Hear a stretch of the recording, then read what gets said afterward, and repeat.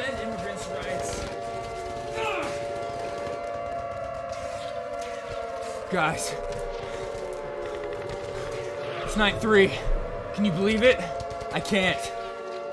But with all the mail-in ballots this year because of COVID, it's expected. But that hasn't stopped the MAGA chuds from going crazy. They're going door to door trying to force us to change our votes over to Trump. I'm fighting them off. Still, you saw just like last time, beginning of last stream.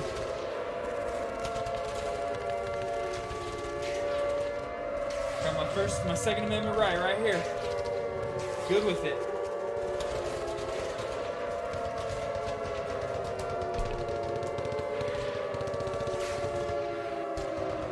Oh shit, I got more coming. Oh yeah, you believe in child separation returns policy? Oh yeah.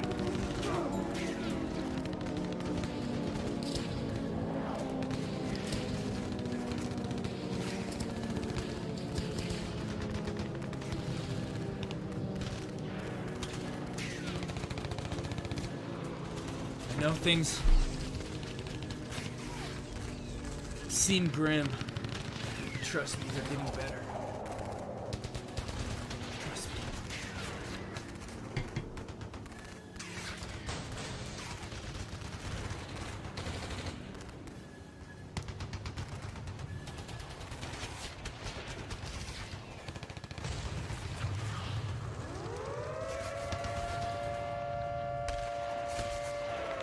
Oh god, there's more of them coming. I hear them.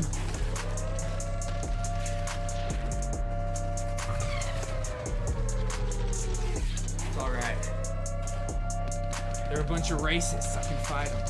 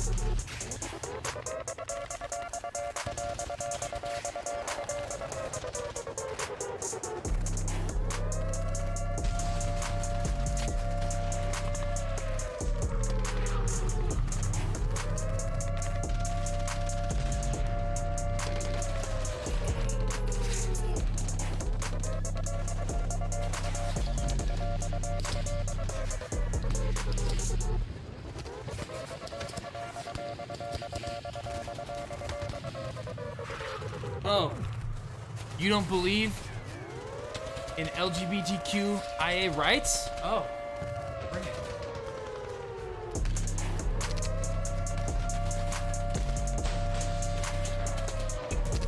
Oh wait. I hear there's more of them coming. They're out here yelling something about fraudulent votes. That mail-in ballots are fraudulent in some fucking idiotic capacity. I hear them yelling that. Let's go. Oh, okay.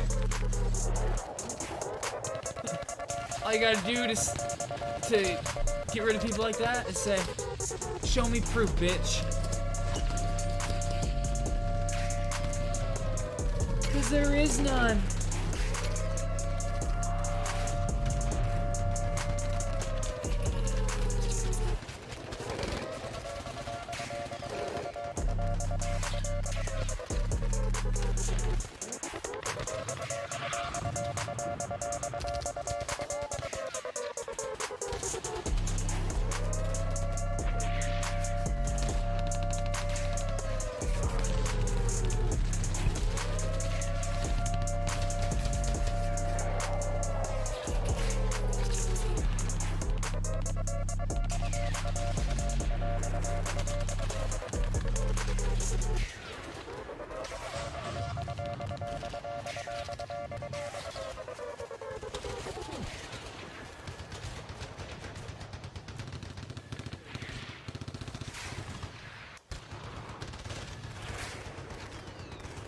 Who's with me in chat? Let's see it. Who thinks there's fraud going on? Give me proof. I want to hear it. Let's go.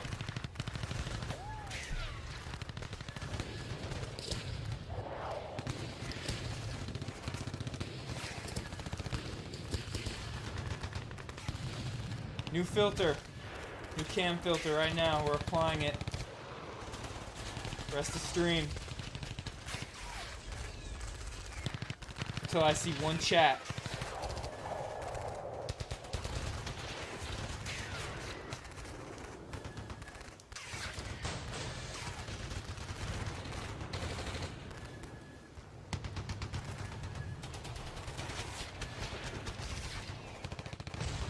Oh wait, there's more of them running.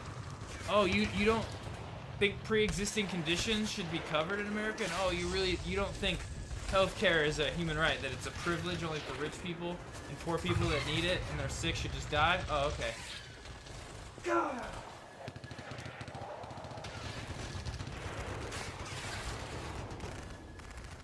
I'm just joking, Rick. I'm just joking. But as you can hear, it is war zone here in Nevada. I'm just waiting for all these fraudulent votes to get counted so we can call them fraudulent even though there's no evidence of that. Yeah, right.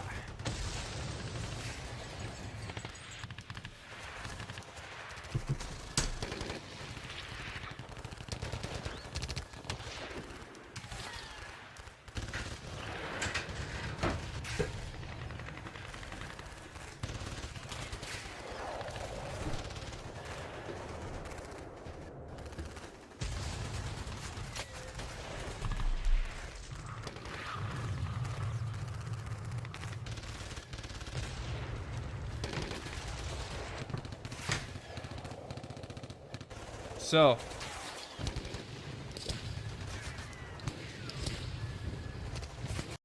we're currently waiting on, right now, which could come in at any time. Like some people are thinking as soon as 10 p.m. our time, maybe sometime after that, that these two... Ooh. Oh wait, it was GA. That was really close. But yeah, so they're expecting some votes to come in Pennsylvania in the next couple hours that might shift it towards Biden. And once it shifts towards Biden and he gets Pennsylvania, they're gonna declare the election. Let's go. Let's see what's going on. That they talking about anything? No, they're just watching, making sure these election workers aren't fucking with the votes. There's not enough people there watching them. Could be fraud. Hey, NBC, what you saying? We're keeping you safe. No, you're not. Fox News, you live still? No, you just on this, right? God, Fox, what a shit live stream broadcast. All right, ABC. In Pennsylvania, I could well see them switching positions and wanting those ballots in because that might be a way to make up some votes. So we will see. Okay, thank you, Kate. Tamarin, I can't imagine Chief Justice Roberts eager to take on this case.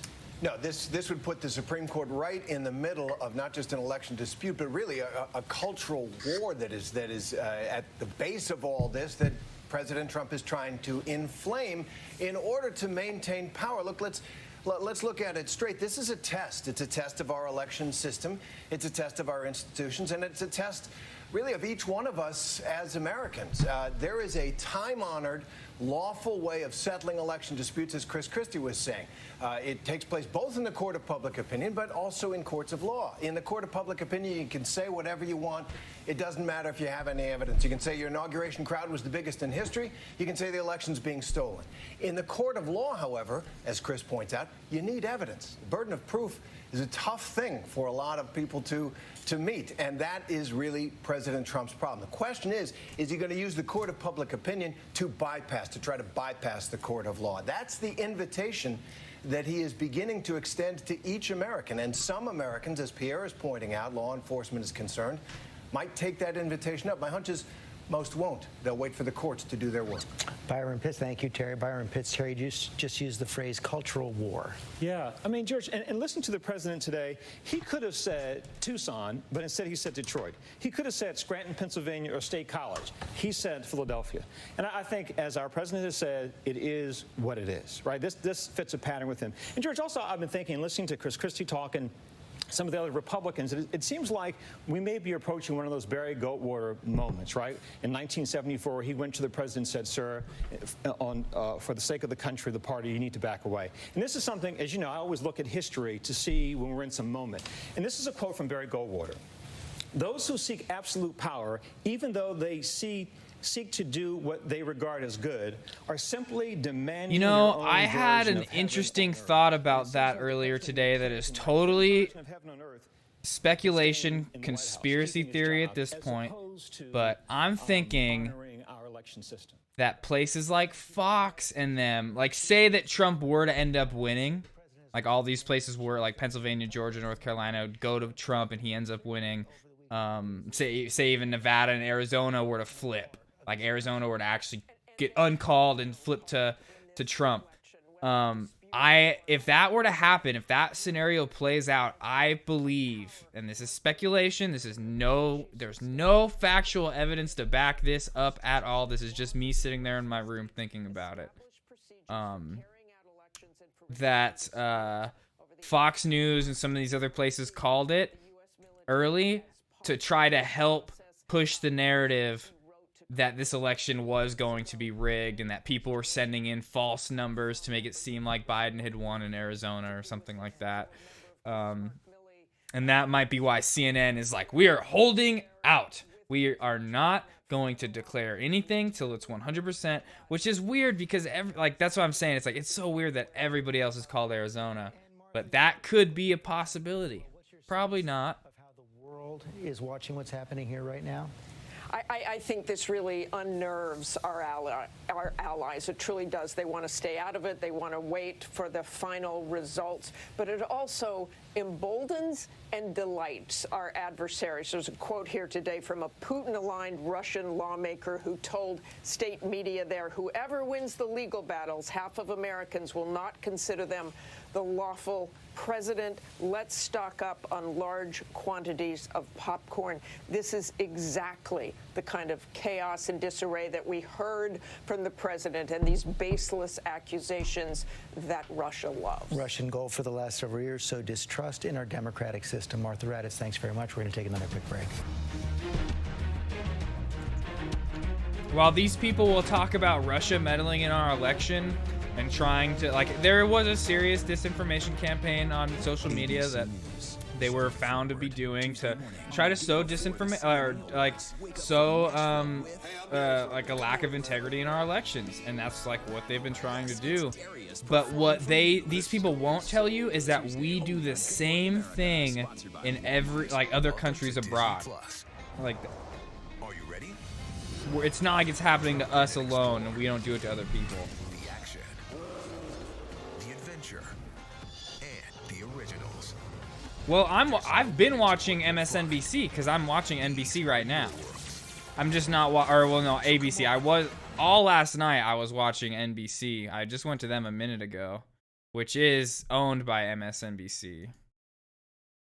Big question, Lester. You know, we've got about 16,000 votes that are still outstanding. The biggest county that we're watching right now, though, wait, so they have him. They've still got several thousand votes that are outstanding. That's according to the latest number. Okay, so they have him at 253, 214, and that is a county from the Democrats that I've talked to tonight here in the state of Georgia that has them feeling optimistic. It's this county in Metro Atlanta, a little bit to the south of Atlanta, but it's a heavily Democratic county. So, you know, that's something that we're watching. But I have a feeling, you've heard Chuck talk about this a lot, I have a feeling that in the hours to come, and certainly into tomorrow, one of the big things that we're going to be watching are those overseas and military ballots, about 8,900 that could possibly come in. That doesn't mean that they all will, but that's how many are out there. And we know that, one, certainly that could affect the number. In fact, I talked with the mayor of Savannah, Georgia tonight, down in Chatham County. That's the county that delivered a large number of votes for Joe Biden. And he tells me that they believe they have just over 400 ballots that are possibly in that. So when you're talking about a margin, a difference of just about about 1,700 votes.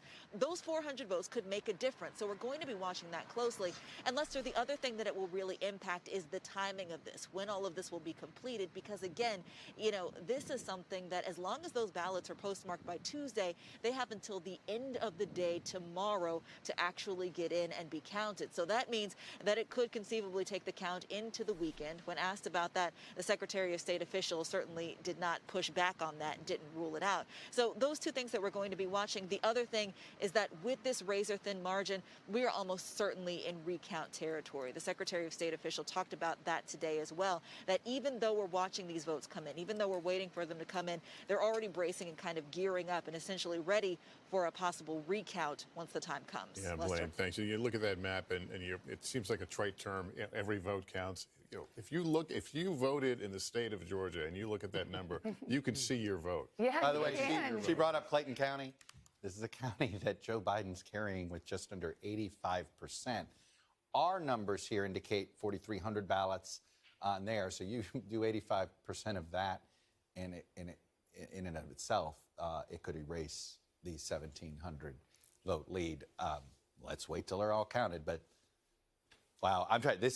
Well, hey Georgia, welcome to Georgia. Welcome to that club, because this could be the closest of any state, I think, since Florida's 537. Well, it's funny because I was thinking, I'm old enough to remember 2016 when Michigan had the narrowest margin, and it was 10,000, which just seems like a huge amount of votes. In we may respect. have 3 states under 10,000. Yes, okay. That's so 2016. Yes, it is. Let's get our former Democratic Missouri Senator Claire McCaskill in this conversation, as well as conservative columnist and editor of National Review, Rich Lowry. They're both NBC News political contributors. All right, how you feeling tonight? Claire McCaskill, you get to go first. The race is tightening up in Pennsylvania, in Georgia, not going your direction in Arizona. How are you feeling? Well, I got to be honest. I feel great about the people speaking and the fact that it appears they've spoken that they want Joe Biden as president. I feel terrible. I'm depressed and sad and angry that our country has a president that doesn't respect the essence of a democracy.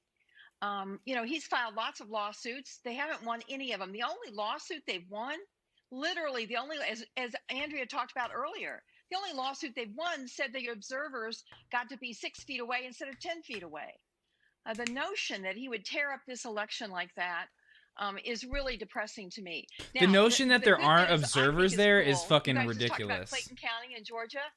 That is John Lewis territory. It's a lie. He represented Clayton County. So there would be some beautiful symmetry if Clayton County put Joe Biden over in Georgia. That would make John Lewis very happy. Rich, how are you feeling about where things stand right now? Well, it's pretty much where everyone's thought it was and where the Trump people have thought it is, which is they have a shot in Arizona. Georgia's a complete coin flip, and they got to pray over Pennsylvania, which is really sliding the wrong way and is not the whole ball game because Biden has passed without it, but Trump doesn't. He needs Pennsylvania, and it's eroding for him. Is it a risk to suggest that Donald Trump is ready to move past this thing, or that he could pull this out somehow? No, he's not moving past this thing probably ever. And this is the problem with what he said tonight, right? Yeah, I like his policies. I've defended him from a lot of unfair criticisms. But the core problem with Donald Trump is that he's never put the imperatives of the institution of the presidency over and above his selfish interest. And it's just his character and his temperament just never to admit defeat or that he's been defeated fairly. So he's never going to stop saying this. And my sense is a lot of Republicans are troubled by it, maybe even appalled by it. But their calculation at the moment is there's no percentage in going out now and denouncing Trump for this when he's still alive. And they figure they can build some credibility with the president himself, maybe his supporters, if they wait, and if and when the time comes when the president has actually lost, then go to him and say, hey, tone it down, or hey, stop this. And just more broadly, Lester, one lesson of this election is President Trump's not going away. This was not a landslide defeat. This was not a total repudiation. And, Nope. And even if he loses, he's still going to have a lot of traction in the Republican Party. I think it'll be comparable to Sarah Palin when she lost in the vice presidential race in 2008 with John McCain at the top of the ticket. For 2 years straight, media was still obsessed with everything she said, and hers was the most important endorsement in the Republican Party. I expect that to be true with Trump for a while, even if he loses. I can't believe I'm going to say this, but we've all been up for 3 days. It reminds me in Star Wars, Rich, you know, when Obi-Wan Kenobi passes away and only becomes stronger. I didn't see that coming. Wow. My territory. I love this. I know even Lowry. I didn't see love that. this. So I take Oh your my point, God, Rich, yes. and I Democrats turn it into a Star lost Wars all reference. over the Let me place. say to you, Claire, And it though, was is barely a I've been thinking a lot repudiation about of this. Donald Trump This presidency. I wasn't a love total this. rebuke Oh of my Donald Trump. God. First of all, we don't know if he's going to win. Let's He go to still does brunch have a and chance talk of about winning this, this guys. presidency, So let's just table that for We're a moment rich. and let's let these Doesn't votes be matter. counted. We're But not in the working the class. Republicans gain seats in the House. They are holding steady in the Senate at the moment. Racism You've was got, not a repudiated in this huge number of country. The Americans Democrats did who not do a voted good for enough him job at and who appealing like to the him. working class like And usual. if you're Joe Biden right Let's now, go have brunch. What's your strategy Fucking going idiots, forward? dude. Let's say he does win. Are you going to reach out to them? You know, everyone likes to criticize the president saying he never expanded beyond his base. Do you think Joe Biden will reach out and try to expand beyond his base? You can already hear the echoes of Joe Biden and how he's going to lead, because he keeps saying over and over again, I want to be president for everybody in America, not just those who voted for me. I think he will absolutely make every effort to reach out and talk about economic policies that will help everybody in America. Like cutting Everyone who Social works in Security, America. Medicare, and besides Medicaid, what he's standing famous for. Core principles of the Democratic Party on a number of different fronts.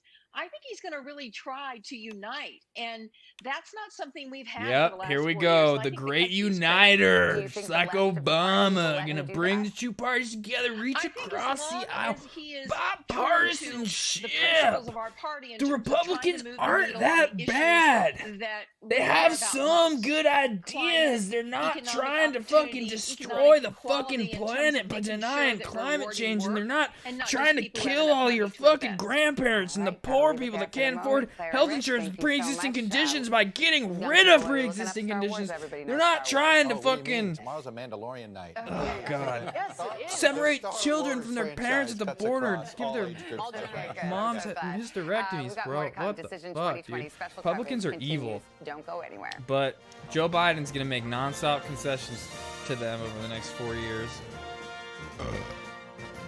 Sorry, that was a little rant. Good morning. Welcome to Today. We're glad to have you with us. All right.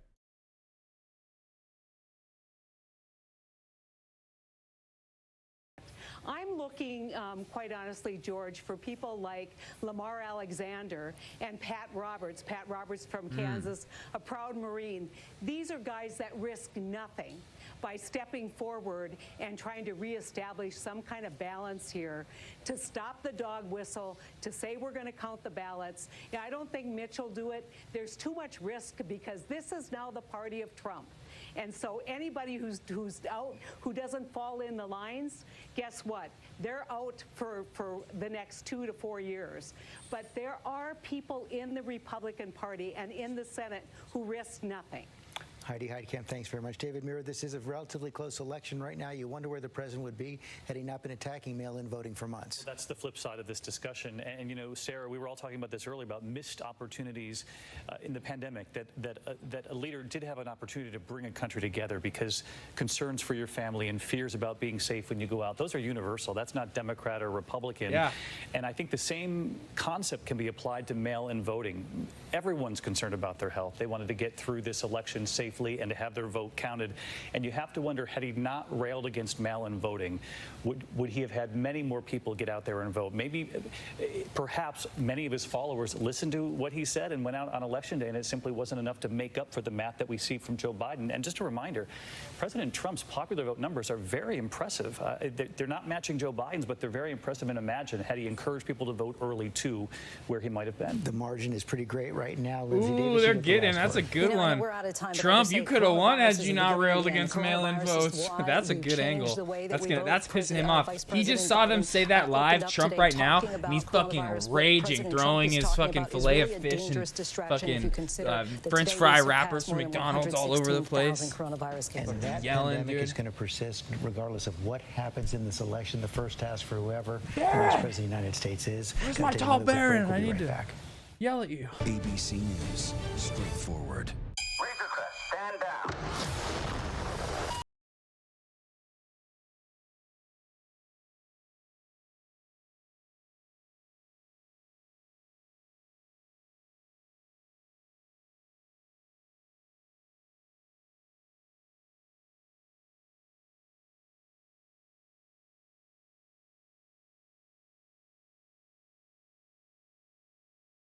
I saw Hassan watching CNN earlier today. So. Minnesota from having an extended period, Wisconsin from having an extended period. What would be the rationale in Pennsylvania?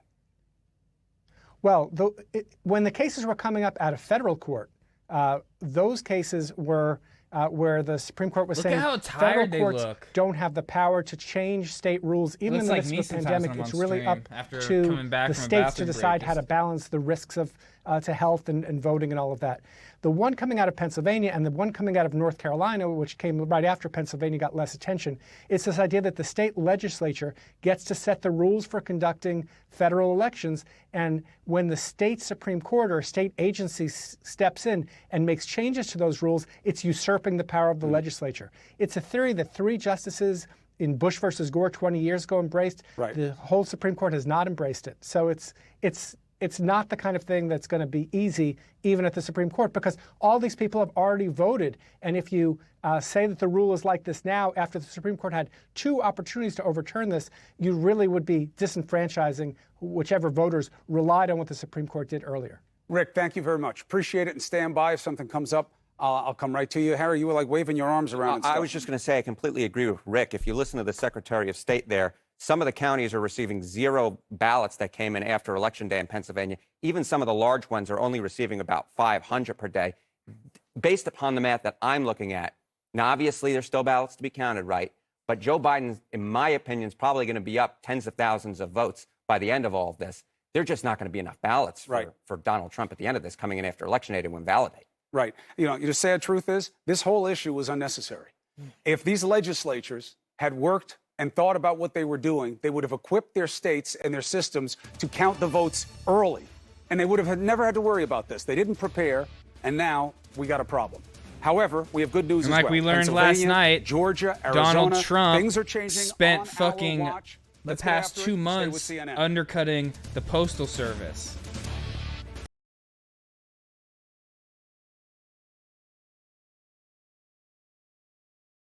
An original series. Okay.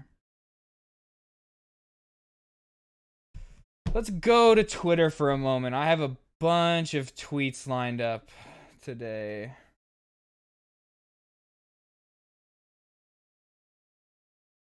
Message to people around the state and around the country who claim the amount of time it's taking Georgia is some sort of effort to steal an election or cheat. The effort here is to make sure that everybody's vote, legal vote, is counted properly, and that the actual results are reflective of the voters' intent.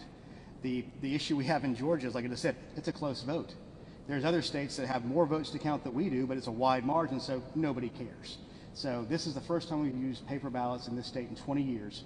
So, as we said, 2 weeks ago, 3 weeks ago, the Secretary stood where I'm standing and said, this is going to take a little more time. These close elections require us to be diligent and make sure we do everything right. Yes, sir.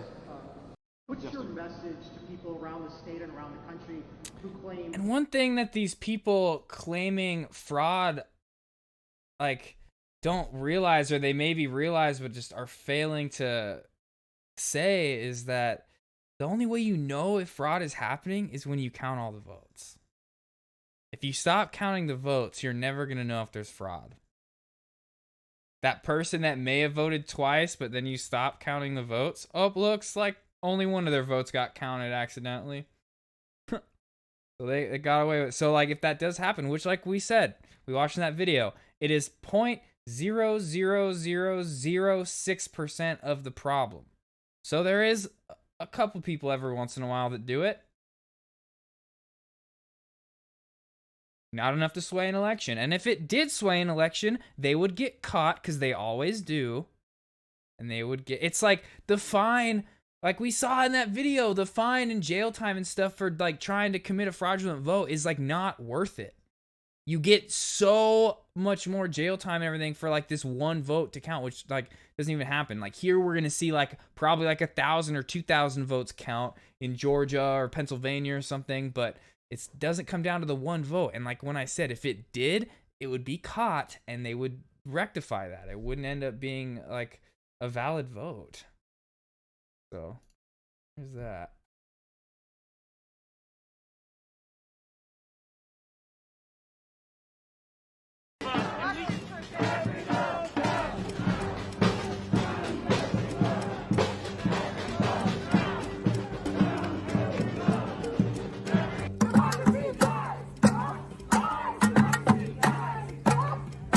We're here because Donald Trump made a false claim of victory. Say it with me, a false claim of victory. So we're here to ensure the right to vote will be preserved. We are here because every single vote represents a story and an individual. So today, we demand that every vote is counted. Demand democracy. Demand democracy. Hey, hey, ho, ho. Hey, hey, ho, ho.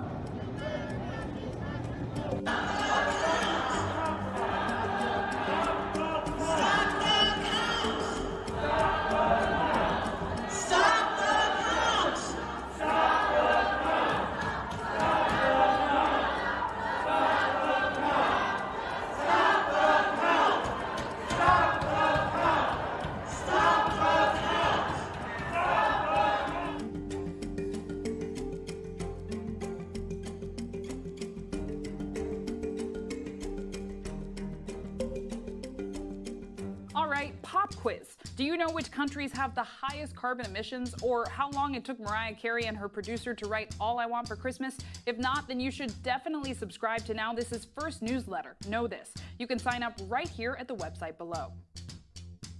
Hey, I'm Zinclair Samoa, host of Know This, a daily evening news show on Now This News, and we're bringing you a Know This newsletter. Every day, our editors break down the top 5 stories so you are always in the know. Each night, you can get the biggest breaking news, politics, culture, and entertainment stories straight to you.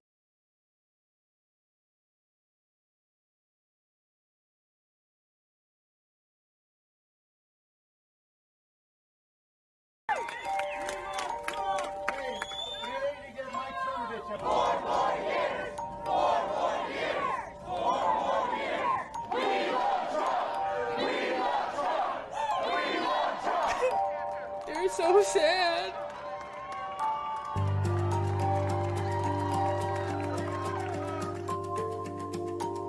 If only they were as sad for the children at the border and their moms.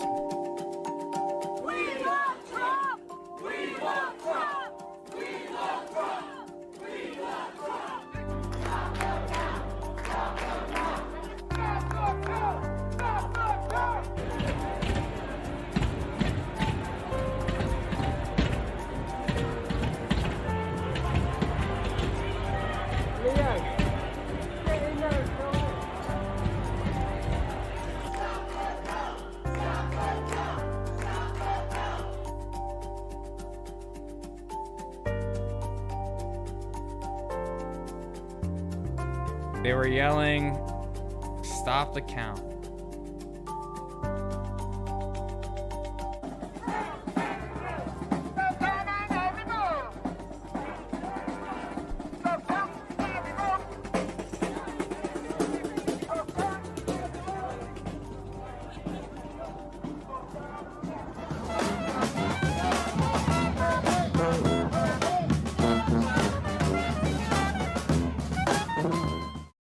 Yeah, All right, pop quiz. that was dope.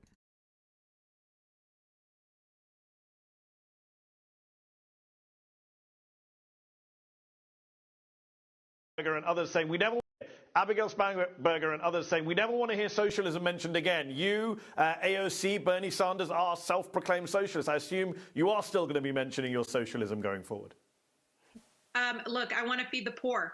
I want to make sure that we are not picking corporations over people. I want to make sure that we have equity in education funding in our school system. I mean, I have my students, school, kids, children had to go to court to fight for the right to literacy in Michigan. I have a community that is done waiting until they are until they're part of the process and part of the solution and making sure that they're elevated. You know, we're leaving too many of my neighbors right here in this district that raised me to continue to speak the truth. Nothing's going to change. I got elected running to say, hey, I want to impeach the president. I still got elected. I said, hey, I'm going to overturn this tax plan that helped the rich and do a Boost Act, which would be earned income tax credit on steroids, y'all. Yeah. It would lift up 45% of my neighbors, Mehdi, out of poverty. I'm not going to stop. Socialism. Ah, she sounded so scary.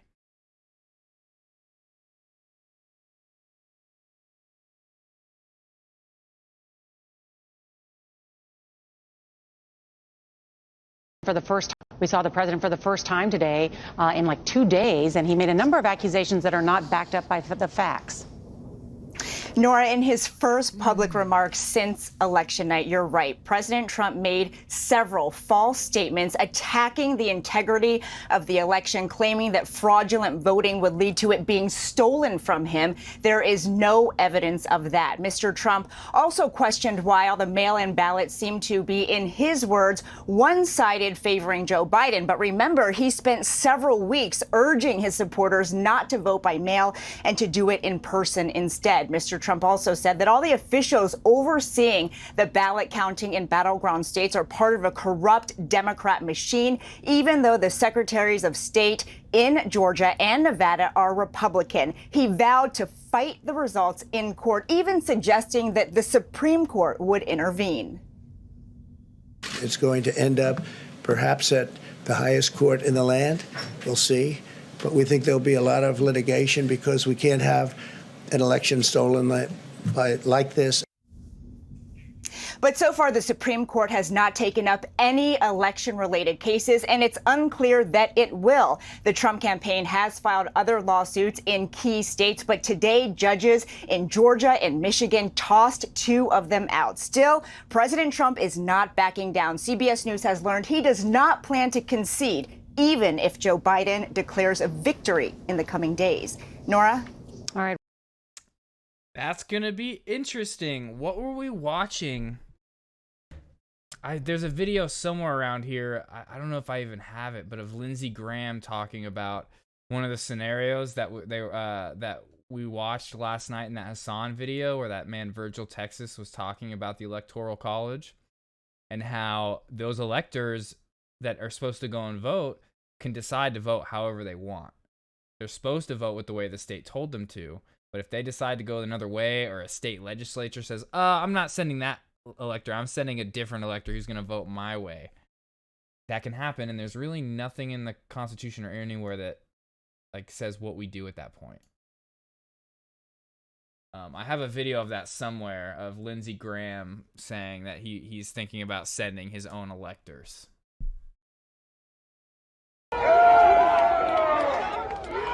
Alex Jones, we're here to count the votes myself. I'm going to go through each vote, each ballot, and count it single-handedly. I'm here, don't worry. Oh, we can't even see him.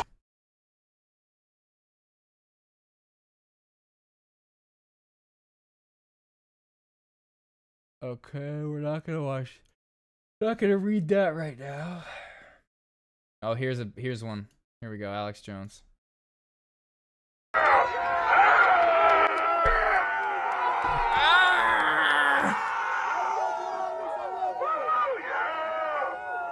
Oh, yeah! Is united and America is awake. 1776!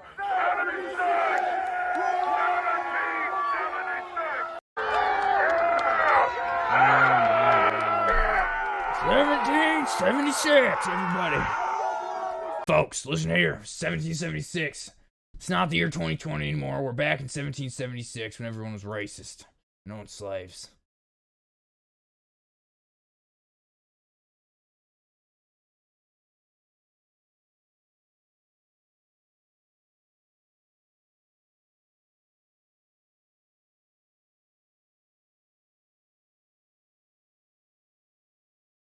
Democrats don't do a good job of speaking to working class people. What do you say to that? You're supposed to be fixing that.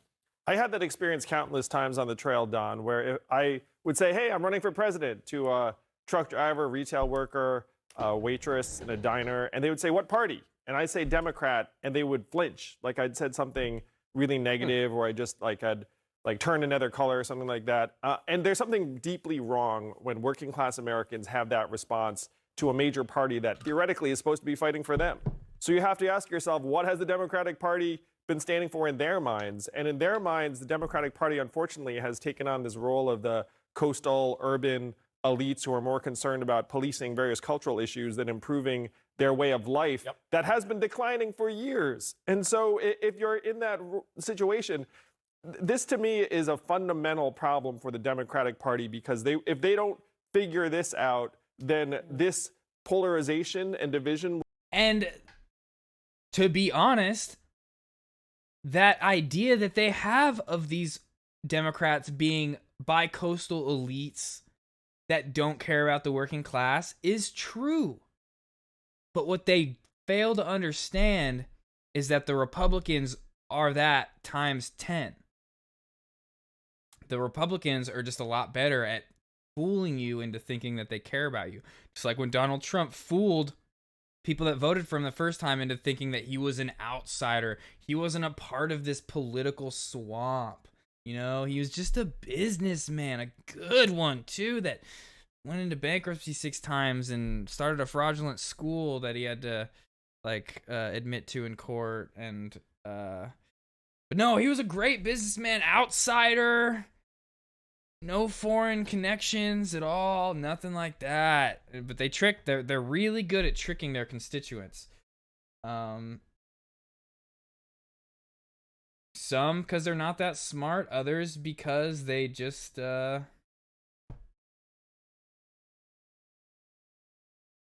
don't know what to say. Will get worse, not better. Is that real or messaging or both? It's real. I mean, Debbie just said they lost a plant that had 1,500 workers. And so if you're a laid off worker from that plant and you look up and say, what is the Democratic Party doing for me? It's unclear. And we can talk about a unifying message from Joe Biden. He's a naturally very unifying figure. But then there's the reality on the ground where their way of life has been disintegrating for years. And if we don't address Obama, that, under then Trump, you're going to under see Bush. a continued acceleration toward the institutional mistrust that animated the Trump vote and will continue to do so. Yeah, that's why in 4 years, if we get Joe Biden as president, 4 years, we're going to have an even worse Donald Trump. With us now, former presidential candidate Andrew Yang. Can we stand 4 more years of non-reality, what is a democracy?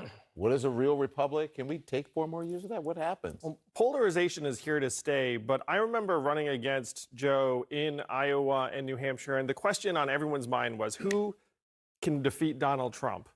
And it turns out that Joe Biden can defeat Donald Trump. That's the way the numbers are heading. I feel a world better today than I did. You're a lot happier than you were last time. My first question was, you look worried, you look nervous. But you're in a much better spirit. The math has trended up, Don. Let's put it that way. But it's not over yet. And I agree that Trumpism is going to be here for quite some time. He got 5 million more votes this time than he did in 2016. So on an absolute scale, it's actually grown. And you have QAnon-friendly new members of Congress who are going to be getting sworn in January. Something's got to give, and something has to change in this country, because otherwise we're going to just blow each other up. Well, it's one reason why many people were hoping for a mandate. There were many folks in the House who thought that the Democratic majority was going to grow, and instead they lost 6 incumbent seats in the House. They thought that they could get the Senate, and it looks like they're going to fall a little bit short. So you're going to have a divided government no matter what. And that's not what you need when you're trying to recover from an historic pandemic, a loss of millions of jobs because of the recession. So the disappointment is very, very real among Democrats. And the fact that 68 million Americans decided to re-up with Trump, deeply disappointing for many people. Don't you think Democrats know? Because, listen, there are Republicans who are opposed to how this particular president has divided the nation. Most of the ones in power are not saying anything about it. Don't you think Democrats will be more open to, okay, listen, people, this must stop. It's like at this point, Donald Trump is the Republican Party. And the reason people like Donald Trump is because of his open racism. In the past, yeah, Republicans have always been racist. But they were at least like quiet about it, And like they would just try to pass racist laws secretly, or like stuff that like wasn't overtly racist, was just systemically racist, that wasn't like how it used to be when there were literal like Jim Crow laws and stuff like that. But Trump has gone mask off, this is who I am, we racist now, and we're about like fuck climate change, it ain't real, all that stuff. Like Republicans started to make progress on climate change. It went from them denying it to saying, oh, well, yeah, of course it's real, but how much are humans really affecting it? That was a shift that started to happen in my lifetime. I remember growing up during the Bush years, the early Obama era, when it was literally a hoax and was not real. And they had like two people on the screen on news being like, well, here's why it is real. And then, oh, well, here's why we don't think it's real. Like presenting it like it's an argument when it's not. It's like settled science. That was like propaganda going on from the Republicans to try to keep the fossil fuel industry going. But over the years, they started to change that as we've gone to more renewable energy resources and shifted away from fossil fuels, as they realized that things like coal and stuff like that are not sustainable even in like a couple decades in that town. Like you do coal in a town, it's good until that coal mine is up, and then that fucking town like goes bankrupt. So they all started to realize these things and see the science, but then instead of saying it was an outright lie and fake, they just started to say, well, humans aren't affecting as much as Democrats are saying, which is a shift for sure. But then Donald Trump came along. No, it's a Chinese hoax again. So Donald Trump is the Republican Party. If he loses, which it's looking like he's going to, he's still going to be a very prominent figure the next 4 years. If he runs again in 4 years, if not, somebody worse than him is going to run in 4 years. If the Democrats don't take bold, progressive stances now, it might even be too late. Got to work together somehow, more so than the people who okay, I'll go there in a minute. I want to watch this Andrew Yang thing from earlier. Metaphorical. It's short. Democrats rightfully believe we need a very robust agenda. And the problem is that you're going to have Mitch McConnell, the Senate Majority Leader, playing the obstructionist role that we're all familiar with from the Obama years. One thing that I do think we need in the worst way is a stimulus package. It's the second relief bill. Mitch said yesterday that he thinks it should pass before year end. I think this might have helped Democrats nationwide, because everyone knows that Democrats are the party of government helping you out, and many people around the country have been very upset about the fact that there has not been a relief bill known months. to many Republicans now as socialism. It's not really, but we're back now with Andrew Yang, S.E. Cupp, it's and true. John Like Avlon. anytime like there's government help now, it's like socialism if it's not something they're benefiting from. But like all those people, like most of them, those Republicans have benefited from Medicare, Medicaid, Social Security. They have called the police. They have called the fire department. Their kids have gone to public school. They've driven on the fucking public roads. All that is paid for by socialism. Interesting conversation with Congresswoman Dingell. Yeah. You heard what she said. She said Democrats don't do a good job of speaking to working class people. What do you say to that? You're supposed to be fixing that. I had that experience countless times on the trail, Don, where I would say, hey, I'm running for president, to a truck driver, retail worker, waitress in a diner, and they would say, what party? Okay, and I we say saw Democrat, this part. and division will get worse now. But laid off worker from that plant unifying message from Joe Biden. He's a naturally very unifying figure. But then there's the reality on the ground where their way of life has been disintegrating for years. And if we don't address that, then you're going to see a continued acceleration toward the institutional mistrust that animated the Trump vote and will continue to do so. Democratic socialism, Often, what Bernie Sanders says, I think saying you're a it's not socialist, invented. it's not good messaging to say that to call yourself a democratic socialist, because then people relate it to actual socialist countries. Well, sure, yeah, they believe him. God, even Don Lemon is so stupid. He does not. God, okay, we're going to watch a video soon on socialism and communism and how it is not this thing that they describe as like socialist countries. No, those aren't just socialist countries that they're talking about that are bad. They're authoritarian dictatorships, fascist countries that have applied some type of like social welfare programs. The problem is that we're coding certain language to separate us into tribes. And I want to go back to what John said about Ohio. Ohio used to be the swing state, and now it's trending red. And you have to ask why. It's because their way of life's been heading the wrong direction. We have not done enough about it. Yeah. Put the money in our hands.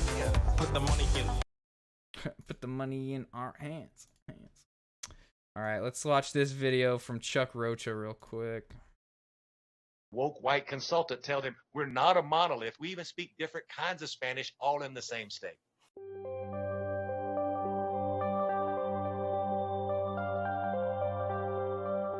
I know that this community is not a monolith, no voting bloc is, but can you break down for us what the latest is, what we're seeing in the Latino vote in particular? As you think about the Latino vote tonight, tomorrow, during the day, for me, for the next 100 years, take Florida and just set it over there and just look at it for a little bit and just don't put it over here with all the good states. Just leave crazy Florida over there where you would put your crazy uncle at Thanksgiving dinner at the small table with the children. Yeah. Keep in mind, people think that all... This is one of Bernie's main campaign strategists in his primary run this last time, and the reason why Bernie won such huge Latino vote. Yeah, so much of the Latino vote everywhere he ran. All of the Latinos in Florida are Cuban. They only make up a quarter of the population. And of them, over 70% of them are literally registered as Republicans. This ain't a persuadable universe. But the key here is their children and their grandchildren, because their grandchildren and their children act much differently than the older population that was born on the island. And for years, they've been coming. Except for the younger males. A lot of them are ending up to be QAnon Republican type dudes who are against socialism just like their grandparents. Slowly, more and more back to the Democrats. Barack Obama in 2008 was the first Democrat to ever carry this Cuban vote, and he only did it by 2 points. That's how conservative they really are. So you have to separate them out. Then there's the Puerto Ricans, who act totally different than the Cubans, which there's 800,000 of them in the state, and they supported Donald Trump at only about 20%, while Cubans supported Donald Trump at almost 59%. They're in the same state. They're both Caribbean Latinos, and you could drive a car 3 hours to be in the population center of both, and they act totally different. Not to mention Venezuelans, Nicaraguans, Mexicanos, all in the same state. It's such a melting pot, and they act so differently. All these other states, Nevada, Arizona, Michigan, even North Carolina, Latinos in Georgia, they all overwhelmingly supported Joe Biden at large rates. Were you surprised by the results in Arizona, or is this on track with what you were thinking ahead of time? I was super duper confident in Arizona over all of the other states. What I didn't realize, but I was warning other Democrats, is that Nevada was going to have some problems, not because of anything that we did, just because of how much coronavirus has hit the economy and the gaming industry, with the culinary union. Like, there are people out there that are really hurting, mainly working class people of color, who we are now going to saying, hey, you got to go vote, when they're literally figuring out how they're going to live their lives. It's so I knew that that was going to be a problem, but I think it comes home at the end of the day. What do you think the Biden campaign did well, and if there is room for improvement in what they did? The Joe Biden campaign will go down in history as spending more money to talk bilingual communications to Latinos than anybody ever has, Hillary Clinton or Barack Obama. Joe Biden spent a ton of money, and that's what I advised him to do. Was it a little late because of COVID? Yes. Could he have started as early as Donald Trump? Yes, he could have, and he didn't. but he made up for it by almost tripling the spend. He just did it late, and that kind of hurt him a little bit. But I don't put this on Joe Biden or his team. Okay, because thanks at for least he sure, spent the Rexy. money. Where I'm really focusing the blame is on the outside infrastructure, the big super PACs that are doing all of this persuasion work for a long time. I'm tracking $1 billion spent by the top 12 super PACs, with all of that money going to persuade white voters to vote for Joe Biden, when the top 3 Latino super PACs, which I run one of, only raised $20 million. So you have $1 billion compared to 20 million. And then they want to step to our community and ask why we don't vote when you don't invest but 2% of the total spending with Latinos. There you go. It's not spending enough resources on that community. And it was because the Joe Biden campaign said that they didn't view the Latino community as a path to victory.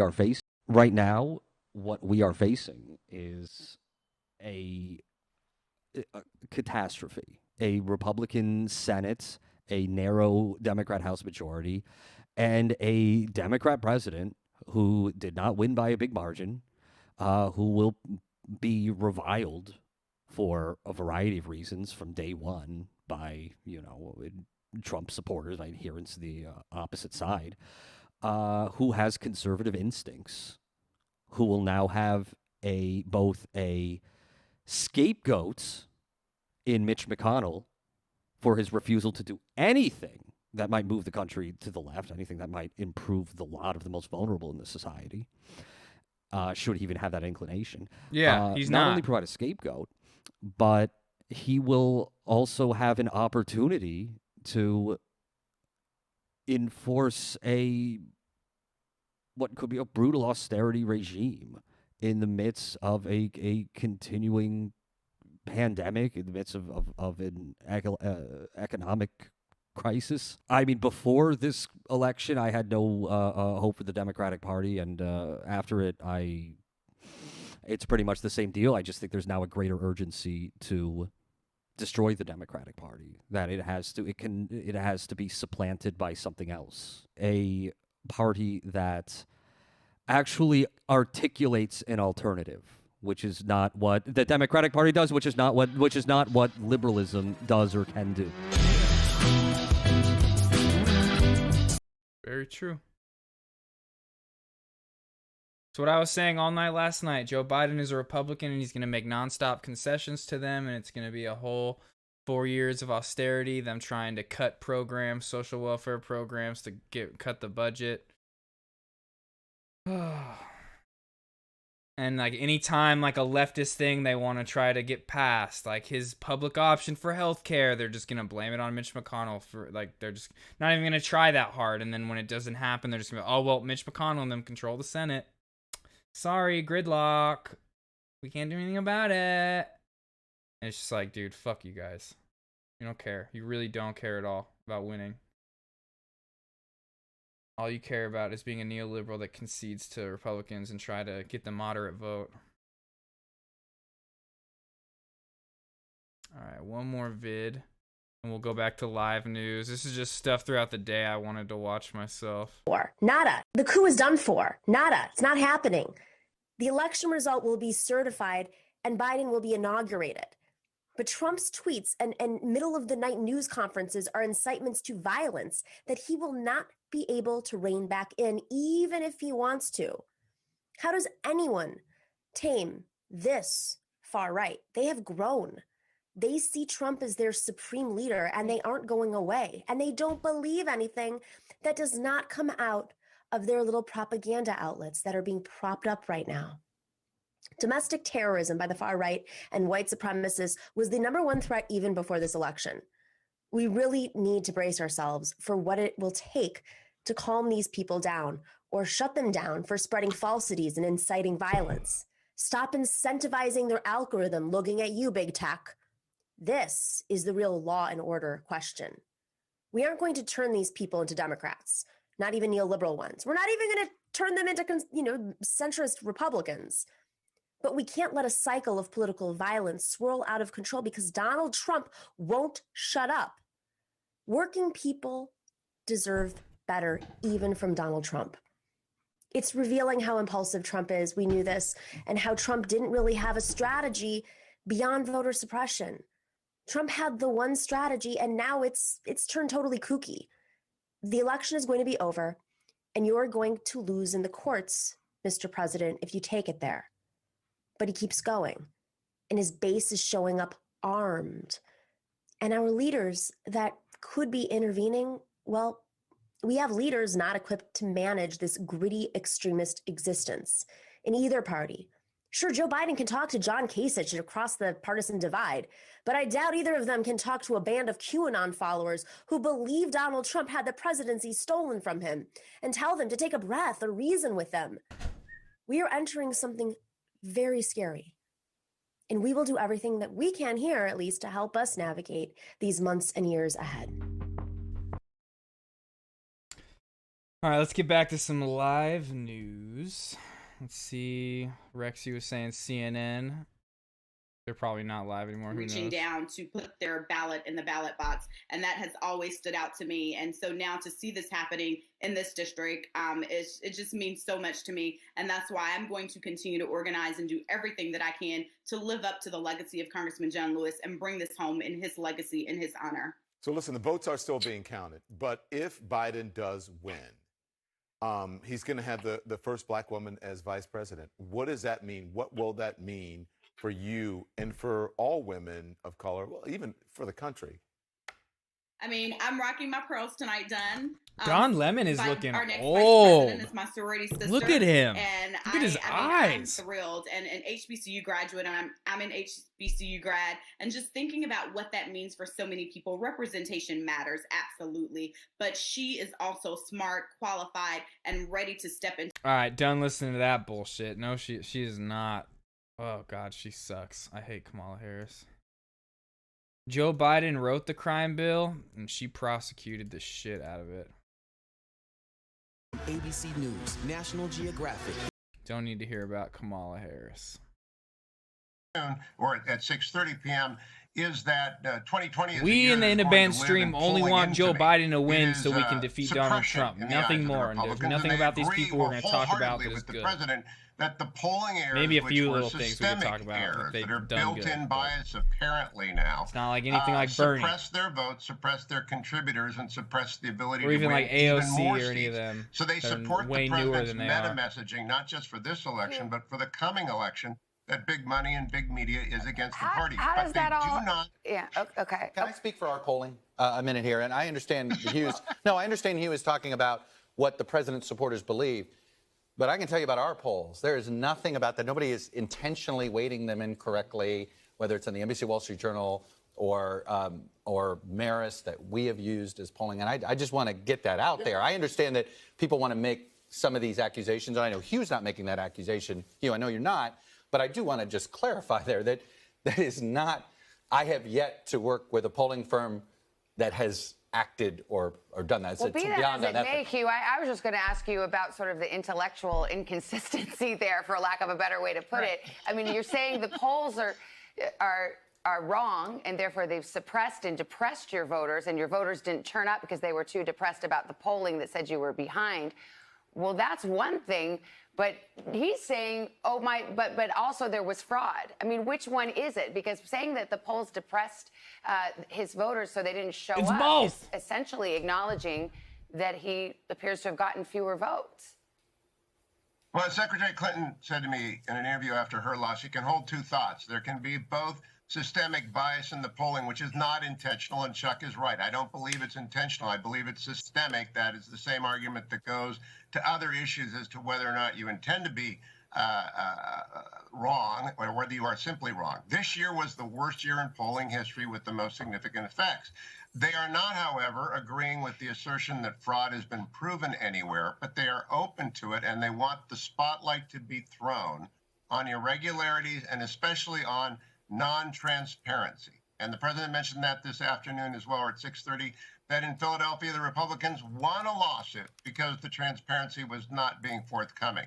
There have been not just anecdotes, but a fairly long string of anecdotes about lack of transparency. Fair enough. Isn't there a difference, though, between saying we should have transparency. We want to make sure the votes are counted and counted fairly and only legal votes, and saying, I was cheated and I really won this election. I mean, there is a big, vast chasm of difference between those two statements.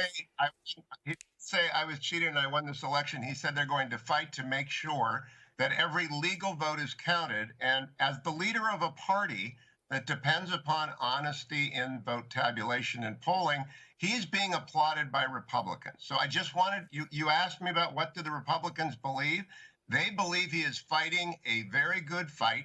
They will not agree with every assertion he makes. I certainly haven't seen any evidence of fraud, but I have seen evidence of systemic bias in polling, not intentional, but it's overwhelming, and it does suppress Republican turnout. Let me just say a word about the transparency issue. So, oh, wow.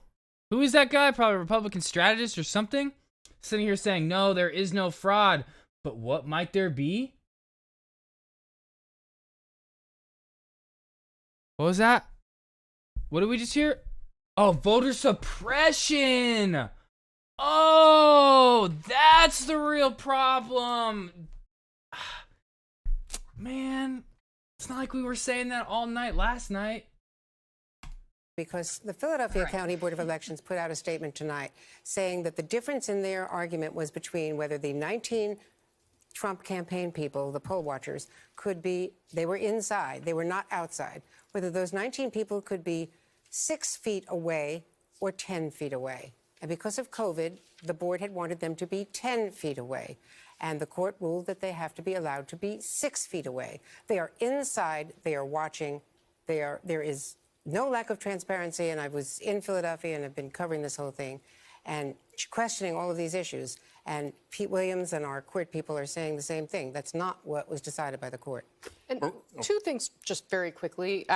There is... The courts are run by liberals, media elite, they're pedophiles. I understand he was talking to people who are close to the president and he's reflecting that position. I just think it's important that we say right now the preponderance of public comments about this from Republicans don't really reflect that. I mean, if you look at the way they've handled the president in the past and you compare it to what they're doing right now, they are not lining up behind him the way they often do.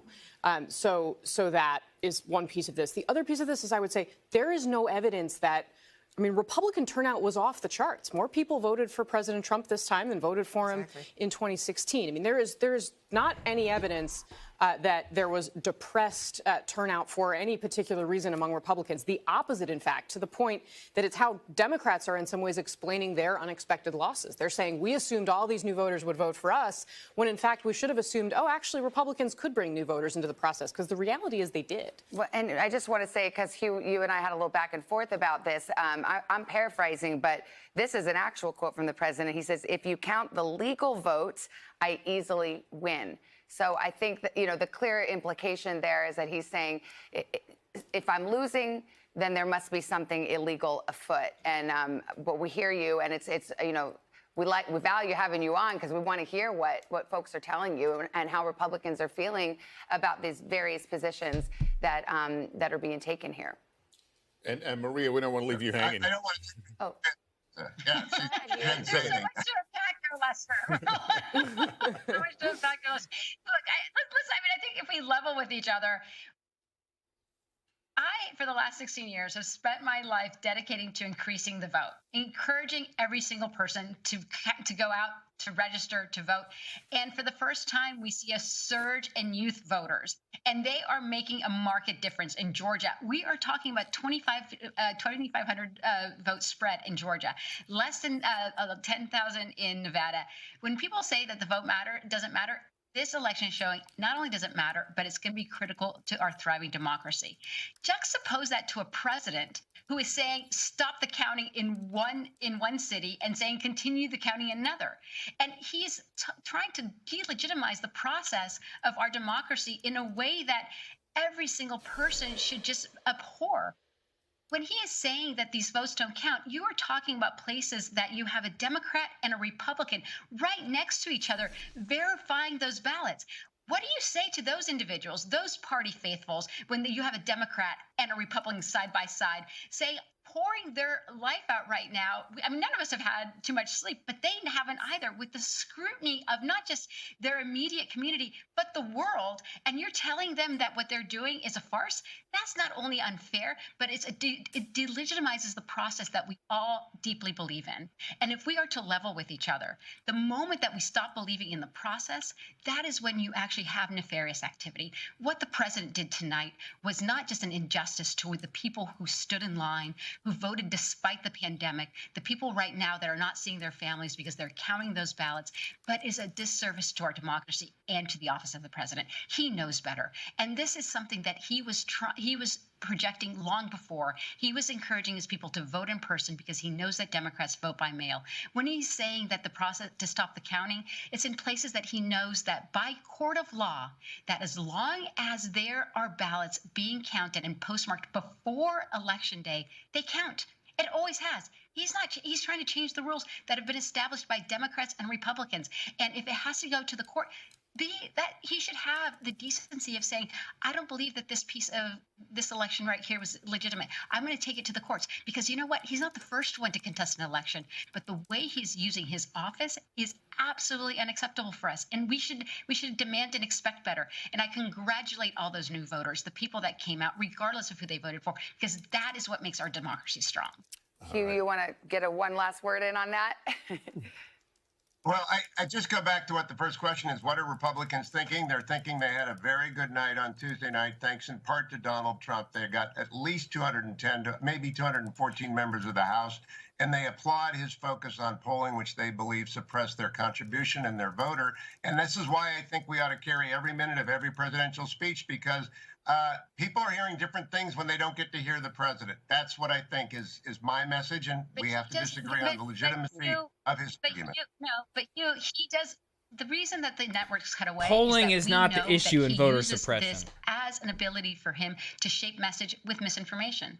The majority of the times that he actually gets on here, he's not responsible, neither on Twitter, neither on Facebook. There has never been a president where people had to censor. Okay, I'm going to jump in. We're going to have to leave it there. Now, here's what I'm going to do. I'm going to send you guys each other's text, and you can continue this off camera. Hugh, thank you so much. Maria Teresa, appreciate you too. Appreciate it. A quick break here, and we'll continue with our special Decision 2020 coverage in just a moment.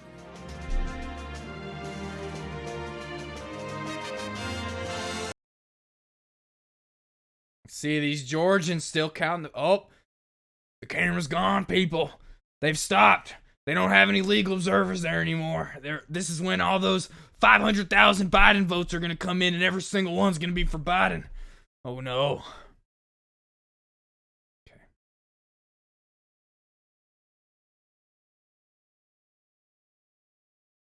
Time, and I've spent a lot of time talking to people on the Hill, Republicans, chiefs of staff, some of the senators.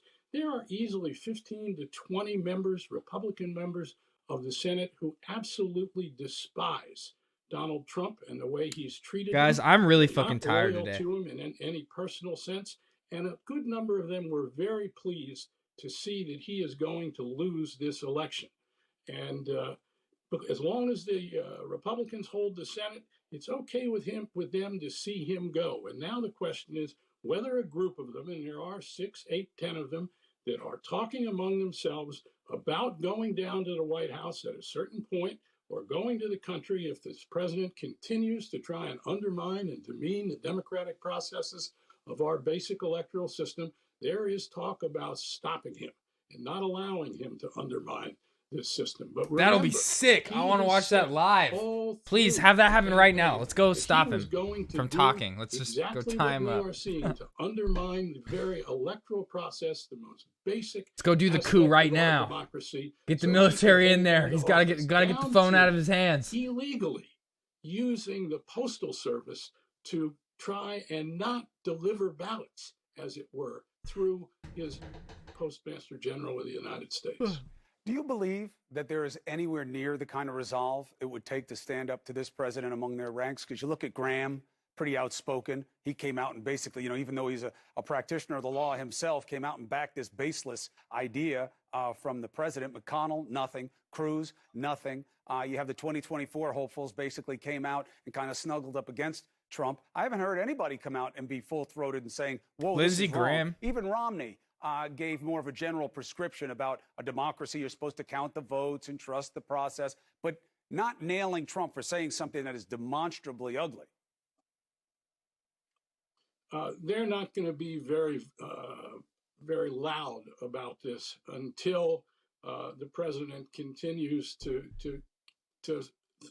use this terrible, terrible language and intent to undermine the system. But I think we can absolutely be certain that they know that the future of the Republican Party is at stake if they go along for too long undermining the very system. They know that Trump is not going to prevail, except they're also aware of a strategy that Trump has to actually try and at this time they're supposed to start rolling in for Pennsylvania. We're supposed to just keep getting more and more, like you're pumping them in. Electoral college electors and throwing a monkey wrench into that process, perhaps keeping the electoral college from meeting. And if by some chance Trump were successful in eluding the electoral college and throwing it into the House, that would be a 26 to 20. Each state has one vote for the president if it comes to that. And it would be a 26-23 majority by the Republicans. So there's a lot at play here.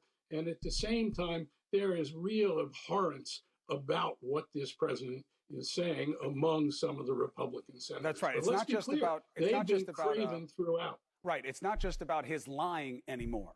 It's about them motivating a malignant purpose. Because he's not going to do all that by himself. And that's what we have to watch. We have something else happening on our watch, Carl. Stand by. We have a new development in Georgia. Phil, what just happened? Take a look at the top line. Now down to 1,267. And why? Well, one of the biggest outstanding vote counties that we've been paying attention to that is most important to Joe Biden, one over here.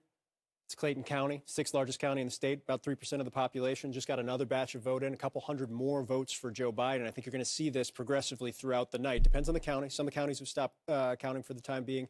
We'll see how they report throughout the night. But Clayton was the biggest outstanding batch of Democratic-leaning votes, had around 4,000, a little more than 4,000 going into this night. Clayton County, as Don was just talking about, with the last guest, Clayton County, former home of John Lewis, is the county the Democrats are looking to right now to take Joe Biden over the top in this state, at least for the time being. So that was not all of their ballots. They've been reporting in spurts. They got a couple hundred votes about 30 minutes ago, a couple hundred votes now. Every time they report, Joe Biden eats more into Donald Trump's lead. Now, there's still some Republican counties outstanding as well, but Democrats right now feel very good about where this is headed, in large part because of Clayton County with what's outstanding there. We'll also see, if you move up a little bit, Gwinnett County, it's holding until the morning. There's a lot of outstanding vote there that should lean Democratic as well. We talk about Georgia, but Clayton County right now was the biggest outstanding vote. They have continued to count and report, and every time they report, Joe Biden picks up a couple hundred more votes. So going to the state overall, it says 99% of the vote estimated in. First of all, key part, estimated. Second, well, it's about where. And you have 159 counties in Georgia, and each one of them, if they have a handful of votes, that creates advantage. That's why this can go from a plus to a neutral to a negative. All right, so we'll keep following that. I'm going over to Don Lemon right now, right on our watch. It just changed, and very apropos of the conversation you were having. This is a process that could change the state of the race. I mean, right after we had spoken to the Congresswoman-elect for John Lewis's district, there we go. Over there? In Clayton County. What'd you say? What's happened? You get into a fight over there? What happened to your tie? Listen, it's a rough night. You know, we're fighting for every vote in this country. Get yourself together, brother. We got a long way to go here. No, but seriously, we were just talking to the Congresswoman-elect. The only time I like Chris Cuomo is when he jokes around like that. You know, Congressman Lewis had a picture on his wall that he kept in his office that said, "Black people used to pick cotton, now they're picking our elected representatives." I think it's a perfect segue to get to our guests here. Bakari Sellers is here, Alice Stewart, also Ryan Lizza.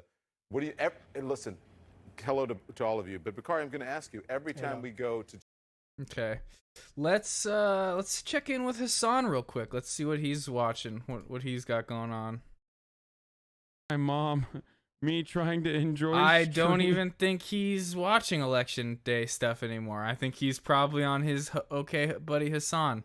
Let's wait. Once this goes away, we'll know. Oh, 1 out of 2? Yeah, he's on his Reddit. Oh, dude, I always miss it. Dang, okay, so... Decided to wrap up this project on a high note. Thank you, everyone who contributed ideas and showed love. Sorry I may not have been able to get your request in the end. Although Hassan may never play Pokemon... Okay, Rexy, you're gonna have to keep me up to date because we're gonna take another break mail-in ballots and then from the live boards and the news law in a started minute to and shift. watch some videos from earlier today. George, because I haven't had the chance to really thank all the organizers, organizations, and voters who endured and overcame a lot of obstacles to vote in this election. Pandemic, and a lot of people risked their lives waiting in line for hours. And so you can imagine what they're thinking when the president goes on TV and says that their votes don't count. I mean, these people overcame a lot of barriers. And so I think, you know, Donald Trump created this problem for himself, and now, unfortunately, it's coming back to bite him. And Chris Christie, so many of these election systems being run by Republicans themselves. Yeah, and George, listen, this is something that a number of us were talking about for long before this, when everyone was saying, you know, mail-in voting is fine. It is, if you're prepared to process the votes when they get there. And too many of these states were simply not ready. My county, in a wealthy county in New Jersey, as of now, we've counted 50% of the votes. We're at Thursday night. Why? Because they don't have the equipment to be able to do it.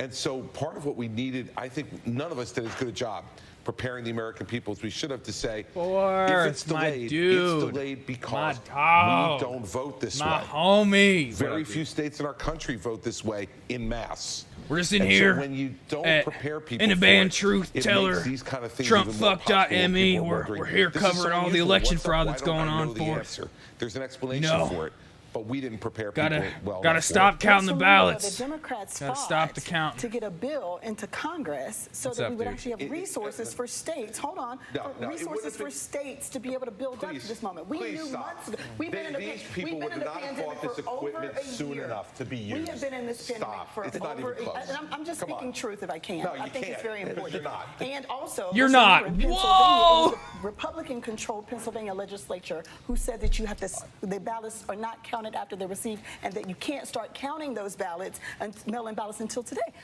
until election day. So let's remember that when you create these rules that are meant to hinder people from voting, you end up getting bitten in the butt. We could have prevented this. True, they're both kind of right in a sense because the states, in some cases, were not prepared enough to handle this. In some cases, there were lawsuits that said you could not count the mail-in ballots till day of. In Nevada, my state, the way it went is all the mail-in ballots that came in before Election Day were counted before Election Day, but if it came in like the day of or like a couple days before, that was being counted on Election Day, plus all the stuff that was coming in that day. And counting mail-in ballots and absentee ballots takes longer. So like there was way less turnout at the polls and there were way more ballots being counted. So that's why it's taking forever. One of the questions for Vice President Biden, if indeed he does prevail, is what does he do to build up trust in the system if it's actually the goal of our adversaries to tear it down? Well, I actually think that process has already begun. It's not like he's going to wait for after this. I think the reassuring, calming voice that he's offering is exactly that first step in that process of the integrity. And I actually think, to tell you the truth, I mean, one of the things you noted, and I don't think should be underscored, I'm going to go out. I think Georgia's going to flip soon. Give a Republican governor, a Republican secretary of state. They're going to validate that there's sanctity of this process, that it actually did. And that's going to help tremendously because it's bipartisan. And I think we have a long-term interest, obviously, in the country accepting that notion in that effort. And I also think that President Biden... Only person that can use that in chat work other on a than piece me, of bipartisan legislation to actually put the type of resources necessary that was blocked. That's right about that. Was blocked. That actually, and Chris is also right about this. The system wasn't set up for this. But the truth is, every time and Trump actually, vote by mail, I'm pretty sure and his own your family tier used 3s themselves, are rolling over to my every time he next did that, month. It became a rallying cry for Like, I don't Democrats think that's doing it. added Actually, on to he this put himself the on his month own of petard. October. I'm pretty sure that's in November's month. So But we've the question already is, made up the money for next month's subs that we lost from alcoholism leaving. Who knows how many he would have gifted away next from the month. events of the day. You win some, you lose some. Watching very closely. What's most trying to important is find that your some morals evidence, trying to come find before the dollar. some reason why Our first that you would simp. have a good night But as a Republican. as I say and will keep saying about the on word every simp, it is other not election, the type of simp that was ballot, originated on 4chan marketing, to make but it not for seem the like president. appreciating I mean, women that's is a bad. disconnect. And I'm it's not even a looking, simp in the quite way honestly, where it's George, like for people like Lamar how there are Alexander real like and simps Pat out there who Roberts, like Pat will Roberts go from and like Kansas, sub a to their proud favorite Marine. streamer hoping These one are guys day that that risk they'll get to nothing go on a date by with them or stepping something like forward that. Whatever. and trying to But, like, reestablish some kind of no, balance you're just here. ultimate to stop the homie, and dog simp is just whistle, a funny thing to we're say gonna just count the because ballots. it's Yeah, I don't think Mitch will like do it. the joke There's now. too much risk But, because this is not I don't the ever party mean of like you're a Trump. simp. And so bro. anybody Like, it's who's all, deuced like, love. out, who doesn't fall in the Ooh, what did you lines, get? What did you guess get? What did you what? get? What did you get? What did you get? What did you get? What did you get? What did you They're get? out What did you for get? What the did you next get? 2 to 4 years. But there are What did people you get? in the Republican Party and in the Senate What did you who get? risk nothing. Heidi Heitkamp, thanks very What much. did you David Muir, get? this is a relatively close election right now. You wonder where the president would be had he not been attacking mail-in voting for months. That's the flip side of this discussion. And you know, Sarah, we were all talking about this earlier about missed opportunities in the pandemic. Penny Beats. I'm sending that in for the beat battle. That should be your sample for together next week. because concerns for your family and fears about being safe when you go out, those are universal. That's not Democrat or Republican. And I think the same concept can be applied to mail-in voting. Everyone's concerned about their health. They wanted to get through this election safely and to have their vote counted. And you have to wonder, had he not railed against mail-in voting, would he have had many more people get out there and vote? Maybe, perhaps, We're Eskimo many of his brothers now, followers bro. listened to what he said and went out on election day, and it simply wasn't enough to make up for the math that we see from Joe Biden. We And just a reminder, homies. President Elbow, Trump's since we popular don't touch numbers are hands very anymore during impressive. COVID. Elbow me, They're bruh. not matching Joe Biden's, but they're very impressive. And imagine had he encouraged people to vote early That's too. sick. I have the where he same might thing. have been. The margin is pretty great right now. Lindsay Davis, you get the last word. You know, I know we're out of time, but I'll just say coronavirus is the beginning and the end. The coronavirus is why we've changed the way that we vote. Vice President Biden I want a 30-80 opened up today so talking bad. about coronavirus. What President Trump is talking about is really a dangerous distraction if you consider that today we surpassed more than 116,000 coronavirus cases. And that pandemic is going to persist regardless of what happens in this election. No, it's not. Whoever the next president of the United COVID's States gonna is. be Gotta take over another on quick November break. 3rd. ABC COVID is gonna be over on November 3rd. You just wait. When after the election. Oh, it's November 5th. Well, once Joe Biden gets elected, it's gonna be over. COVID will not exist anymore. But I hope that he will find a way Ooh. to fall in behind those of us who are trying to bring the country together. Mr. Vice President, you don't often talk about what happened in 2000. It's not something you do a lot of interviews about.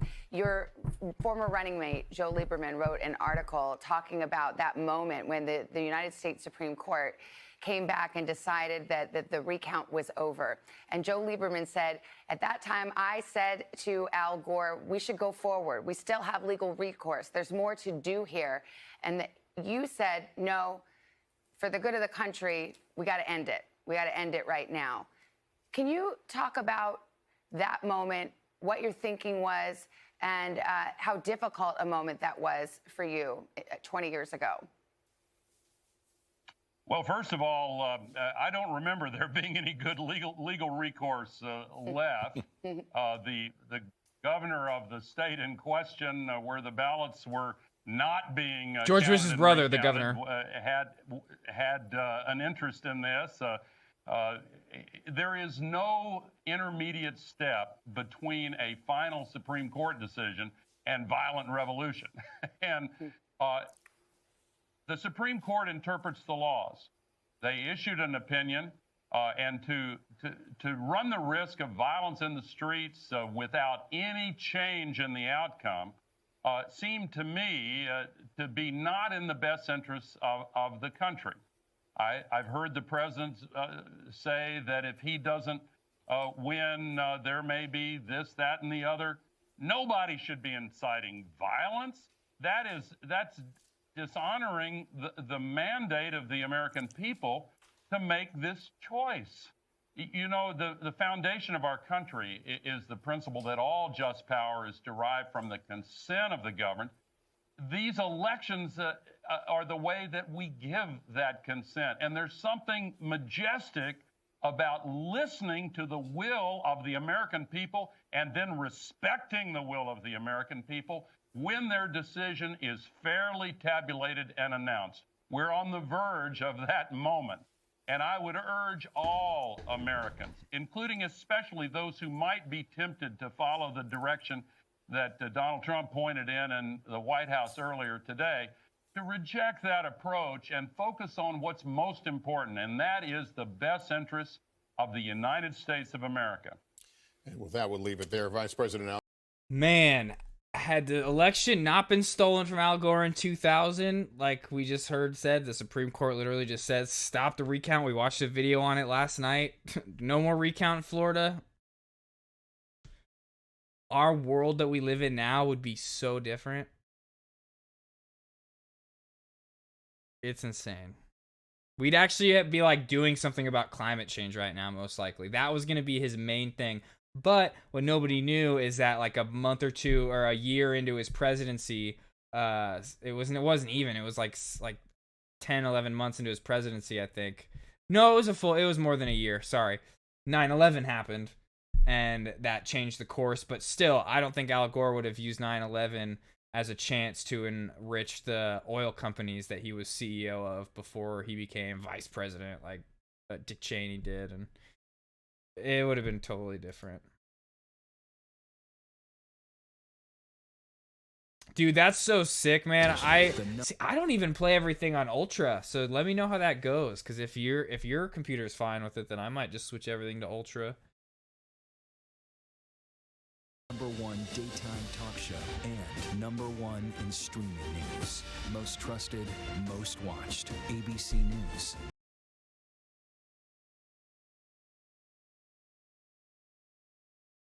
It's a lifesaver. My husband.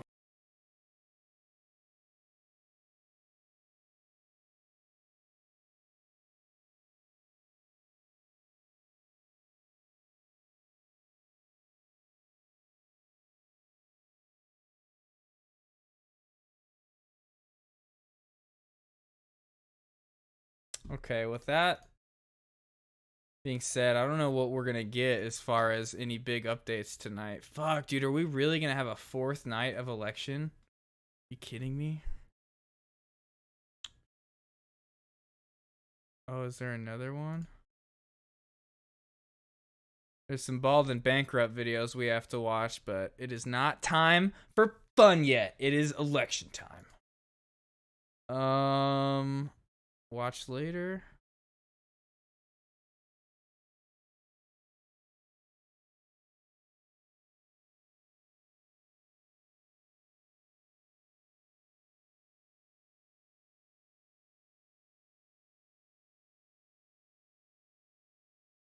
Here, we're just gonna start watching this. Bro, check Unicorn. I gotta go to the bathroom though, really quick. Protesters rallying to protect the results. Ballot counting. Oh, his son's mom. Election is She's like living with him now, and it's great. It's cute. not stopped prematurely in some of the closely contested states that remain.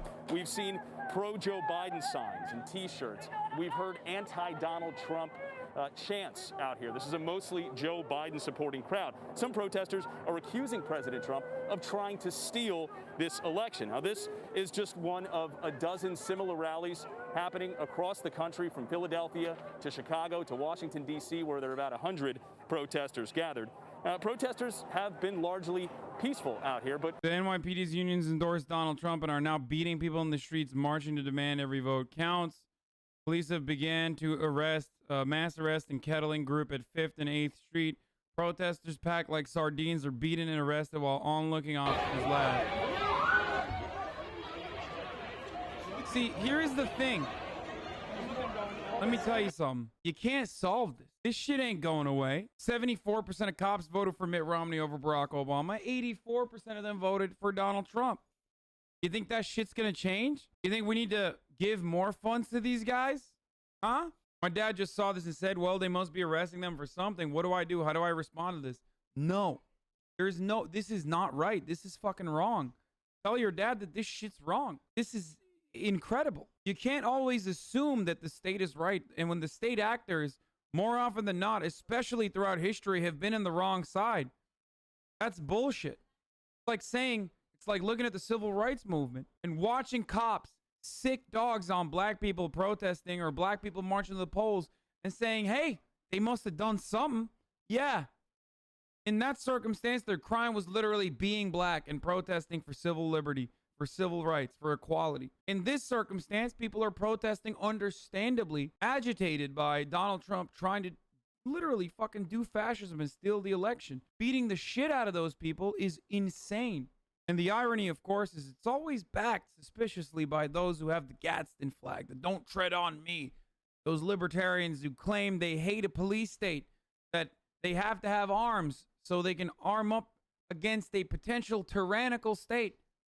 But what's more tyrannical than a group of Gestapo officers, these fucking pigs in all this body armor, beating the shit out of citizens who are understandably frustrated and trying to fucking protest? Remember when I told you the other day that they might actually send federal marshals, the DOJ might, to these vote counting places? And in that circumstance, what would you do? Remember when I said, what is the counter if Donald Trump decides to get Bill Barr to send in marshals and maybe even Bortak to seize these ballots to stop them from getting counted? What do? Are the cops going to be the line of defense?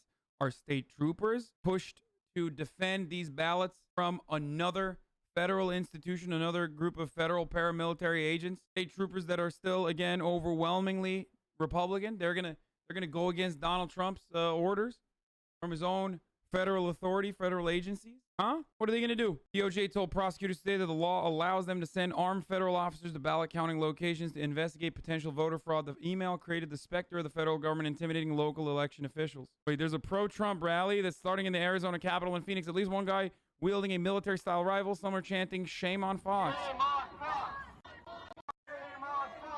Dude, that is so amazing that they can look at Fox and be like, somehow they infiltrated.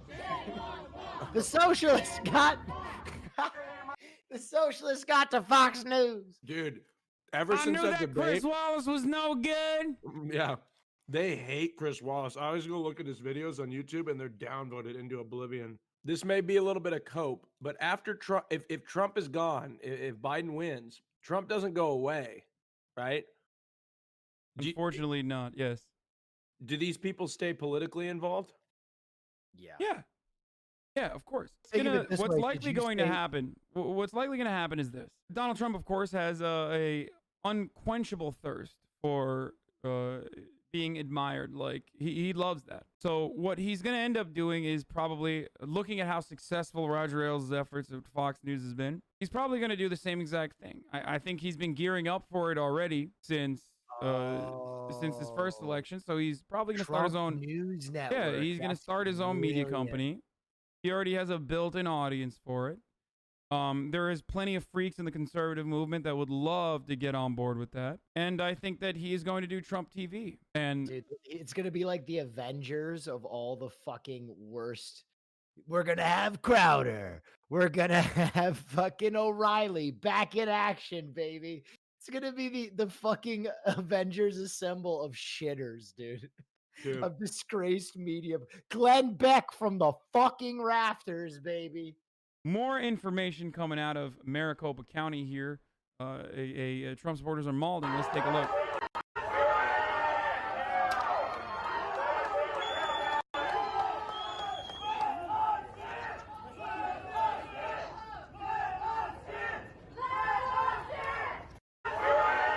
Okay, they're screaming, "Let us in!" Some of them seem to be armed. I think. Where are they trying to get into? Into the county commissioners, where they're counting the votes. Never mind. Now they're saying count those votes. They wanted to be let in so they could help with the counting process. As you know, Maricopa is the county where they believe that Trump is going to change the outcome of the race. At least some of them believe that, falsely, I think. I'm going to count those votes with my AR-15. All right, I'm back. Sorry, I really had to go to the bathroom. I present to you Trump's legal argument. Damn, yeah, I was gone for like 6 minutes. Okay. Sorry, I'm just a little out of breath. Oh my god, am I sweating that much? Whoa. Look at the pit check, dude. What the heck?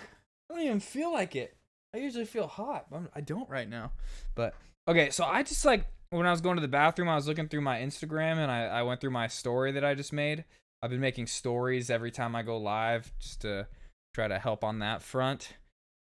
And there's one person that sees like every single one of my stories from the old, way back in the old ZSR days. And I'm just like, what is that person doing? Like, why do they still follow me? Why are they, like, are they coming to my stream? Like, why do they even have me in their feed? And I just wonder, are they like coming here and like hate watching or something, like in a private browser on Chrome? Like, fucking like I don't get it. It's crazy. Like people that sided with the people that, like, it's a person that sided with the people that stole like Cody's server. Oh God, he's controlling my power. No, these lights always do that when they're turned down low, like I have them. But yeah, weird to me. All right, what did I miss? Anybody paying attention to this video?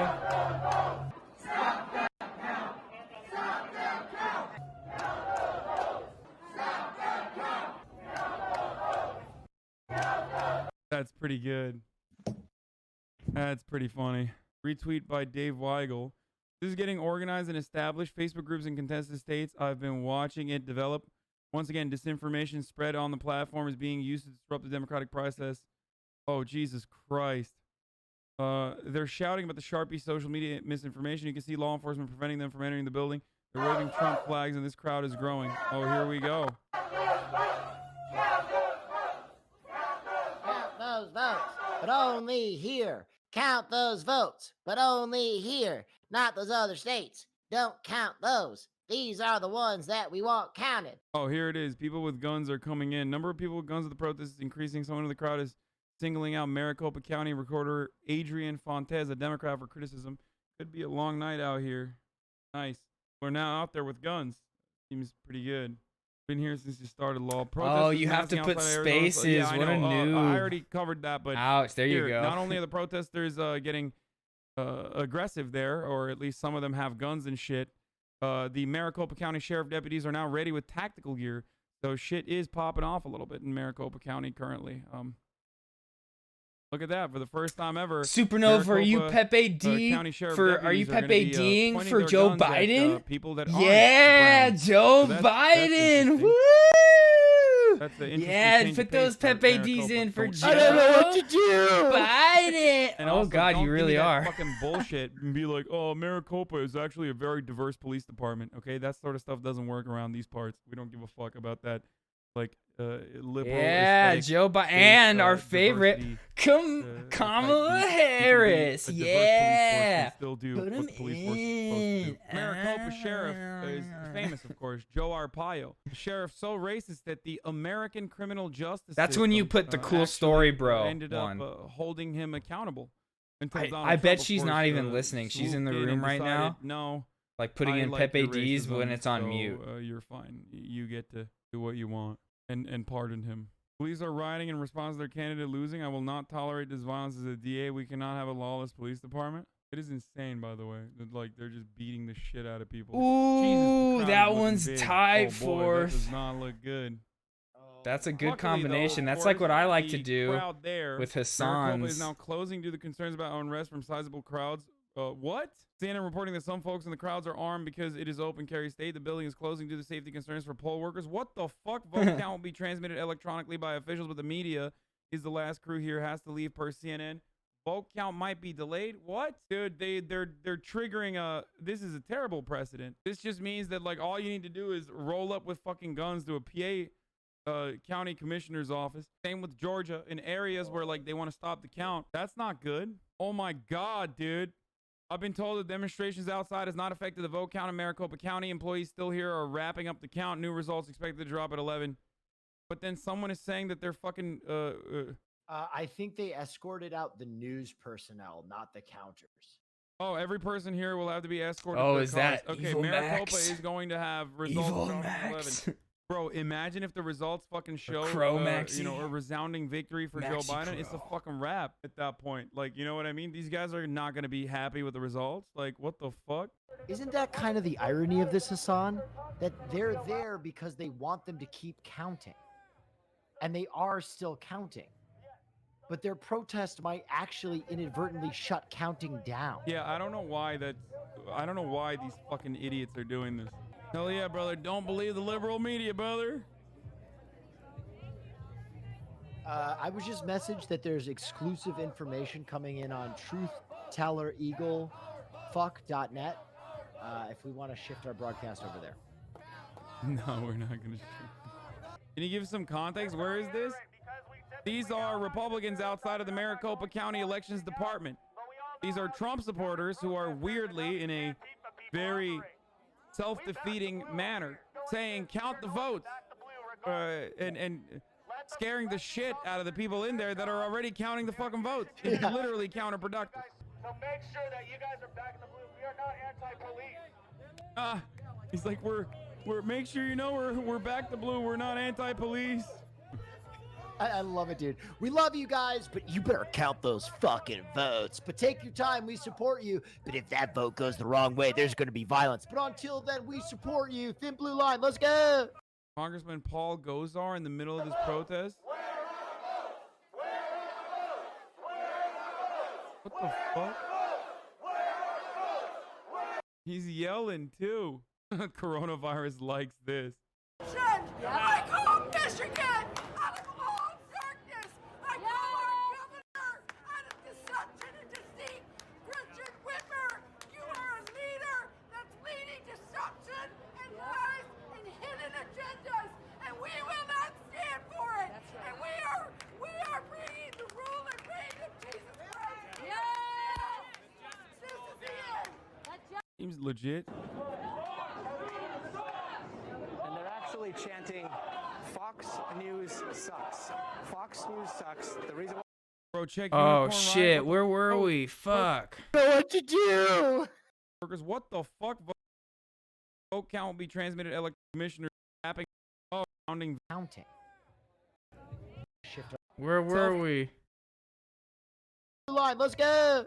Congressman Paul Somewhere around Gosar here. in the middle of this protest. What does that say? What the fuck?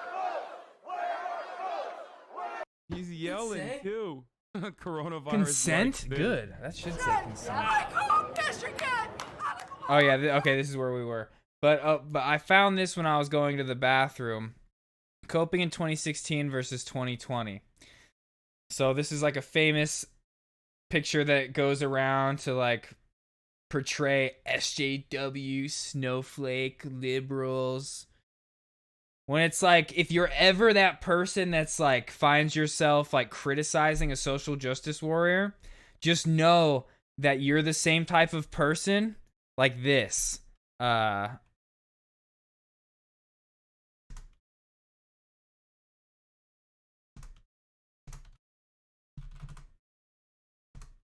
You probably saw this in school.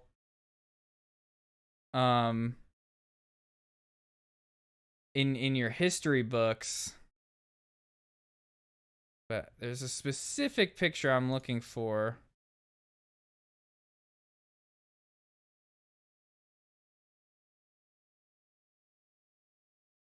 But basically, there's a ton of pictures in history that I'm probably not going to be able to find right now. I should probably find them and have them ready to go. That show like white people yelling at black people, like protesting for civil rights, and like what would have been called social justice warriors then. They were just called civil rights protesters. If you ever find yourself hating on SJWs, that's what you are. You're one of those people that back then would have hated on African Americans trying to fight for the right to vote and to stop segregation. But, okay, so yeah, that is very common being used. So that was coping in 2016 when we lost versus coping now. Breaking, Philly police investigate alleged plot to attack Pennsylvania Convention Center. And there's even more if you go, was it in this? I don't think so. I'm pretty sure a couple tweets down, I saw like a picture and it's like a QAnon truck. They have a QAnon sticker on it and they had weapons and they were outside of an election counting place and they were planning an attack, supposedly. Pretty fucking crazy, man.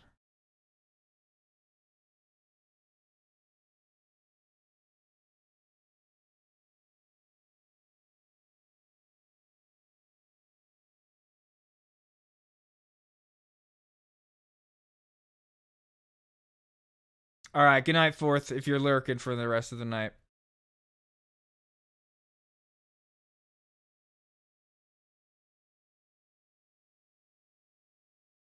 You know, I kind of want to find that thing I was just talking about. Hold on. I call our governor out of deception and deceit. Richard Whitmer, you are a leader that's leading deception and lies and hidden agendas, and we will not stand for it. And we are bringing the rule and reign of Jesus Christ. Yes! This is the end. Oh, here we go. And they're actually chanting Fox News. Like this, pictures like this. Where you're, oh my God, History Channel. They were probably yelling at her for like trying to break segregation rules or something. They were protesting, maybe doing a march, and these people.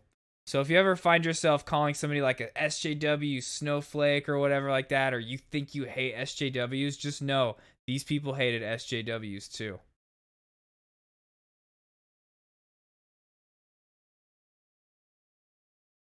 Haha, Zoop, I don't think you have power to do that. You are powerless here.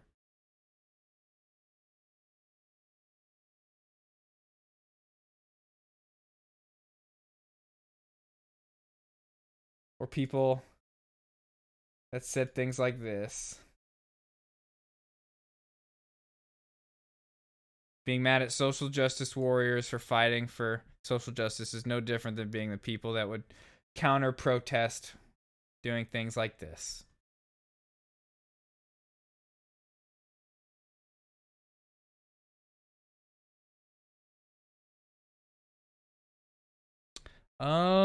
Here, let's watch Democracy Now! Welcome to Democracy Now!, democracynow.org, the Quarantine Report. I'm Amy Goodman. The Quarantine Report. The presidential race remains Has she been too saying close that all to quarantine? call, but Democratic presidential nominee Joe Biden is closing in on securing enough electoral votes to win after news outlets projected him winning two key states in the Midwest, Wisconsin and Michigan. According to the Associated Press, Biden has now secured 264 electoral votes. He will reach the needed 270 if he wins any of the four undecided races. Nevada, where he has a slim lead of less than 8,000 votes. Georgia, where Trump is winning by 18,000 votes, but many tens of thousands of votes have yet to be counted. North Carolina, where Trump is leading by 77,000 votes. Or Pennsylvania, where Trump is up by 165,000, but many absentee ballots have still not been counted. Biden briefly spoke on Wednesday. I'm not here to declare that we've won, but I am here to report when the count is finished, we believe we will be the winners. President Trump made multiple false claims on Wednesday, suggesting Democrats are stealing the election. At one point, Trump wrote on Twitter he was claiming for electoral vote purposes the states of Pennsylvania, Georgia, North Carolina, and Michigan, even as votes are still being counted. The Trump campaign also filed lawsuits in Pennsylvania, Michigan, and Georgia, and has requested a recount in Wisconsin. On Wednesday, Wisconsin's chief elections official, Megan Wolf, said Trump's claims of electoral fraud are an insult to election workers. Anybody's welcome to watch that process. Some of the places even live streamed their tally last night. And so I think that it's insulting to our local election officials to say that yesterday's election was anything but an incredible success. On Wednesday, dozens of Trump supporters stormed a vote-counting center in Detroit, Michigan, banging on windows and doors behind which election officials were busy counting mail-in ballots. Stop that count! Stop that count! Stop that count! Stop that count! Stop that count! Detroit is a largely African-American city. Meanwhile, another group of Trump protesters gathered in Arizona chanting, "Count the vote."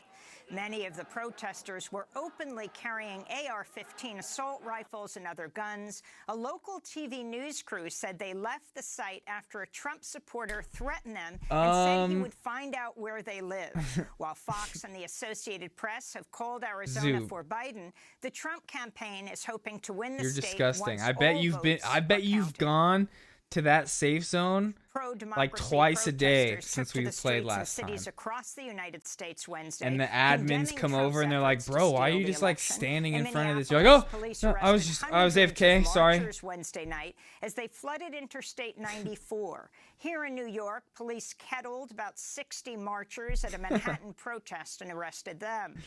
I don't really feel like playing Activist Linda Daisy right Sarsour now. spoke at a protest outside the New York Public Library. I don't know if that's what you were really asking, is if I wanted to play.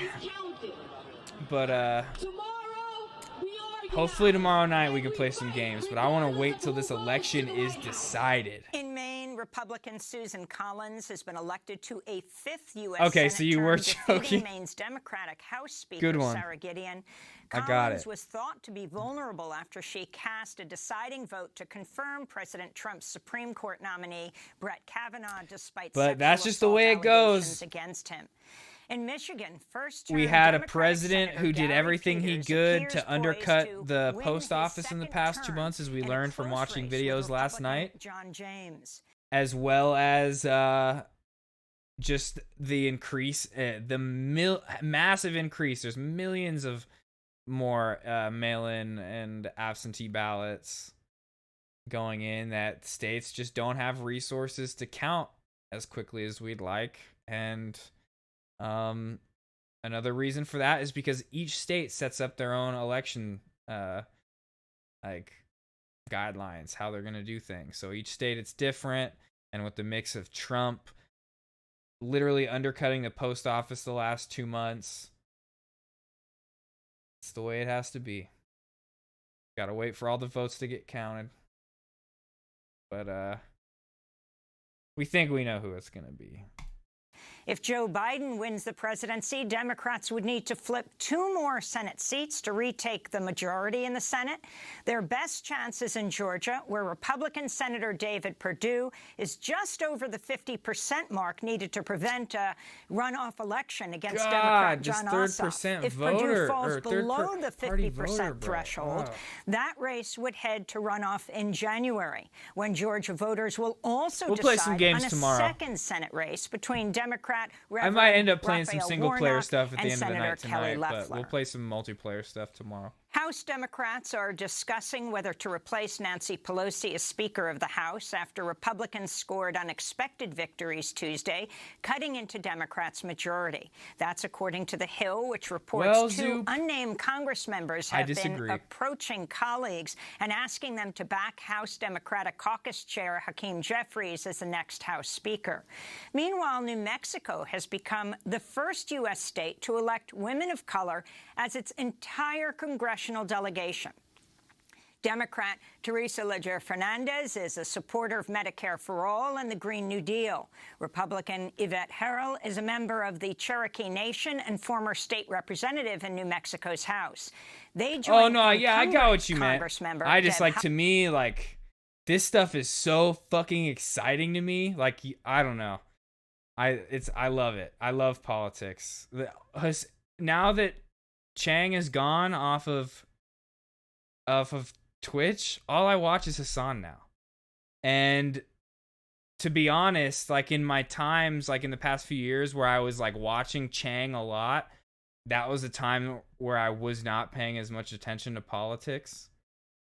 But I don't know, this is something I've always been interested in, and whenever something big is going on, we're going to talk politics on stream. Like, especially now, if we do get a Biden presidency, which it won't be like Trump, where it's like every day there's like 20 things to fucking talk about. It's going to be like, Joe Biden administration is working with Republicans to fucking cut Social Security. And then I'm going to be like, this is bullshit. This is why the Democrats suck. And like, I'm going to be talking about that stuff. But don't worry, it's not going to be like politics all the time. But I'm glad that to you, even like though like you think it like politics in general on TV and stuff are getting boring, that you're like your stream's cool, because I feel the same way. I'll go watch the streamer I like, even if they're doing a game or something that I'm not that into. Sometimes I'm just like, okay, I just like watching this person do what they're into, you know.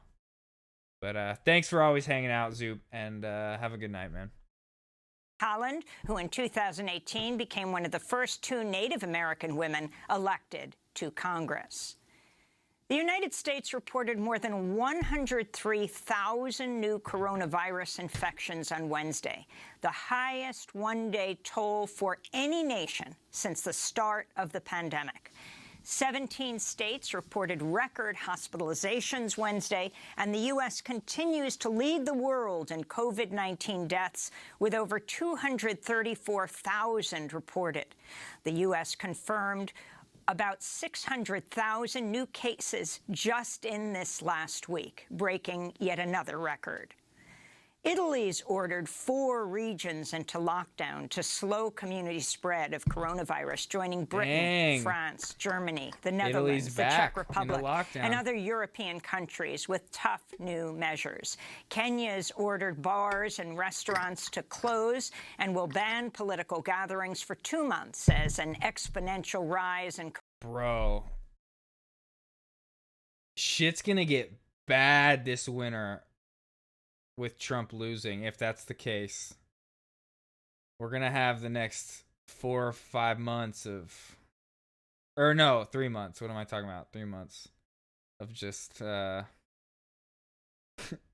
November, December, first 3 weeks of January. We ain't getting no stimulus. We ain't being told to lock down. It's gonna be bad. Coronavirus cases threatens to surpass July's peak. In Mexico, hospitals in the northern border city of Ciudad Juarez have reached capacity and began waitlisting patients amidst a surge of COVID-19 cases. Officials have imposed a nightly curfew and ordered the largely U.S.-owned factories known as maquiladoras to close on weekends. Across the border, overtaxed hospitals in El Paso have begun airlifting COVID patients to other cities in Texas. In Denmark, officials have ordered millions of minks to be killed amidst fears the animals are transmitting a mutated strain of the novel coronavirus back to humans. There are fears the new strain could be resistant to vaccines currently under development. A warning to our listeners and viewers, this story includes graphic descriptions of police violence. In Philadelphia, city officials have released body camera... I don't know if I want to know. Mississippi's population. In Missouri, voters have narrowly approved a ballot measure reversing recent changes to the redistricting process that made state legislative races more competitive. Passage of Amendment 3 is a major victory for Missouri Republicans, who are now poised to maintain their supermajority control of the state House and Senate. In Delaware, Democrat Sarah McBride has been elected the first openly transgender state senator in the United States, defeating Republican candidate Steve Washington. In 2016, McBride became the first openly transgender woman to speak at a major party convention addressing Democrats in Philadelphia. Will we be a nation where there's only one way to love, only one way to look, and only one way to live? Or will we be a nation where everyone has the freedom to live openly and equally? A nation that's stronger together. The United States officially withdrew from the landmark Paris Climate Accord on Wednesday, drawing condemnation from governments and environmentalists around the world. This is Japan's top government spokesperson. The climate change issue is a global challenge and isn't something affecting just a single country. It should be addressed by the entire international community. From that point of view, it's extremely regrettable that the United States is withdrawing from the Paris Agreement now. Joe Biden has pledged to rejoin the landmark 2015 Paris Climate Accord on his first day in office. On Wednesday, Biden tweeted, quote, "Today, the Trump administration officially left the Paris Climate Agreement, and in exactly I just want to 77 days..." Sorry if tonight I'm not as reactive and just kind of tired. I am tired. I almost didn't stream tonight, but I was just like, let's go. Election night. But I am very tired. It's not totally... I'm going to go make myself some tea. The Biden administration Once will rejoin it. we'll get another video on really quick. And in Madrid, Spain, activists with the climate action group Extinction Rebellion superglued themselves to the ground outside the entrance of the Agriculture Ministry Wednesday, demanding Spain's government do more to protect biodiversity. The activists say climate change and the loss of animal habitat threatens to spark new pandemics around the world. We demand that measures to really solve this climate crisis are taken because, for example, the coronavirus is basically a problem that derives from climate change. It derives from the fact that little by little we are losing biodiversity, and one of the direct consequences is that we're losing the natural barrier that previously protected us. And those are some of the headlines. This is Democracy Now!, democracynow.org, The Quarantine Report. I am Amy Goodman in New York with co-host Nermeen Sheikh. Hi, Nermeen. This is Democracy Now!, democracynow.org. The Quarantine Report. I'm Amy Goodman with Nermeen Sheikh as we turn to the presidential race in Arizona, where Joe Biden's leading Donald Trump by more than 68,000 votes, with 86% reporting. The Associated Press and Fox News have called the state for Biden, and they did that over a day ago. But other outlets, including CNN, have yet to declare a winner. Biden's lead narrowed early Thursday morning when Arizona announced results of a batch of mail-in ballot, mainly from Maricopa County, which includes Phoenix. Counting the remaining votes could take several days. Several hundred Trump supporters gathered outside the Maricopa County Election Center last night chanting, "Count the vote." Many of the protesters were openly carrying AR-15 assault rifles and other guns. Donald Trump won Arizona in 2016. So they were counting "Count the vote," and that's opposed to the group, what Donald Trump Jr. is referred to as the army of supporters that were outside a Detroit counting center where Trump was ahead in Michigan, and they were saying "Stop the vote" as they stormed into a counting center. But in Arizona, where they were behind, that Trump insisted they count every vote. Now, if Biden's lead holds in Arizona, he'll be just the second Democratic presidential candidate to win the state since 1948. Arizona's blue shift is in large part due to a decade of grassroots organizing, particularly in Latinx communities, against Arizona's anti-immigration policies and Maricopa County's infamous former sheriff, Joe Arpaio. Meanwhile, in a closely watched Senate race, Democrat Mark Kelly, the astronaut and the husband of Gabby Giffords, the congressmember from Tucson who was shot in the head. Yes, Mark Kelly has unseated Arizona Republican Senator Martha McSally. We go now to Phoenix, where we're joined by Marissa Franco. She's co-director and co-founder of Mi Gente, which means My People, a national digital organizing hub for Latinx and Chicanx communities, which this year has led a national campaign to mobilize Latinx voters. Welcome back to Democracy Now!, Marissa. Talk about the significance of what's happening right now in Arizona, the explosion of the Latinx vote. The lion's share, I think the first thing to say is that the lion's share of the credit belongs to sustained community organizing in the state. The other night, you know, all of us were watching it. I think probably like many of you all, we were having this feeling of doom of 2016. And 2016, we had this moment of like, it was bittersweet, right? We finally took Sheriff Arpaio out of office, but really, you know, as soon as that was announced, it was very clear that Trump was going to win the election. And so as we waited for the results this year, and we heard about Florida, we heard about, you know, we started seeing the numbers coming out of Ohio and coming out of the Midwest. It felt really good this year to have our state be a shot in the arm. We were very excited about the results. At this point, we are still awaiting what the results are at the top of the ticket, but we have won seats at the County Board of Supervisors. The Red for Ed ballot initiative won. We've elected, it looks like, a progressive Tea is being county made. attorney in Julie Gunnigal. and just continue to see, a shift in this state. And I think it's important to name that it's a shift that comes at the efforts of many, many people. It is sustained community organizing, and it's an embracing of a multiplicity of strategies. This is just as much owed to the people that took to the streets and protest, the people that called for boycotts, as much as it is the people who knocked hundreds of thousands of doors to register and mobilize voters. And Marisa, what do you think accounts for the difference in Arizona and compared to other states when it comes to Latinx voters? Is it this organizing that you're speaking of? Absolutely. And, Juan was after my own heart in your last segment because he's naming numbers that are astounding. Our community, that the main story of this election in reference to Latino voters is that we came out. We showed up and we showed out. The vast majority rebuking and rejecting the Trump agenda. Arizona is one example of how that's done. I think it's an example that can be replicated. I think we should not take for granted that this means that Arizona will always be blue or Latinos will always come out.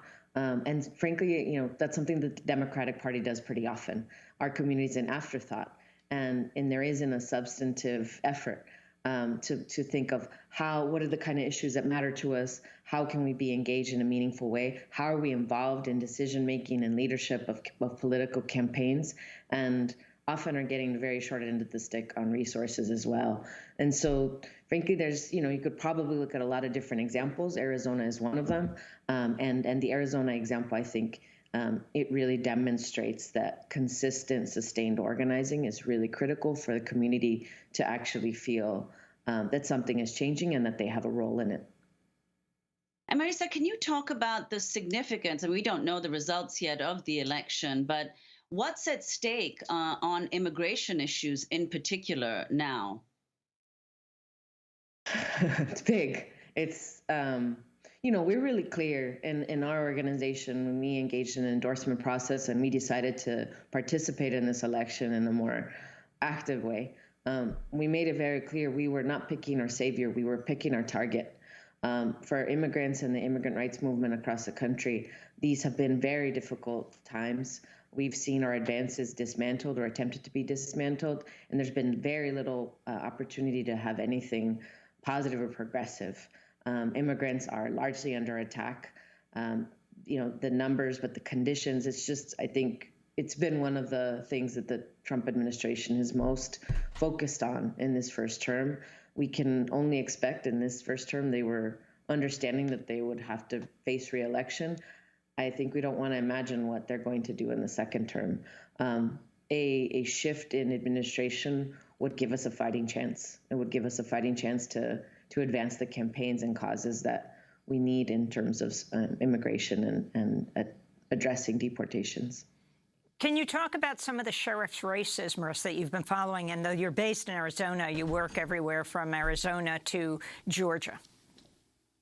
Yeah, Georgia in particular, folks in Georgia organized, mobilized. Obviously, we're still waiting for the results of the presidential election. But immigrants in the state of Georgia have faced, it's almost a tradition in the Georgia state legislature, similar to what's happened here in Arizona. It's almost tradition to pass anti-immigrant laws every year, year after year, year after year. Politicians who think they can make a name by disparaging us.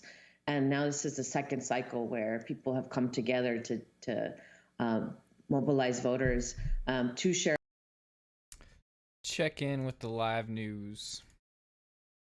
0. It is shut down.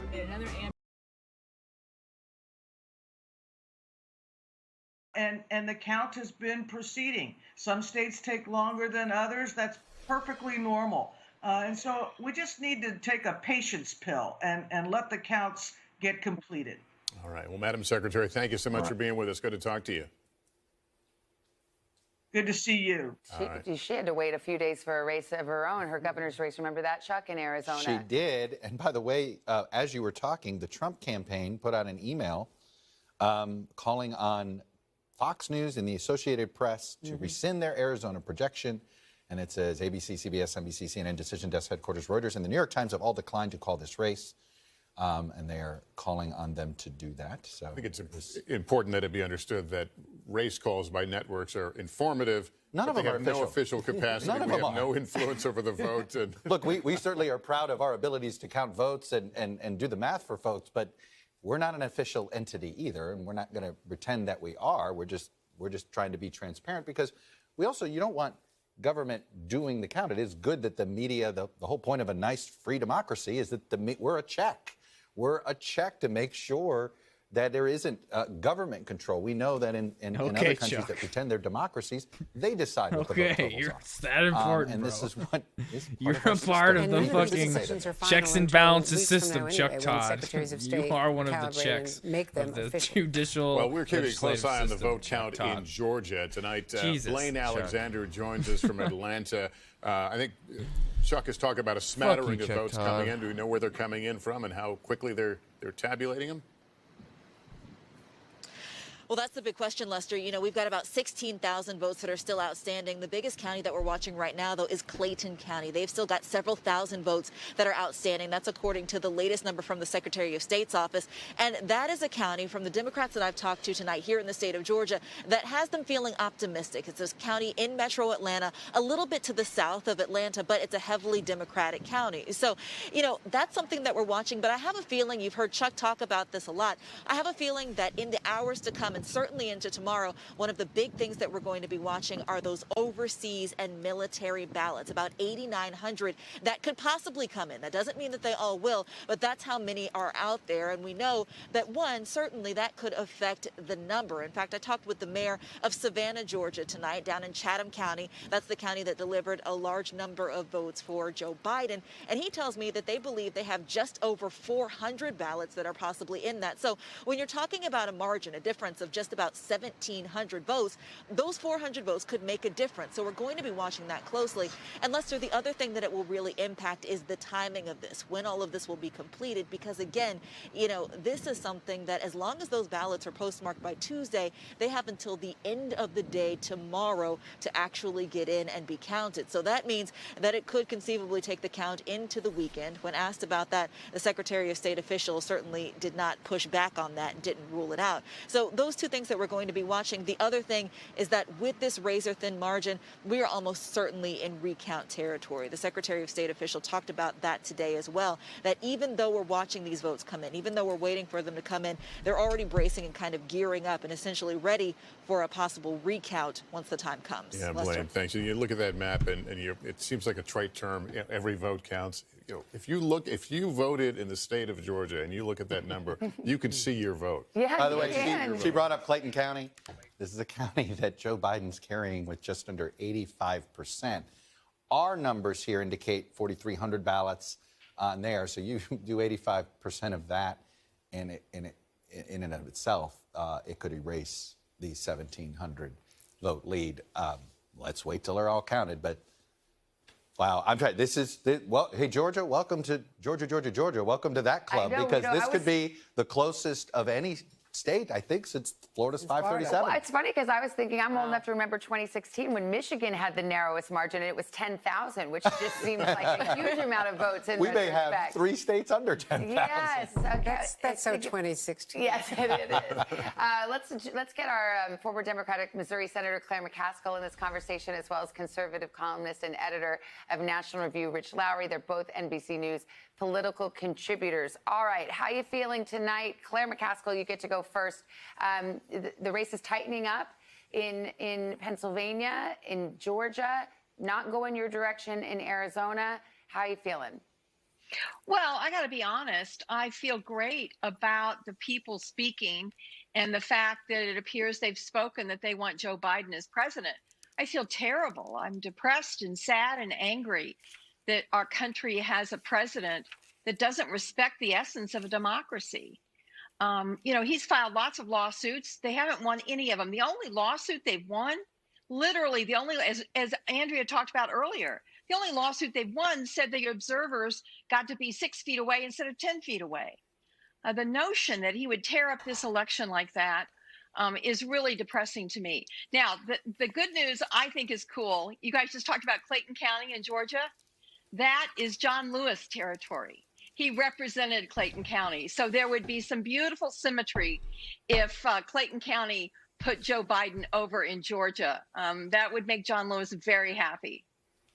Rich, how are you feeling about where things stand right now? Well, it's pretty much where everyone's thought it was and where the Trump people have thought it is, which is they have a shot in Arizona. Georgia's a complete coin flip, and they got to pray over Pennsylvania, which is really sliding the wrong way and is not the whole ball game because Biden has passed without it, but Trump doesn't. He needs Pennsylvania, and it's eroding for him. Is it a risk to suggest that Donald Trump is ready to move past this thing, or that he could pull this out somehow? No, he's not moving past this thing probably ever. And this is the problem with what he said tonight, right? I like his policies. I've defended him from a lot of unfair criticisms. But the fuck, are they on repeat? We just saw this a little bit ago. It's his right to do it. It's his right to pursue legal action. But show us the evidence. We heard nothing today about any evidence. I want to know what backs up. Damn, see what happens when you give your friend Chris Christie COVID? If he's right, I'll be he doesn't outraged, back you up you when you would try be to call too. fraudulent elections. And if he's wrong, then the American people are going to be able to make the judgment about this election that the results have been fair. And this kind of thing, all it does is inflame without informing. And we cannot permit inflammation without information. Rahm Emanuel, this is not the rhetoric of a winner. Well, I think actually you have a contrast which is on a split screen. Vice President Joe Biden talked like a leader. Donald Trump talked like a loser, and the American people saw it for themselves. Republicans had a great night in the House and the Senate, and they want to carry that momentum into a legislative session. And the longer that this drags on, and there's going to be a legal fight, even if Joe Biden overtakes the president in these states and quickly is declared the winner by news networks. Clearly, there's going to be a legal fight that goes on for months. Republicans are not going to want to have anything to do with this. Now, if there is evidence of fraud, they will back the president. But he and his team are going to have to produce that evidence. Increasingly, there's conversation around who's going to tell the president that he's going to have to back down, including, is there somebody who can even do that, which in and of itself, I think is troubling. But look, it's a precarious time for the country. There are concerns that the campaign has. And in all of these legal challenges, which we're now sort of entering the legal phase of this, even though the counting is still ongoing, there's the legal fight and there's the PR fight. And sometimes when you're doing it, you're winning the PR fight and losing the legal fight, or vice versa. It's so crazy Right now, that they're the president talking is about a losing legal votes. fight Part of the reason that when we're he here could is because win. There was so much confusion what and there was the so much fuck? fear around whether the regular voting system was going to be able to work. The pandemic put that into question, and then of course folks started to mail in ballots, and then the rules and the laws started to shift. I do want to just take a quick second, if I can, George, because I haven't had the chance to really thank all the organizers, organizations, and voters who endured and overcame a lot of obstacles to vote in this election. Pandemic, and a lot of people risked their lives waiting in line for hours. And so you can imagine what they're thinking when the president goes on TV and says that their votes don't count. I mean, these people overcame a lot of barriers. And so I think, Donald Trump created this problem for himself, and now, unfortunately, it's coming back to bite. Our thanks. You know what? We can do it together. Yeah, 1, 2, 3. Our thanks to our political roundhouse. power. Okay, there we go. I was going to cut it short. But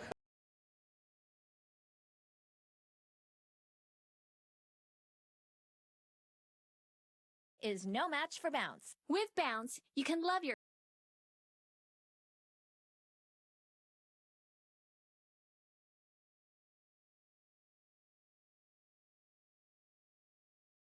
So crazy.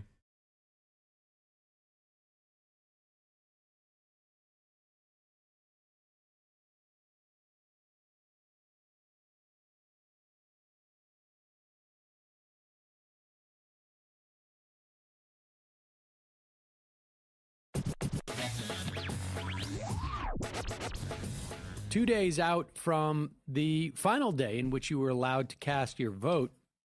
And we, as I said in the intro, are teetering on the brink of a 46th president in this country.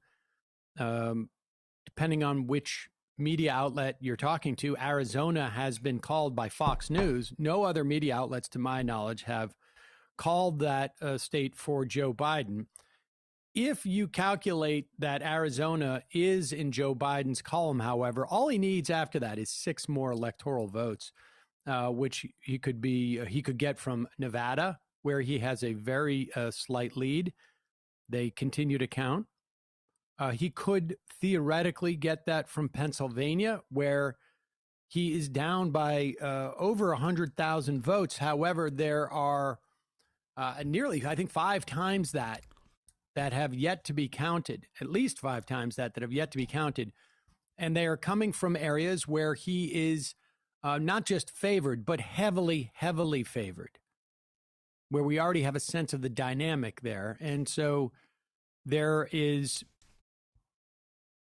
optimistic people, even, I would say, even just sort of relatively optimistic people, or I would say slightly optimistic people, who are saying that you know that video we just watched a minute ago about Al Gore talking about why he conceded in 2000? That's what Democrats do. They give up. If Trump doesn't win, you think he's just going to concede very easily? We'll see. I don't think so. But that's just to show you how Republicans are versus Democrats, man. And how somehow Democrats think the integrity game is going to win them in the long run. Pennsylvania could end up being a substantial out it of the could margin if you're type Bernie of win Sanders, but for not Biden. really.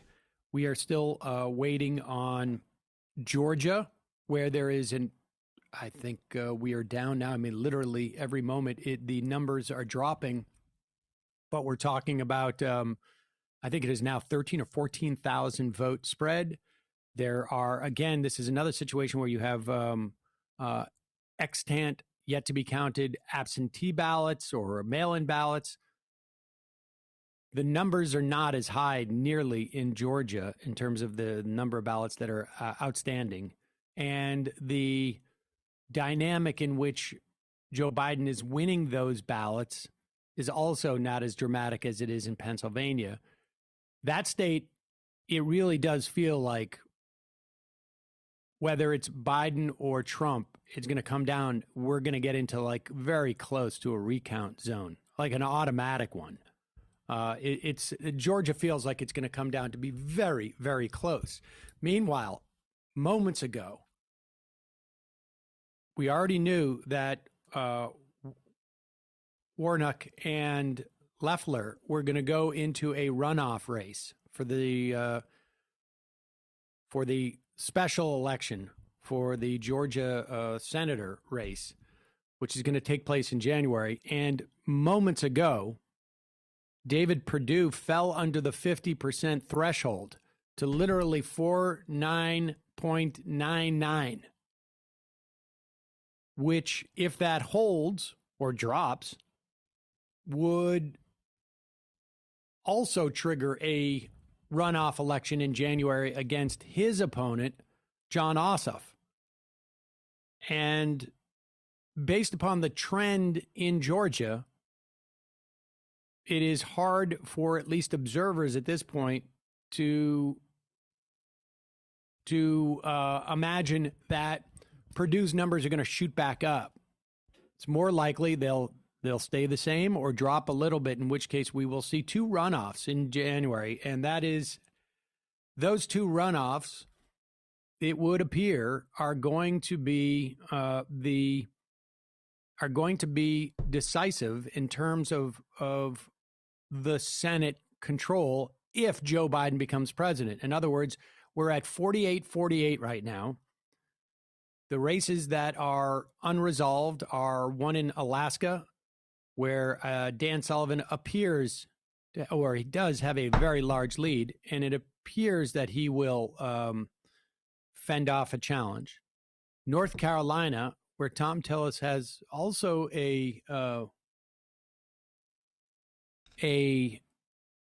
lead, not as significant as Sullivan has in Alaska, but I've heard very little. I don't know about North Carolina, but I've heard very little that in terms of their counting there that leads me or other people to believe that Tom Tillis is not going to remain in the lead. If those two end up being named senators from their states, that would make 50 Republican senators.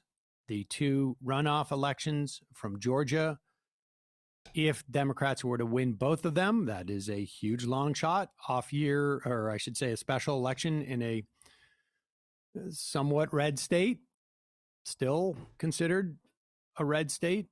Maybe the hue of it has gotten a little purplish. But if Democrats were to win those two races, again, very, very tall order. But if they were, then you'd be at 50-50. If Joe Biden was president, then Kamala Harris would be presiding over ties in the Senate. And I would imagine we'd see a lot of ties. But the more likely scenario at this point, though we cannot know for sure, is that Mitch McConnell will be Senate Majority Leader. And that is one of the things we will talk about with Jeff Hauser, because Mitch McConnell, surprise, surprise, has already said that he is going to prevent Joe Biden from appointing the people he wants to appoint to his cabinet. He's going to make sure that Joe Biden's sails are trimmed a little bit when it comes to appointing cabinet members. We will talk to Jeff Hauser about that in a moment. Mitch McConnell is an evil, calculated psychopath, man.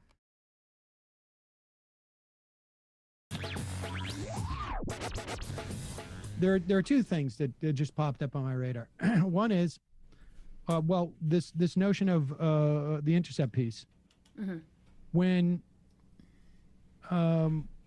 AOC came on the program, I can't remember when it was, over the summer, maybe in June.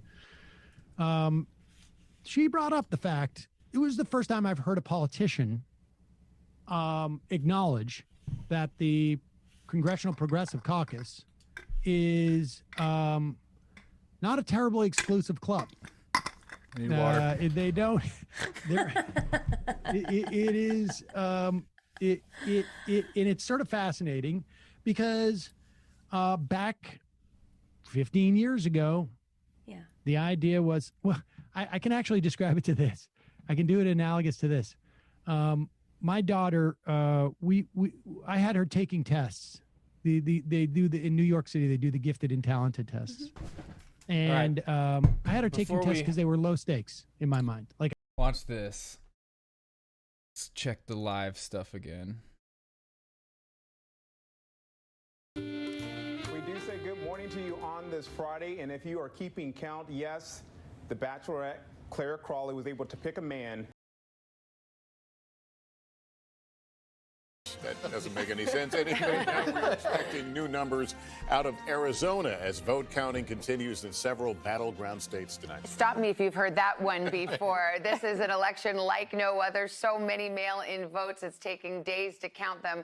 And here's where it stands tonight. On the road to 270 electoral votes, Joe Biden has 253. Donald Trump has 214.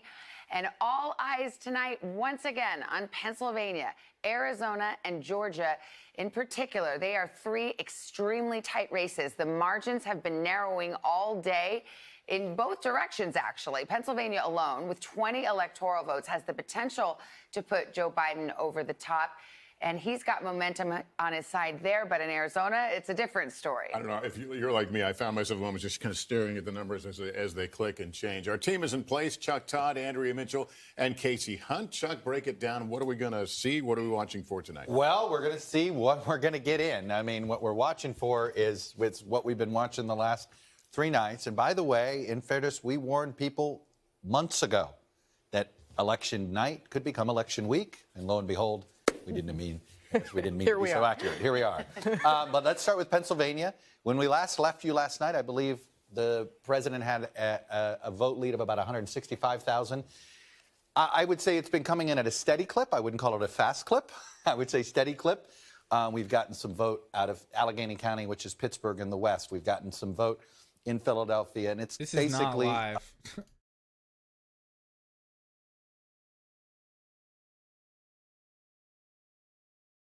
That's exactly right. It's why we're paying attention. It's why Joe Biden has narrowed in Georgia. He has narrowed in Pennsylvania. This There's a isn't possibility live he goes either. over the top in both of them sometime soon. What does that actually mean? What you're looking at right now is the current state. 4,000 ballots left in Philadelphia. There are other ballots in other counties in the state, but Philadelphia alone has the majority of them right now. Excuse me, has the lion's share of them, I should. Is Hassan still talking about it? Hassan is done streaming. Well then.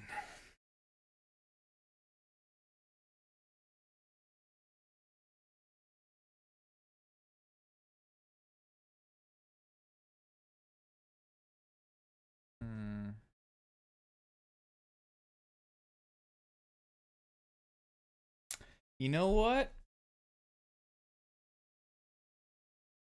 I think we'll play some Resident Evil. Because I'm pretty tired right now. Hassan's done for the night. I think all the news shows are just replaying their shows for the night that already aired. So we're just getting information from hours ago that has already changed. We're still just waiting on, like we've been hearing, Pennsylvania, North Carolina, GA. I think we'll watch a couple more videos that I have lined up. And then I think we'll play some Resident Evil. Like, I didn't care. And I was like, you're going to have to learn to do tests. Let's go take tests. And so she did really well at one point on one of these.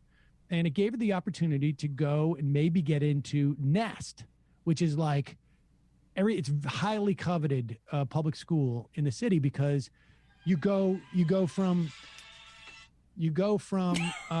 sorry about Is that your ringtone? Yeah, that is my ringtone. How did I not know? You go from kindergarten all the way through high school. Right. And one of the horrible things about New York City schooling is like each time you jump up, you have to go through a whole process, and it's a very highly coveted. But there was another school like that was on the way up in the Upper East Side. And this one's down the Lower East Side. Mm-hmm. And you got to go for an orientation. And at the Nest thing, you go and you wait in line. There was a line around the block. You get into the auditorium, and it's jam packed. And I sat in there, like I took like 2 or 3 hours to do this. I'm sitting there, and like 25 minutes into their presentation, they announced like, there's 2 spots for second graders or something, and they're probably going to go to kids who have siblings. And I'm like, Jesus, like you had to come down there with documents. Yeah, because they allow siblings to go in. They give them priority to go to school with the same kids, which makes sense. I mean, that way the parents can drop off both kids at the same time. And I'm just like, oh my God. And I walk out, and you had to bring all these documents and this and that. I went to the one up in the Upper East Side. Similar dynamic, at least in terms of, I think it was K through 8, maybe not poverty, but lower income families. Mm-hmm. And there was like a dress code. And so I go to the orientation. I've got like all my documents, and I'm going to hand it out. And I walk up to the desk, and I give them to them. They're like, we don't need to see that. And I'm like, you don't? Because I had gone through such a rigorous thing. And they're like, no, you wouldn't have showed up if you weren't eligible. Why would you do that? Wow. And I walk in, and there's like 25 people there. And sort of the Progressive Caucus used to be like that. There was a liability that was perceived to call yourself progressive. So why would you join the progressive thing if you weren't progressive? Right. And as the value of being a progressive increased, you're getting more people who are like, oh, all I got to do is cut you a check for $4,000. I'll take that branding for $4,000. Here's my check. And you had people who were literally like blue dogs. They weren't officially blue dogs, although I think you could be, who would just be like, I'm a blue dog, but I'm also in the Progressive Caucus, and because I pay my dues. And that's been a problem, because you got a group of people who are supposedly the Progressive Caucus, and if they can't move as one, doesn't matter how many people are in it. if they don't function as one and they fall apart and they're working across purposes, then the cohesion of that group falls apart.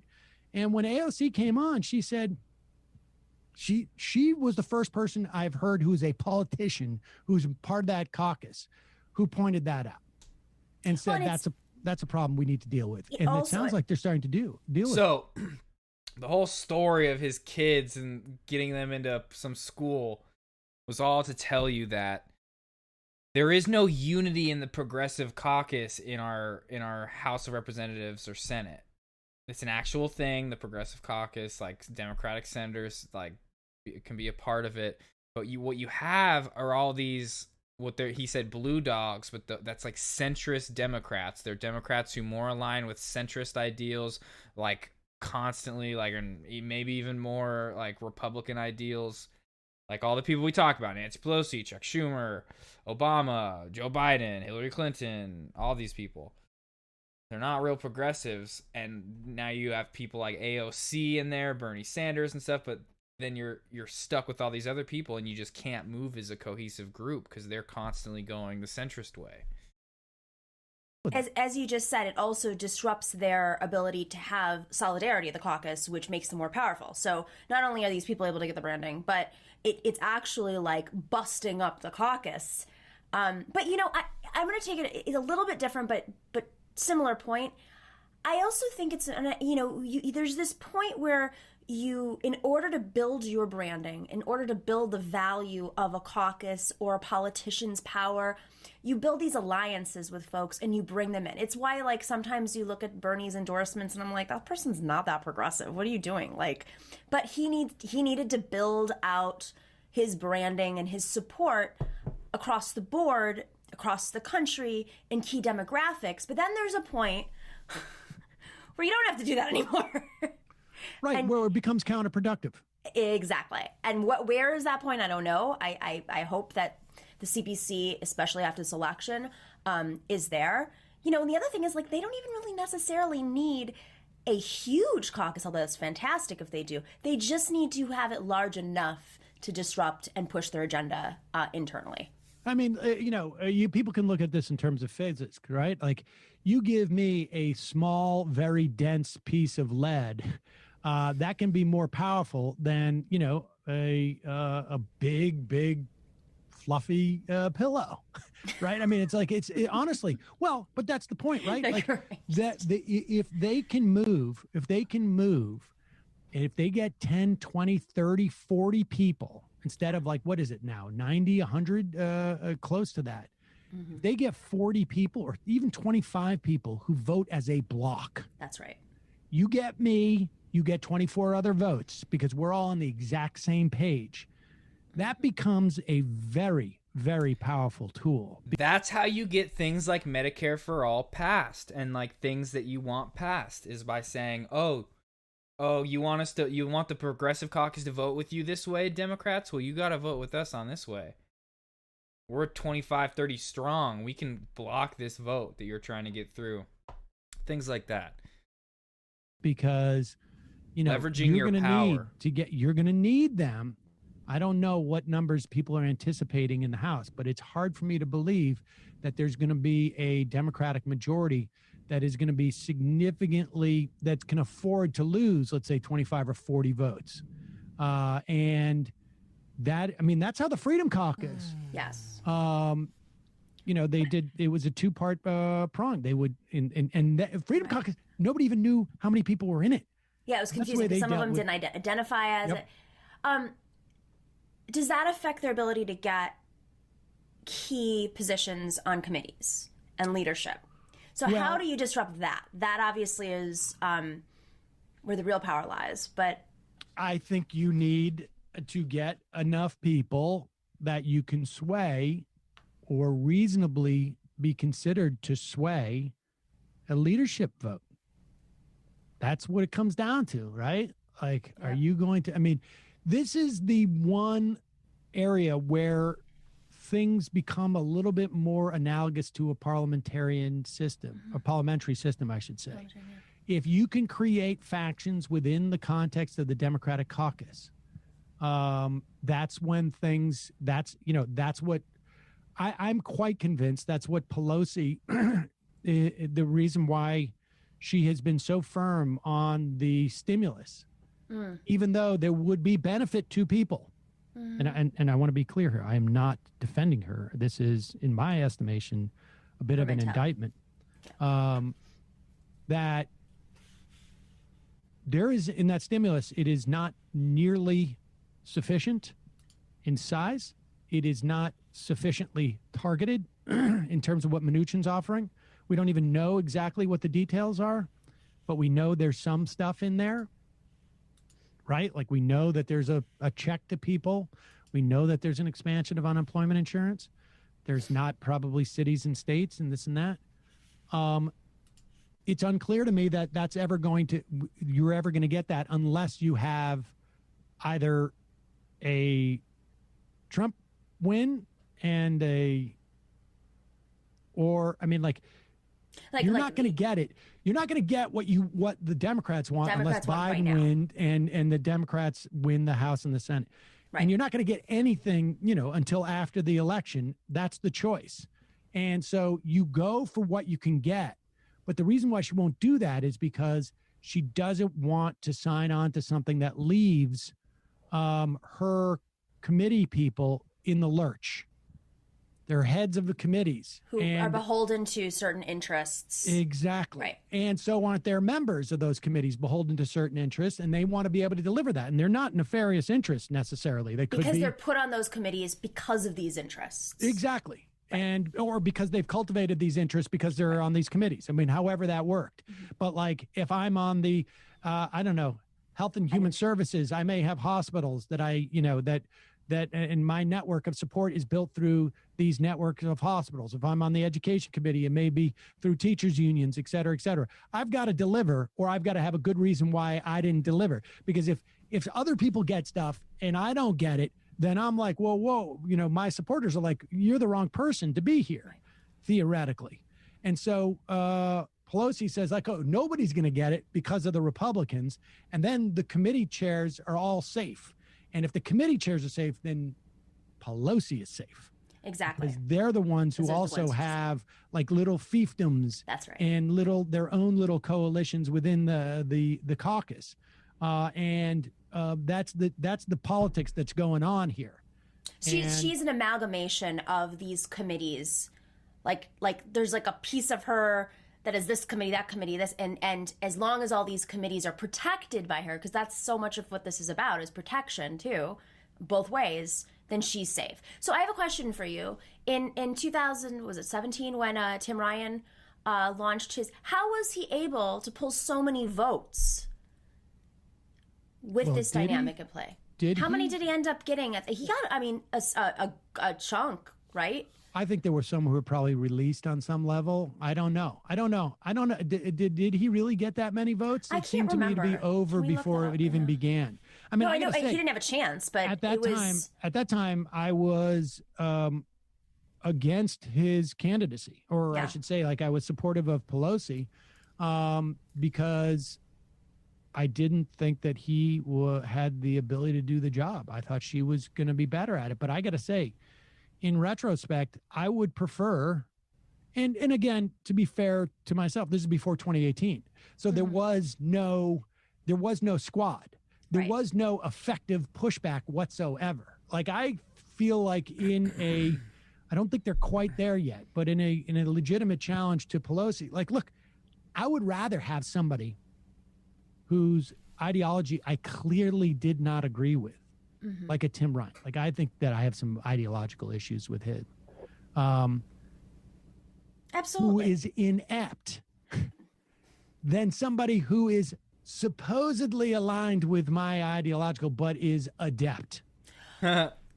Except Justice Democrats, one of the cases that maybe this still would have happened, we can't really entertain it, but she is a great enemy, and that mobilizes folks to support these candidates to disrupt. But if Tim Ryan were there and he appeared to be, he would be like the Obama of Congress, I know. right? I think he would be even more. He would appear even more of the enemy as it was from an ideological standpoint, and he just wouldn't have control of the caucus that a Pelosi does. Now, of course, this is sort of a little bit like, if I had wings, I'd be flying type of situation. If he had more, if he had more control of the caucus, he would have won, and he would have been able to do it. And had he won, he would have been able. But I don't know. So who would be a good progressive Well, that would have that ability?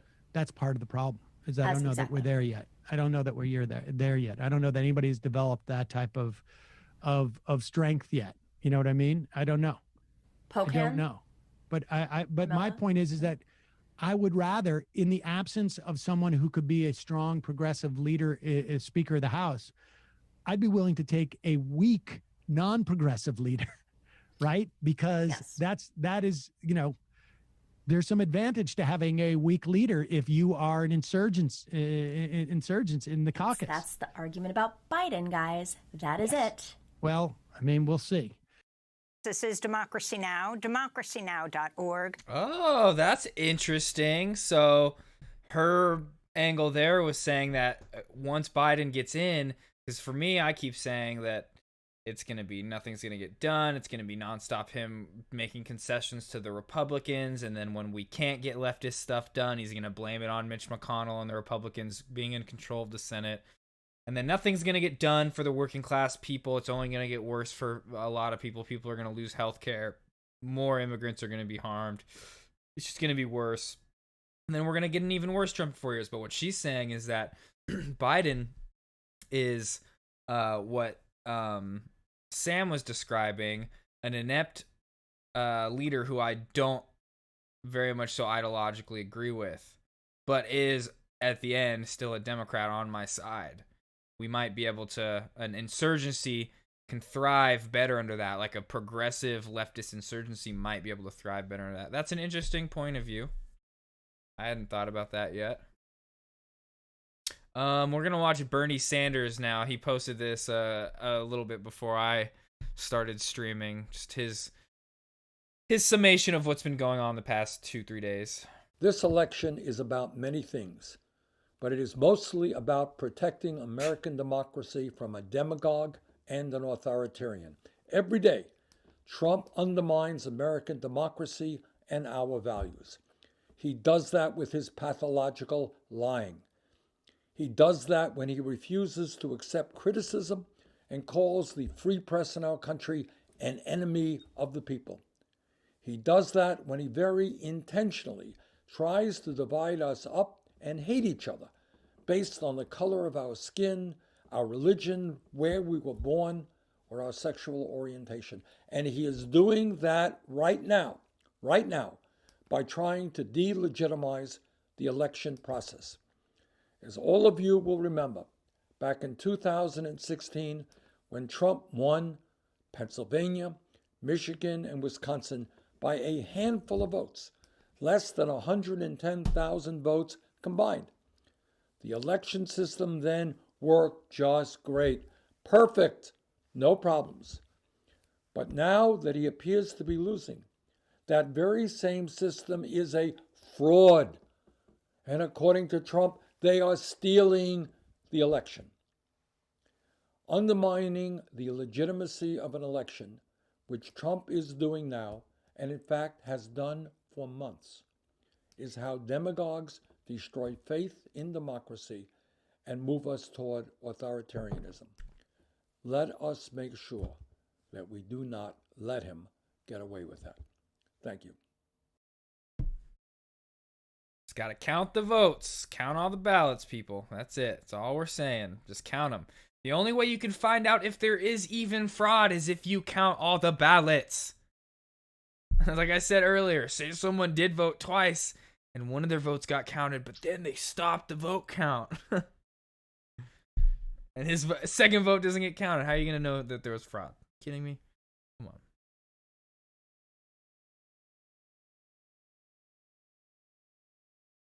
Couple more videos. As you can imagine, Donald Trump is encouraging his supporters to show up at polling locations and essentially intimidate officials who are working to count the ballots. They want to make sure that they count every vote. And one incident that happened last night in Maricopa County really does symbolize what Trump's strategy is here and what his supporters are doing, depending on what the vote count is at any given moment. If Donald Trump looks to be ahead, they say stop the count. If Donald Trump appears to be behind, they'll say that there's Democrats stealing the election. And so let's start off by giving you the first video, where in Maricopa County, Arizona, the location was forced to shut down as a result of Trump's armed supporters showing up and causing a scene. For safety reasons, understandably, the polling location had to close. Let's take a quick look at that. Stop the steal! Stop the steal! Stop the steal! Stop the steal! What's going on? Very stuck on that. Okay, you taking up on that level? Take a look at the landing, right? Okay. Wheelchair ramp, this over here. 100 meters high. Good. Get out of your way. So one of the protesters who showed up was Republican Congressman Paul Gosar, because of course. But again, I want to really reiterate and drive home the point that the protesters chant different things depending on where the vote count is. If Donald Trump is ahead, they chant one thing. If Donald Trump is behind, they chant something completely different. Here's a perfect example of that.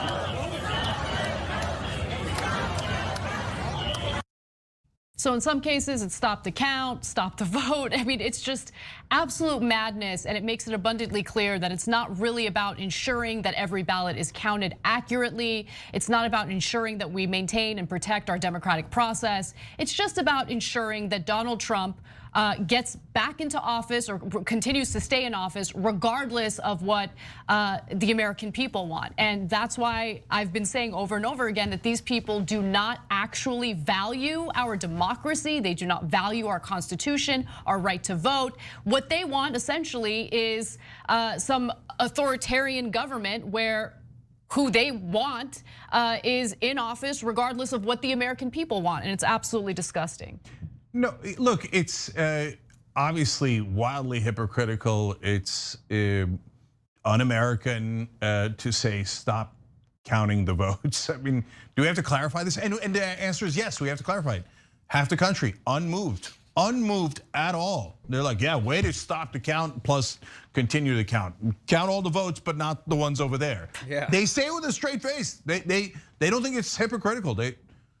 And that breaks my mind. I can't understand how people could be so irrational that they could actually believe those things. But John, on an amusing note, made a great point this morning in our coverage. The ones chanting in Pennsylvania, we get, okay, you say, all right, I don't like democracy. I don't want you to count everybody's vote. I want you to only count my vote. I mean, let's go dictatorship. Let's go dictatorship. I got it. That one, at least I understand, right? In Arizona, they're chanting count the vote in front of a building where they're counting the vote. And all you could do is actually delay them, which they actually did. It's so Trumpian to be that counterproductive. But John made a great point about how gratuitous it is. It's like sitting in front of the microwave and chanting, pop the popcorn, pop the popcorn. Yeah, that's what they're doing. Why do you need the chant? But I bet if a Trump voter heard this, they'd be like, oh, that's a good idea. They get right in front of their microwave, pop the popcorn, and then they get confused in the middle. Stop the popcorn, stop the popcorn. I mean, it's crazy. No, but what do you do with a country that's Anna's like, okay, this joke is stupid. half mental? That's the thing we're trying to figure out right now. And look, this is important, guys. There is no repudiation. So we were hoping for a blowout. That would mean that the country repudiated Trump and his madness, and that is not what the country did. About 48% of the country said, attaboy! And when they see madness like this, they think, yeah, go for it. Trump just tweeted out that the former Nevada Attorney General said, Nevada. well, Trump clearly would have won if it wasn't for mail-in voting. Yeah, well, that he would have won if we only counted the votes for him. That is true. But yeah, that's he not would have really won how if we democracy- suppressed the vote. That's what I'm talking about. Voter fraud is always calls for voter suppression. Get it through your brains. If you don't believe that, your brain is piquito.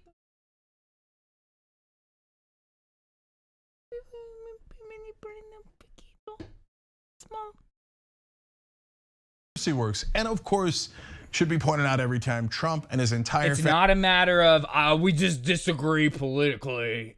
No, it's like it's not a problem. Voter fraud is not a thing.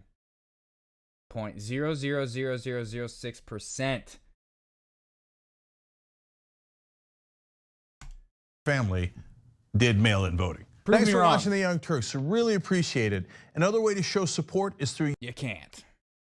To our viewers who are watching live, thank you for sending this to me via Twitter.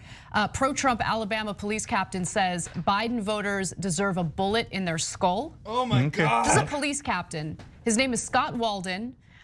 He's a police captain from Flomaton, Alabama. Not He's facing all an of them internal are investigation bad, and calls to okay? resign after suggesting Not all on Facebook that cops. people who voted for Joe Biden Not deserve all a bullet in their skull. You know, there was the cop in Miami with the Trump face mask. There was the New York cops that were blaring on their sirens from the cop cars to vote for Trump. And so that's why it's so important to get the vote counted, get all of the vote counted as expeditiously as we can. Because the longer this festers, the more they're showing up with guns. And we had folks with guns in Arizona. We had them. There's calls for an army to unite in Michigan, and now some of the police are. And we've seen this in the past. I mean, look, Kyle Rittenhouse, the guy who shot and killed a couple of people in Wisconsin. The cops were giving him water afterwards, talking to him. They were giving him water before. They were talking to him afterwards, super casually, and they let him go. And they're like, "Oh, right. He murdered a couple of people. I guess we got to go pick him up." And so now we've got cops going, "Let's just start shooting the Biden voters." So, look, I don't think they'll get away with any of it. And their legal arguments are being thrown out of court in every case. We'll talk more about that later. And it's because they're coming with absolutely no facts. You could do that on Fox News, you could do that on media, you could do it on Twitter sometimes, but you can't do it in a court of law. But it doesn't change the fact that half the country is here for it. They're down for it, and they think, oh, great, okay. Oh, we're in the middle of a coup. Oh, how much fun. Okay, let's just do it. And then in the United States of Americanistan, or whatever we're gonna be, we'll get to rule over people and hold them hostage like we used to do in the past. It's gonna be great. I can't wait till there are, we've got them in shackles again. It's yay!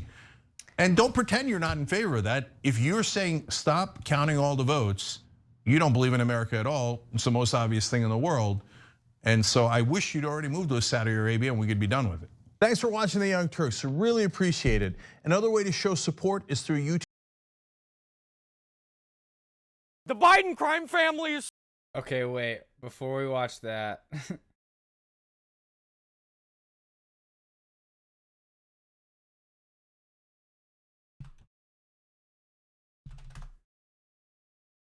So, this is in my state, my city. I mentioned we are not prepared to give that number now. The Biden crime family stealing the election. The media's covering up. The Biden crime family stealing this election. The media's covering up. The Biden crime family stealing this election. The media's covering up. We want our freedom for the world. Do you see this guy? Like, he's talking like this guy's like trying to block him in any way, and he's just like, whoa, ah, ah, ah.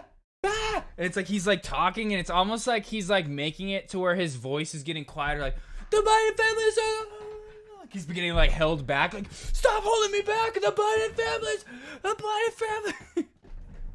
Give us our freedom, Joe Biden.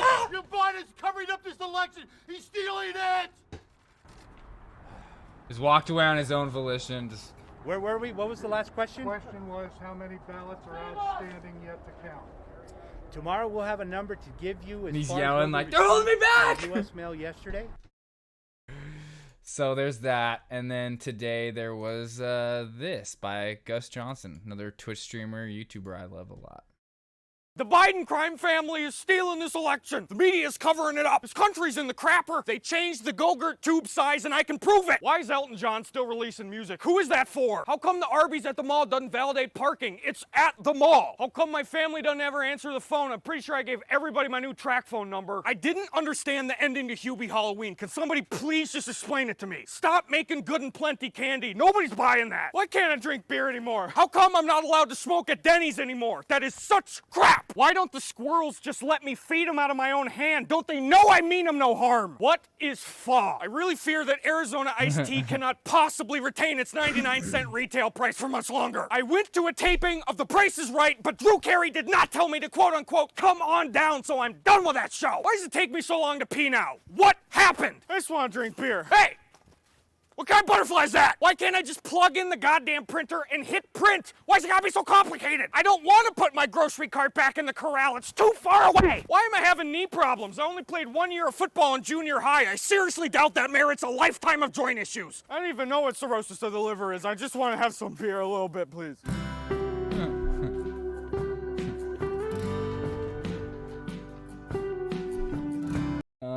Okay, and then there was one other one I wanted to watch. Where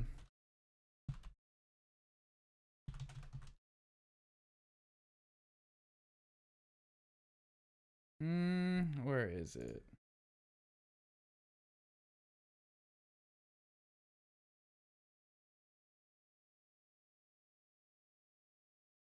Here it is. Fears, we came down to Huntington Beach. What's up, dudes? We just learned last night on the news that voter fraud is a huge problem. So to allay people's fears, we came down to Huntington Beach to write down who they're voting for, and then we were personally going to deliver it to the city. Let's go fix this problem. My dog, who are you voting for? Grilled cheese? You're voting for Sandwich? I'm eating, bro. I'm not even American. I don't give a fuck the votation. I'm sorry. Okay, sounds good. Sweet. Donald Trump. Okay, can we get your names too? Dave and Donna. And then your socials, just to... Social security number? Mhm. Are you insane? We heard people are worried about voter fraud, so we came down today to just write down who everybody's voting for, and then we're going to bring it to the city. That seems like a colossal waste of time. We're here to combat voter fraud. Are you worried about voter fraud? Yeah, it's 1/20th of 1%. What is that? That's, how many people? That's What is that? 0.5%? Do you know what that number is? How many people voted in? I have no idea what the number is. One, believe in Jesus Christ. Jesus. Well, who would Jesus vote for? I think he's guided us to vote for Trump. He's guided us. All Trump? Yeah, that's Trump. What's the name of your guys' crew so we can write it down? Yeah. Crew? You guys don't have a name for your squad? No. Do you guys know you're a squad, or have you guys not declared that to each other yet? Oh, dude. Jimmy, what's up? Hey, are you worried about voter fraud? Said no. Dude, Jimmy's the man. United We Stand. Is that a political group? No, it's a union. Actually, it's a union. If we're fighting voter fraud, if everyone wants to line up here, we'll Dipshit. write down who you're voting for, and then we'll bring it to the city. What's your name and social?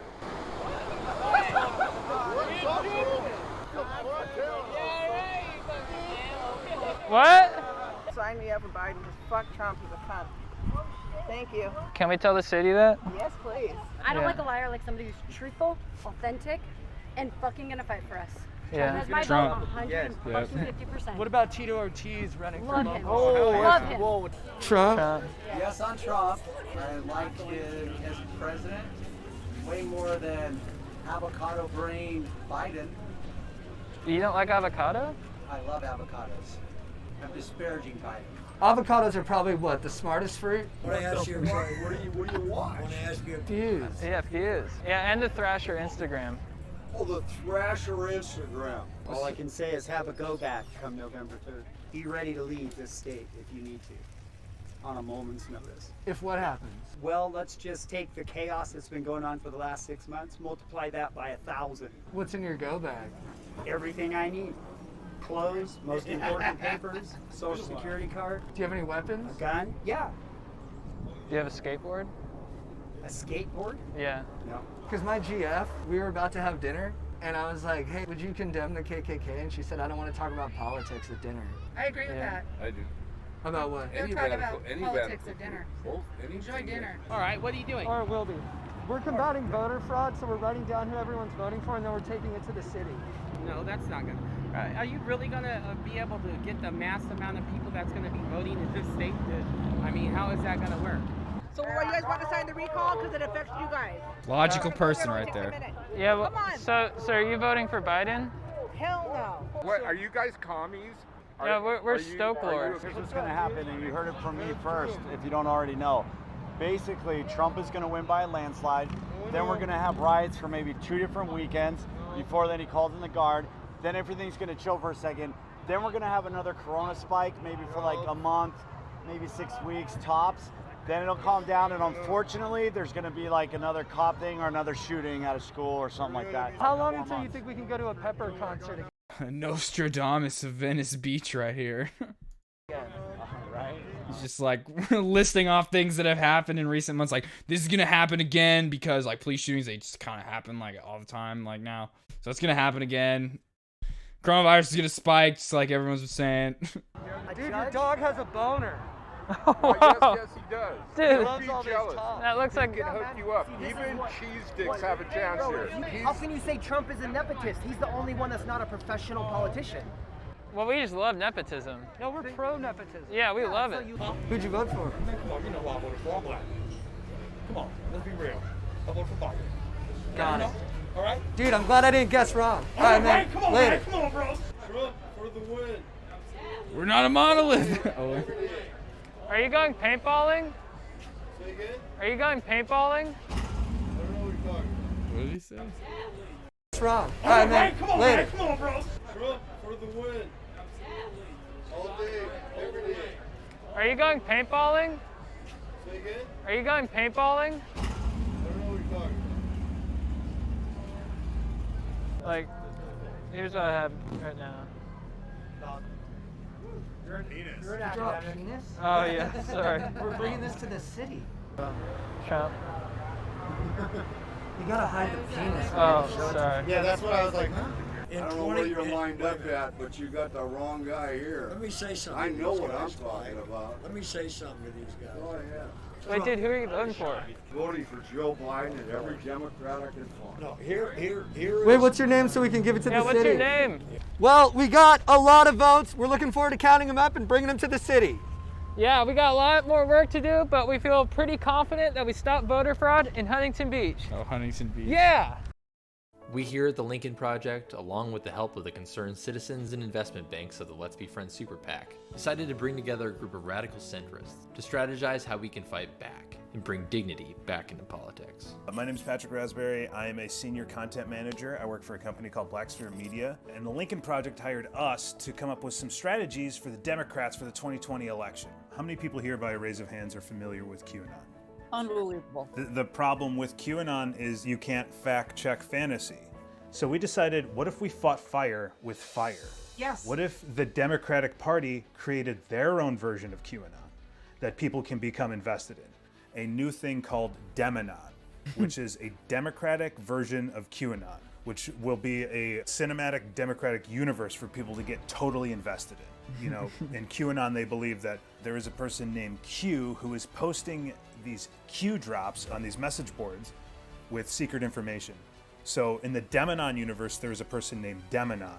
Demonon is posting Dem drops on Deborah Messing's Instagram comment. Posting Jake Taver pending availability. Posting Dem drops on Deborah Messing's Instagram comments about, you know, that Trump and all of his friends, you know, Mitch McConnell and certain PGA golfers are eating elderly people to gain their wisdom. Have you guys seen the Bruce Willis film Surrogates? Yeah, a long time ago. So in the Demonon universe, what we will say is that actually in 2018, Joe Biden died. He passed away from eating 15 hot dogs at Six Flags. And they created like a surrogate version of Joe Biden for John Kasich to operate. So John Kasich wanted to run as a Democrat, but he wasn't allowed to. No, I I'm just curious, listening when you describe that whole thing. Do you have a specific target audience? We're targeting younger people and middle-aged people who are living in despair. So people who are unemployed or, maybe have addiction problems. Instead of, saying like, oh, you can get universal health care or something like that, we'll just say, here's this, fun little game for you guys to believe in. How you guys feel about that? I don't like the idea. I don't think I can relate to that. It's just lunacy. I was working on Wendy's last week, so. It's raining like hell out there. That is so good.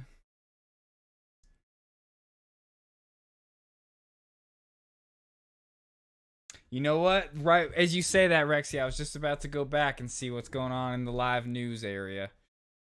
Everything a little bit ago was just looping. They didn't have any morning news going on. Millions of dollars in compensation for asbestos victims. Nope, yeah, okay, nope. Oh wait, hold on. Let's go CNN. Nope. Fox News.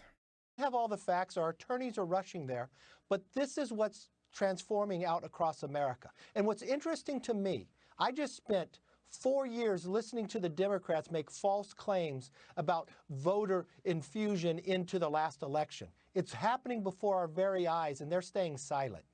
Even down to the city council races, they allow people to observe the vote. They allow people inside. People are observing the Well, vote. we have huge amounts of money from Mark Zuckerberg and George Soros and others flooding into everything to local DA races, to even school board races in some cases, and then canvassing states like Pennsylvania and these other efforts. And I think that it had a huge effect on this. But Congressman, the Republicans are watching.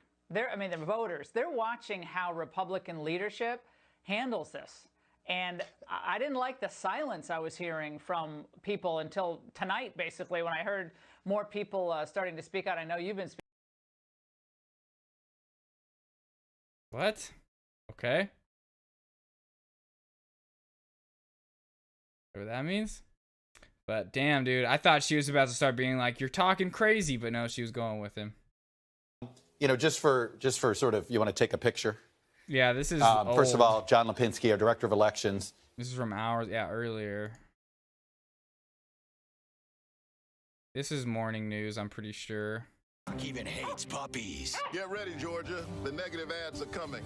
Kelly Loeffler doesn't want to talk about. Warnock goes on to tell voters to prepare for an onslaught of negative ads from Republican Kelly Loeffler. He ends the ad saying, quote, "By the way, I love puppies." Let me put respect on his name. It is Reverend Dr. Raphael Warnock. Right. There it is. If you say it first. This also Georgia is really all eyes. People have been saying yes. Everybody's mind is on Georgia. Right. I knew that was coming. It's important to note, though, if he is elected, he will be the state's first black senator.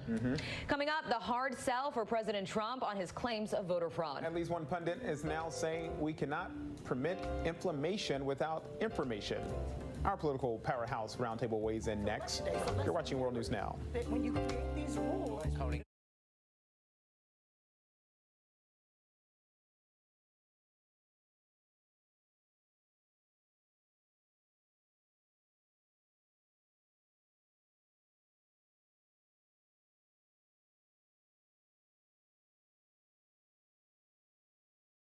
Dude, 463 votes. That is so crazy.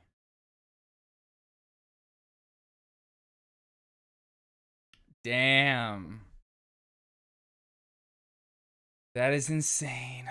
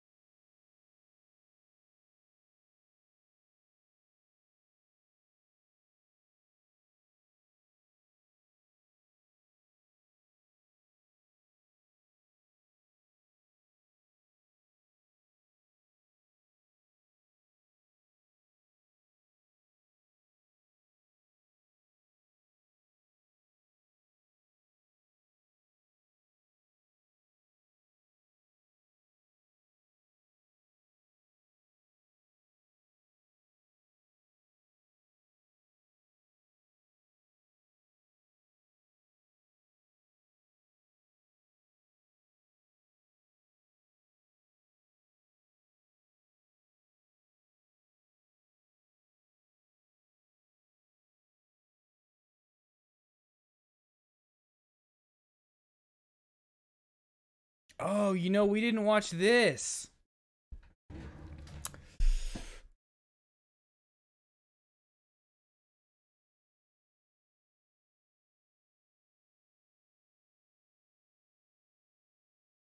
I kind of want to watch that Trump's press briefing this morning. Better equipped and experts, that kind of stuff, I think.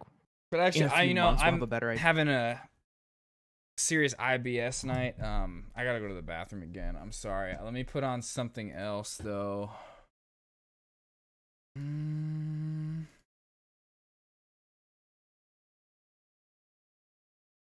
Just put this on for a minute. Okay, I'll be back. Sorry, this week guys. is I don't done, mean to keep breaking Joe for bathroom Biden shit, but could some be nice, the my stomach's not president-elect by unofficial but reliable vote counts, which leaves nothing left but the madness of Donald Trump. Trump rattles on about stopping the voting or counting the ballots or counting only the legal ballots, but not the illegal ballots, whatever the hell that means. The question now is, what is your goal here, Donald? Do you really believe that you can reverse the election with arguments over whether people who fled the pandemic could still vote at home in Nevada? Seriously, even Republican electoral lawyers are saying there's no there there. And he may not even have the money for these fights he's bound to lose, even with his own judges ruling. So I don't think this is a winning strategy. But what's more important is I don't believe Donald Trump thinks so either. These are not 500 vote margins of victory like the one in Florida when the Supreme Court gave George W. Bush the presidency in 2000. Take Nevada, where Biden leads by 12,000 votes, several percentage points. What scares me is that this may not be about reversing Biden's victory at all. This is incitement, plain and simple, and recklessly irresponsible. Trump is stirring up the far right wing as the new resistance. These are men with guns and QAnon accounts. One amateur armed militia showed up outside the Maricopa County polling site in Arizona, demanding that votes be counted, which was exactly what was going on inside. Let's play that. All we see is Democrats. Are you Republican or Democrat? The only people working in this building are Democrats. Are you Republican or Democrat? I just got a simple question. Republican. Okay, this is dangerous. The group was yelling, "You are fake news," as Brianna Whitney reports, and profanities to the press behind the caution tape, who's been inside reporting on the Arizona election results, which are being counted not by just Democrats in a Republican-controlled state. This is dangerous. A coup at least suggested that someone was in charge. The coup is done for. Nada. It's not happening. The election result will be certified and Biden will be inaugurated. But Trump's tweets and middle-of-the-night news conferences are incitements to violence that he will not be able to rein back in, even if he wants to. How does anyone tame this far right? They have grown. They see Trump as their supreme leader, and they aren't going away. And they don't believe anything that does not come out of their little propaganda outlets that are being propped up right now. Domestic terrorism by the far right and white supremacists was the number one threat even before this election. We really need to brace ourselves for what it will take to calm these people down or shut them down for spreading falsities and inciting violence. Stop incentivizing their algorithm looking at you, big tech. This is the real law and order question. We aren't going to turn these people into Democrats, not even neoliberal ones. We're not even going to turn them into, centrist Republicans. But we can't let a cycle of political violence swirl out of control because Donald Trump won't shut up. Working people deserve better, even from Donald Trump. It's revealing how impulsive Trump is. We knew this, and how Trump didn't really have a strategy beyond voter suppression. Trump had the one strategy, and now it's turned totally kooky. The election is going to be over, and you're going to lose in the courts, Mr. President, if you take it there. But he keeps going, and his base is showing up armed. And our leaders that could be intervening, well, we have leaders not equipped to manage this gritty extremist existence in either party. Sure, Joe Biden can talk to John Kasich across the partisan divide, but I doubt either of them can talk to a band of QAnon followers who believe Donald Trump had the presidency stolen from him and tell them to take a breath or reason with them. We are entering something very scary, and we will do everything that we can here, at least, to help us navigate these months and years ahead. Thanks for watching and listening to The Nomiki Show. But remember to click like and subscribe on YouTube, and please share on social media. If you're not already a patron, please join us for as low as $5 a month on patreon.com/The Nomiki Show for early and special content. That investment makes a huge difference. We are not corporate media raking in the dough. It's really you guys that are keeping us going. So please consider being a patron. And to our current patrons, thank you so much. We are incredibly grateful to you. We also now have swag. So check us out on thenomikishow.com to get your mugs, your totes, and your stickers.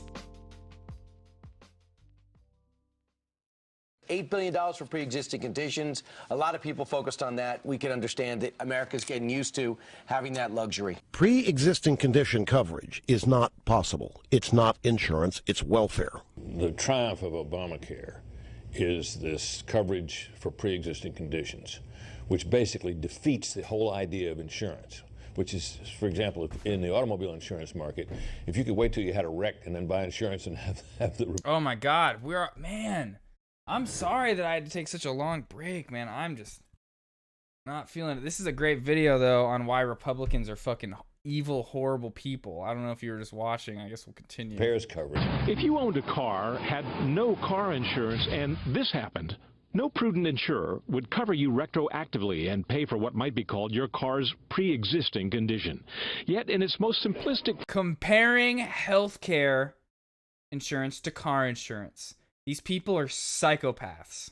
Form, that is what health insurers have been asked to do under Obamacare. When you go play blackjack, you can't ask for insurance against a 21 after you get 21.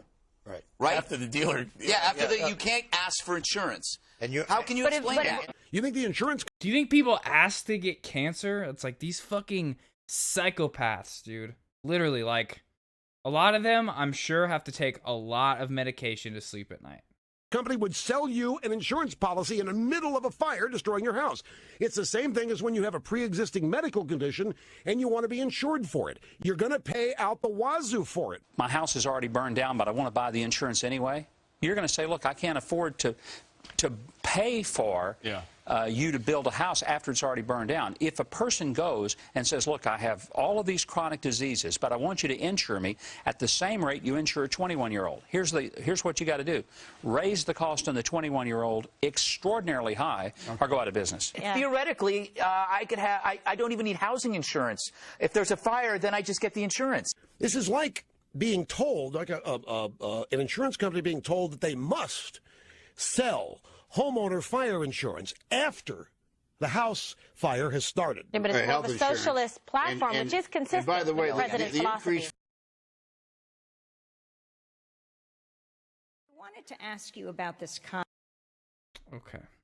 That's not what I wanted to watch. This is what I wanted to watch. Better equipped and experts, that kind of stuff. I think in a few months we'll have a better idea of what was spread and how far and how wide. Oh, looks like you got to go. Yeah, Donald Trump is here. I got to go, but I'll hit you back after. All right, Jordan? Thank you. All right, see ya. Good evening. I'd like to provide the American people with an update on our efforts to protect the integrity of our very important 2020 election. If you count the legal votes, I easily win. If you count the illegal votes, they can try to steal the election from us. If you count the votes that came in late, we're looking at them very strongly, but a lot of votes came in late. If you count the legal votes, no votes came in late. None of them. You can't, if your ballot was not postmarked by November 3rd, like if you postmarked it November 4th, sorry, not getting counted. That is not happening. Win. Decisively won many critical states, including massive victories in Florida, Iowa, Indiana, Ohio. To name just a few, we won these and many other victories despite historic election interference from big media, big money, and big tech. As everybody saw, we won by historic numbers. And the pollsters got it knowingly wrong. They got it knowingly wrong. We had polls that were so ridiculous, and everybody knew it at the time. There was no blue wave that they predicted. They thought there was going to be a big blue wave. That was false. That was done for suppression reasons. But instead, there was a big red wave. And it's been properly acknowledged, actually, by the media. They were, I think, very impressed. But that was Wait, after why the are you fact. That losing doesn't if do us there's any a big good. red We wave? kept the Senate despite having twice as many seats to defend as Democrats.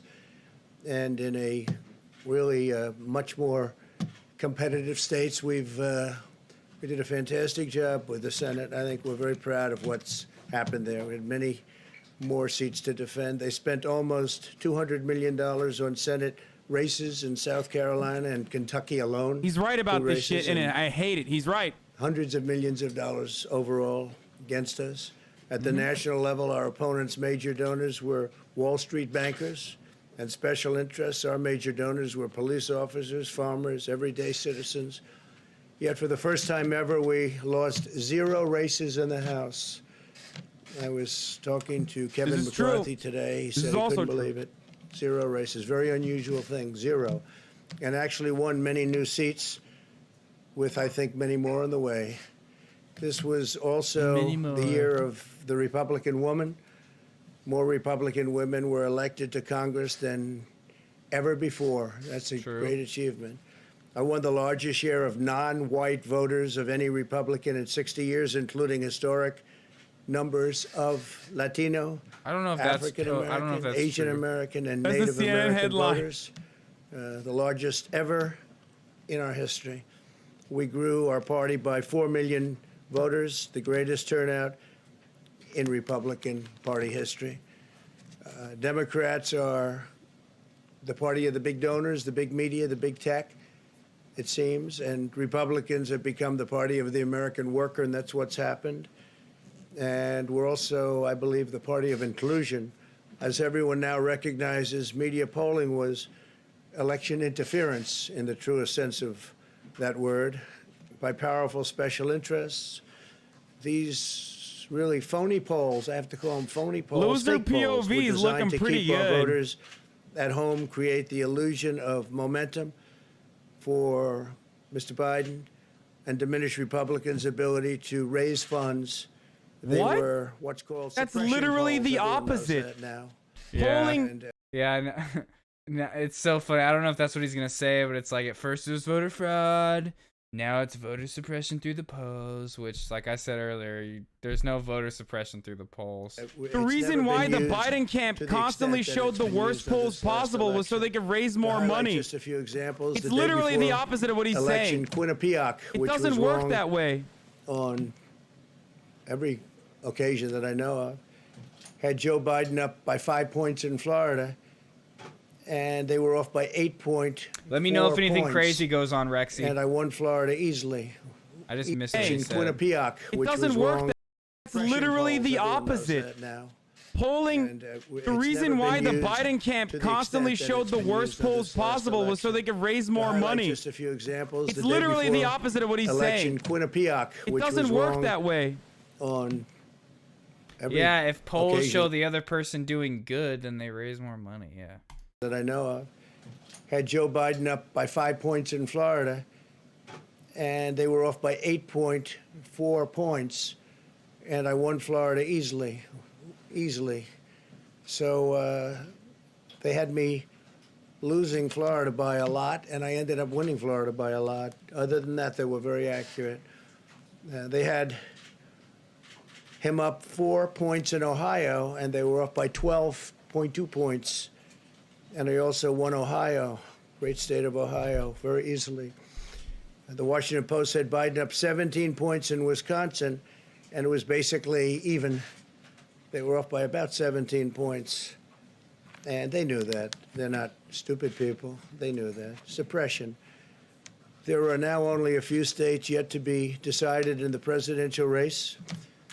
The voting apparatus of those states are run in all cases by Democrats. We were winning in all the key locations by a lot, actually. And then our numbers started miraculously getting whittled away in secret. And they wouldn't allow legally permissible observers. We went to court Not in true. a couple of instances, and we were able to get the observers put in. And when the observers got there, they wanted them 60, 70 feet away, 80 feet. We've already learned, we've already been through videos to talk about this. The only lawsuit was that instead of them being 10 feet away, they could be 6 feet away because of COVID.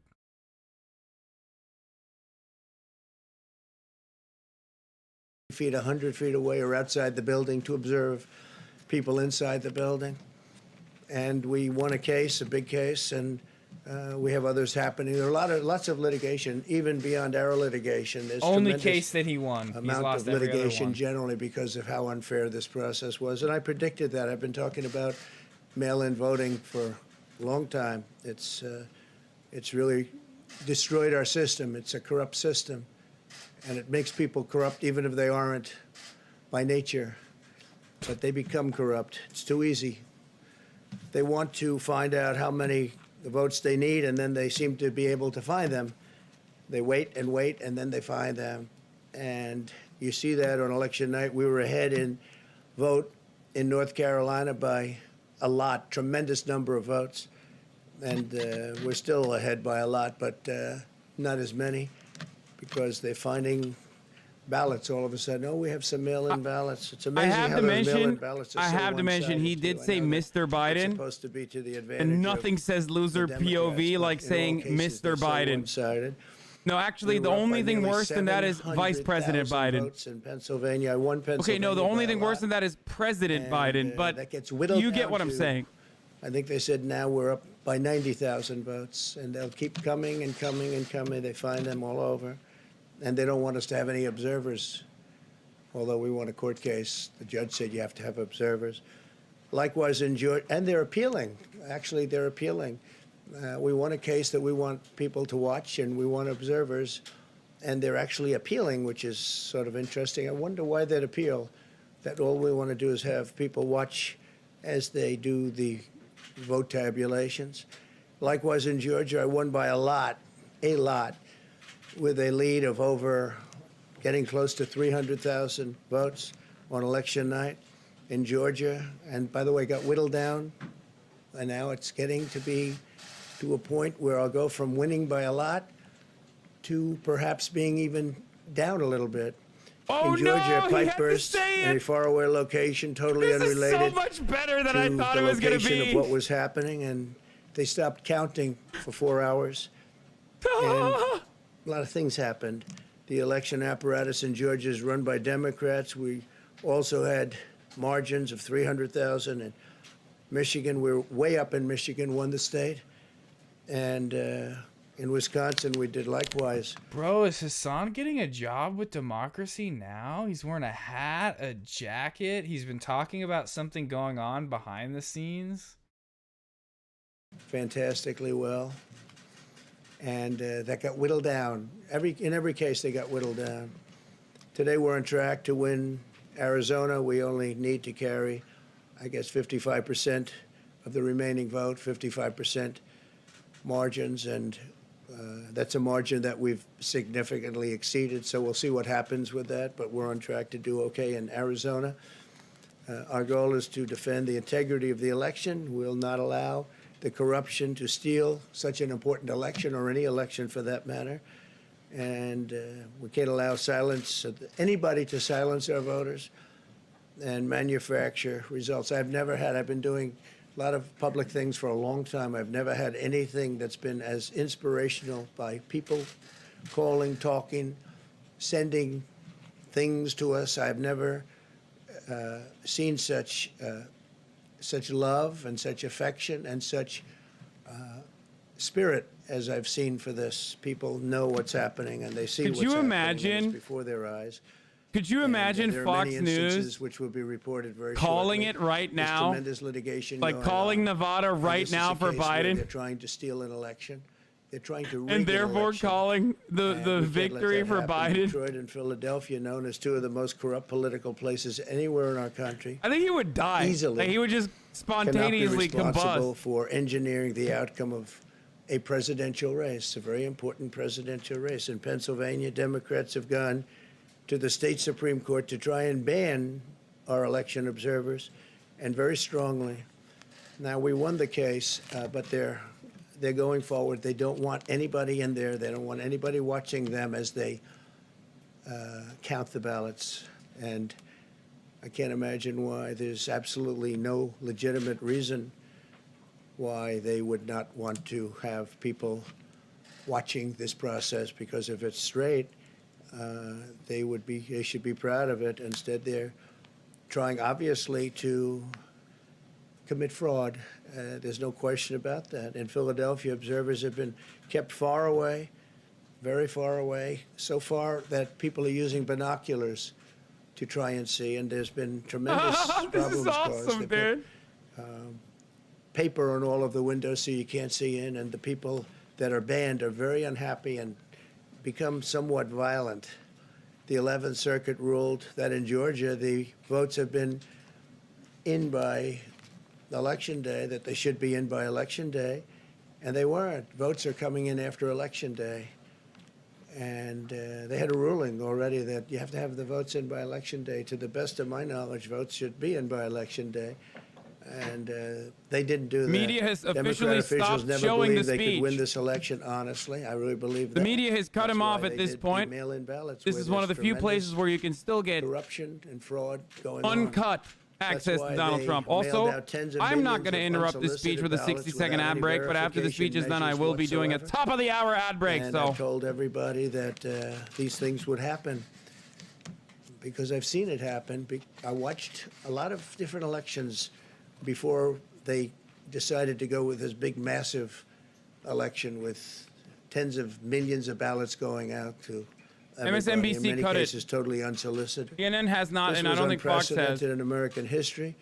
This was by design, despite years of claiming to care about the election security.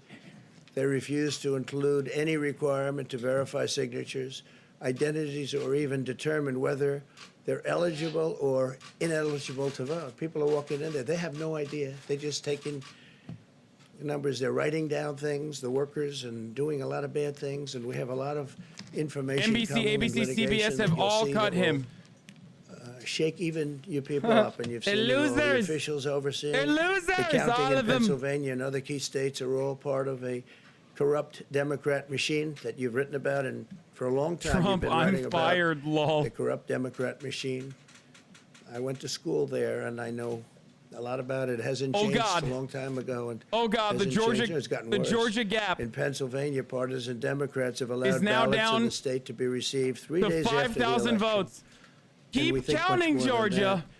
that. And they're counting those without even postmarks or any identification whatsoever.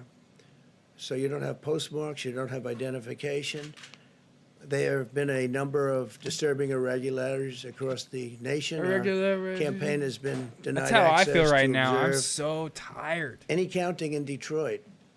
Detroit is another place. And I wouldn't say has the best reputation for election integrity. Poll workers in Michigan were black people. That's what he's saying. Attempted to challenge the activity. Those poll workers jumped in front of the volunteers to block their view so that they couldn't see what they were doing. And it became a little bit. It's like when he says Cory Booker is going to be the HUD secretary. Again, with large pieces of cardboard, and so they wanted to protect and block the counting area. They didn't want anybody seeing the counting, even though these were observers who were legal observers that were supposed to be there. In Detroit, there were hours of unexplained delay in delivering many of the votes for counting. The final batch did not arrive until 4 in the morning, and even though the polls closed at 8 o'clock, so they brought it in, and the batches came in, and nobody knew where they came from. We've also been denied access to observe in critical places in Georgia. In multiple swing states, counting was halted for hours and hours on election night. Chad, I just want to remind you, I'm going to stop this for a second, and because there are a lot of new people in here. All of this is a lie, okay? Everything he's saying is a lie. I'm sorry. I have to mention it. Every single part of this counting process is double booked. Officials are sworn in, and beyond that, they're also live streamed. Like, there's members of the media there. There are Trump campaign people there as well. That's why he's saying, well, they're in the room, but they need binoculars to see. So everything he's saying is a complete fabrication, and it's just him being a big, wet loser, coping with the reality that the mail-in ballots are coming in slowly but surely, and it's looking not so great for him. Want votes cast after Election Day, and they want the process to be an honest one. It's so important. We want an honest election, and we want an honest count, and we want honest people working back there because it's a very important job. So that's the way this country is going to win. That's the way the United States will win. And we think we will win the election very easily. We think there's going to be a lot of litigation because we have so much evidence. You can't say we're going to win the election easily and they say there's going to be a lot of litigation. Perhaps at the highest court in the land. We'll see. But we think there'll be a lot of litigation because we can't have an election stolen like this. And I tell you, I have been talking about this for many months with all of you. And I've said very strongly that mail-in ballots are going to end up being a disaster. Small elections were a disaster. Small, very easy to handle elections were disastrous. This is a large-scale version, and it's getting worse and worse every day. We're hearing stories that are horror stories, absolute horror stories. And we can't let that happen to the United States of America. It's not a question of who wins, Republican, Democrat, Joe, myself. We can't let that happen to our country. We can't be disgraced by having something like this happen. So it will be hopefully cleared up, maybe soon, I hope soon, but it'll probably go through a process, a legal process. And as you know, I've claimed certain states, and he's claiming states, and we can both claim the states, but ultimately I have a feeling he's not claiming anything. He literally has not claimed a state. And we can't stand for that in our country. Thank you very much.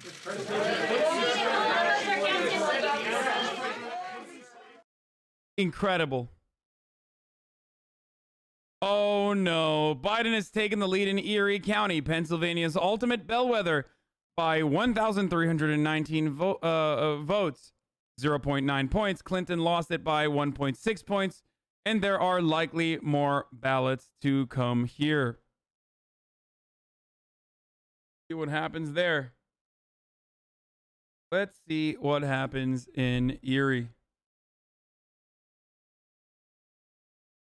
Now remember, this is one of the counties where Trump needs to win by even larger margins to maintain his margin of victory currently in a race that's tightening, because like Philadelphia is a fucking wrap.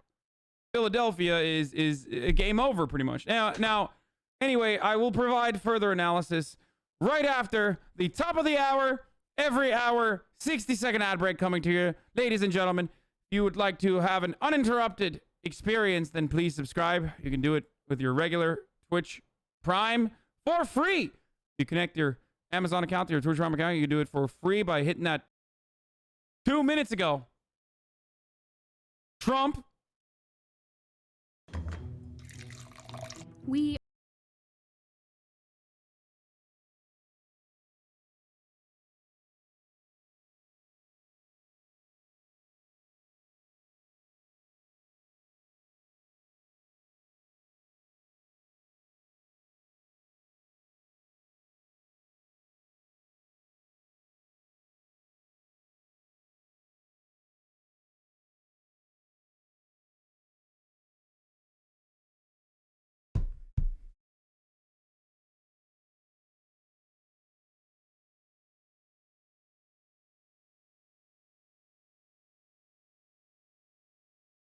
all have our morning routines, and lately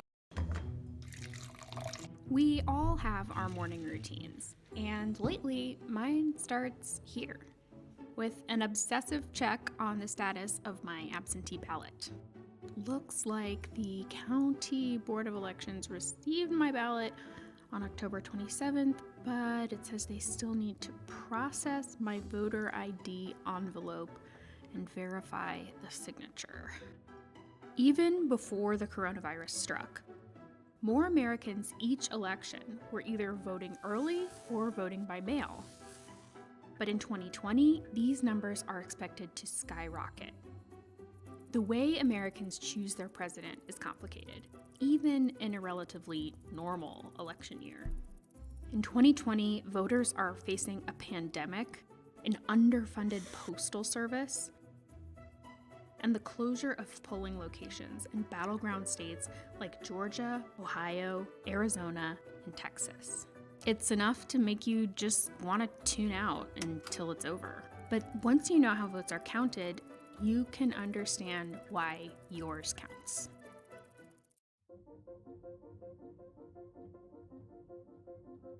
In most states, there are 4 ways Americans can vote: in person before Election Day, on Election Day, mailing an absentee ballot, or placing it in a secure drop box. Each of the more than 3,000 counties in the US has its own rules, but voting in person generally looks something like this.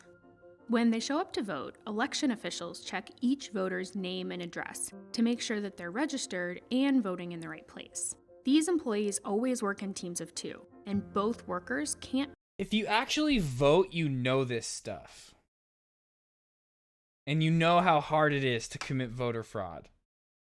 Be from the same political party.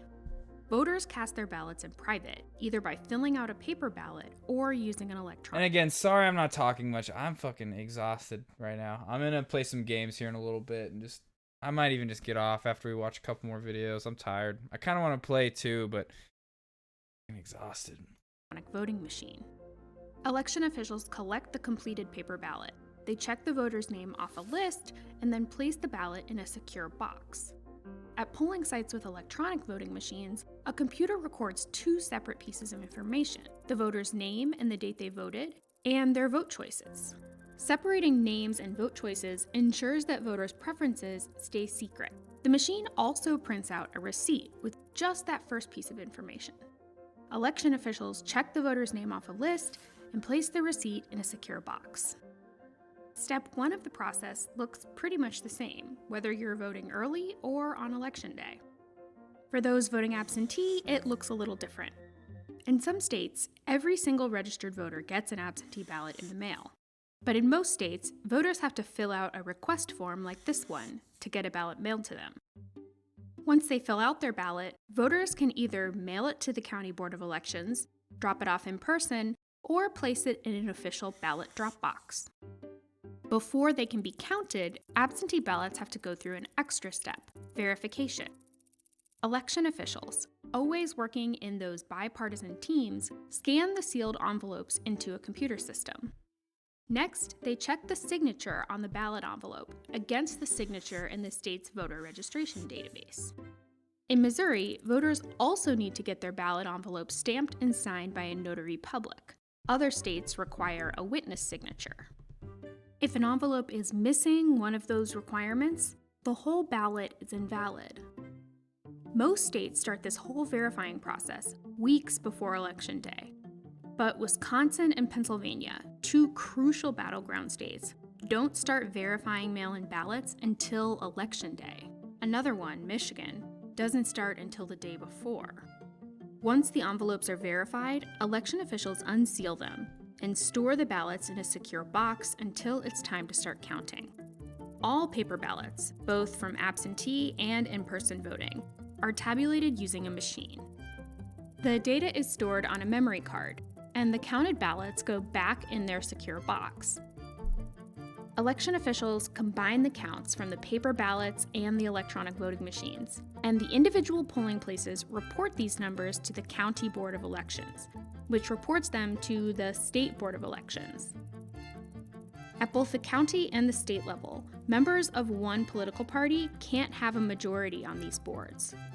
On Election Day, polling places and county boards are continually counting and reporting new numbers every hour or so. State boards of elections typically post the counts online after the polls close and keep updating them as more numbers come in. It takes a while for all these votes to be counted, sometimes hours, sometimes days. When you hear this on TV on election night, and look at all these wins we're projecting for Hillary Clinton. That doesn't mean all the votes in that state have been counted. News networks make projections based on a certain percentage of votes and they don't always get it right. A big call to make. CNN announces that we call Florida in the Al Gore column. Stand by.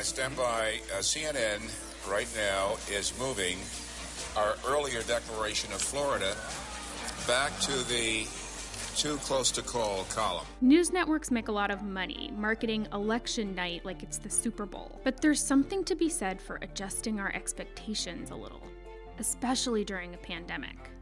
After all, the law in most states gives state boards of elections weeks to make sure that their vote counts are complete and accurate before certifying them as official.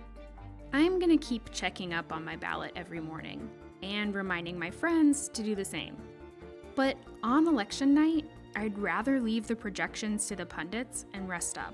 Democracy is a marathon, not a sprint. Wait, what? Are you serious?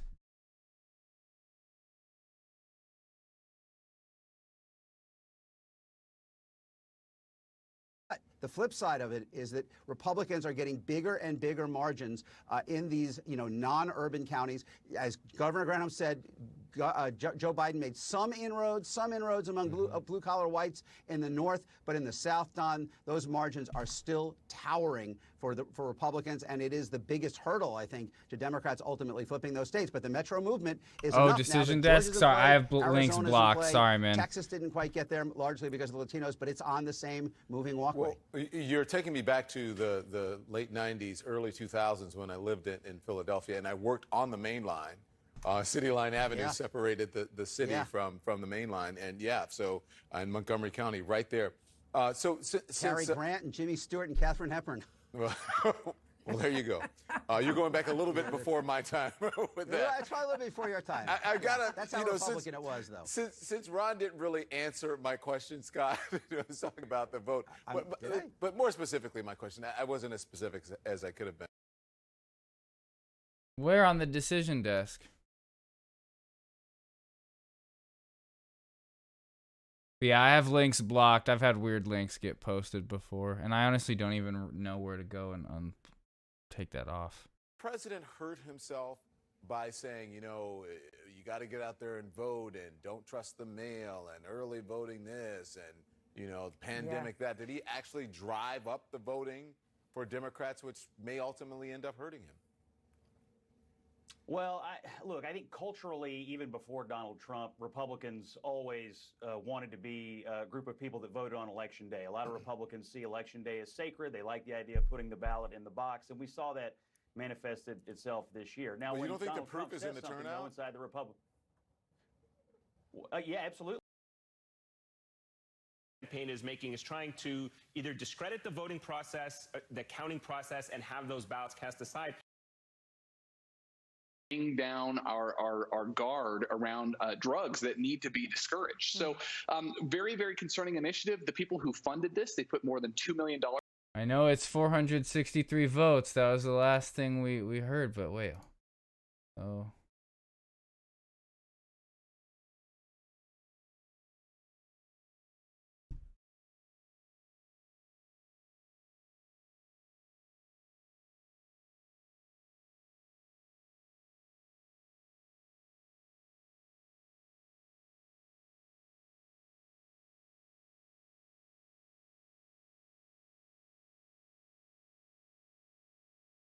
Yeah, I'm not finding the decision desk. I saw Hassan. Oh, is it this one right here? No, yeah, I saw Hassan looking at something, the needle or whatever it was on decision desk, but I haven't looked at that really at all. But oh, they just changed it back. Okay. Yeah, I still think we're still waiting on these 463 votes, unfortunately. Oh, you got me excited. Oh, this video is done anyway. What else? Oh, yeah, I want to see this. Could Bernie become Secretary of Labor? Meanwhile, speaking of Biden and I this don't think other fight that's going on is, and I don't think we've talked since that report about Bernie wanting to be labor secretary. I have so many comments about this. Ready for it. Okay. please. I did an interview over the weekend with Harvey K, where we talked we were just chatting about it, and they're like, let's do an interview. So it's on patreon.com/the Show. It's really good because he brings in look the on historic Twitter though, context to real this. quick, just to see. We're just talking about the leadership makeup of Congress, and the Senate is even worse. Robert Reich notably talked about he was being caged in when he was labor secretary under Clinton. You want to get rid of the most powerful voice, progressive voice in the world. Wait a minute.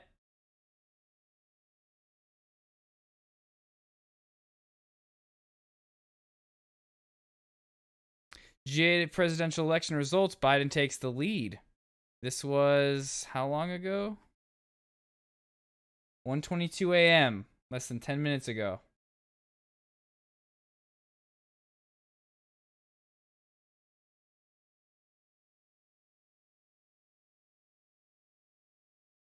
Six minutes ago.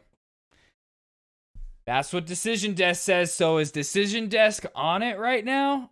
Are they the only ones on it? And is CNN and Fox and all them, are they all sleeping thinking they weren't going to get any results for a while? Ooh. Maybe we stayed up for a good reason. I was thinking about ending a little bit ago because I am just fucking exhausted tonight. I have no commentary. I'm just sitting here earlier I was a little more energetic and I went and got some tea to try to wake me up. Did nothing.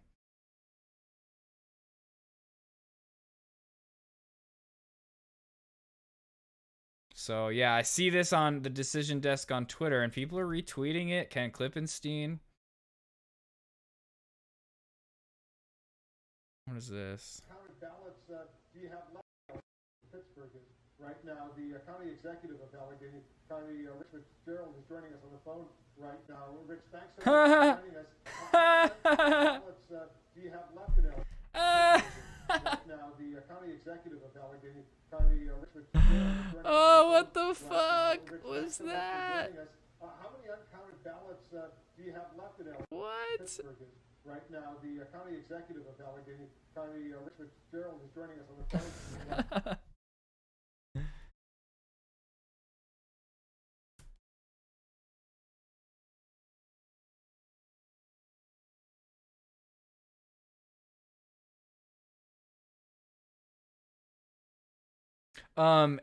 HE, if you ever do want to post links though, there is a Discord.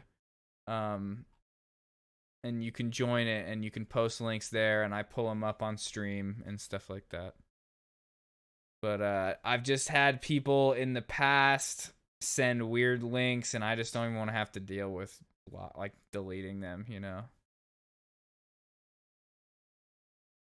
It's 1:30 for me exactly. I'm in West Coast time.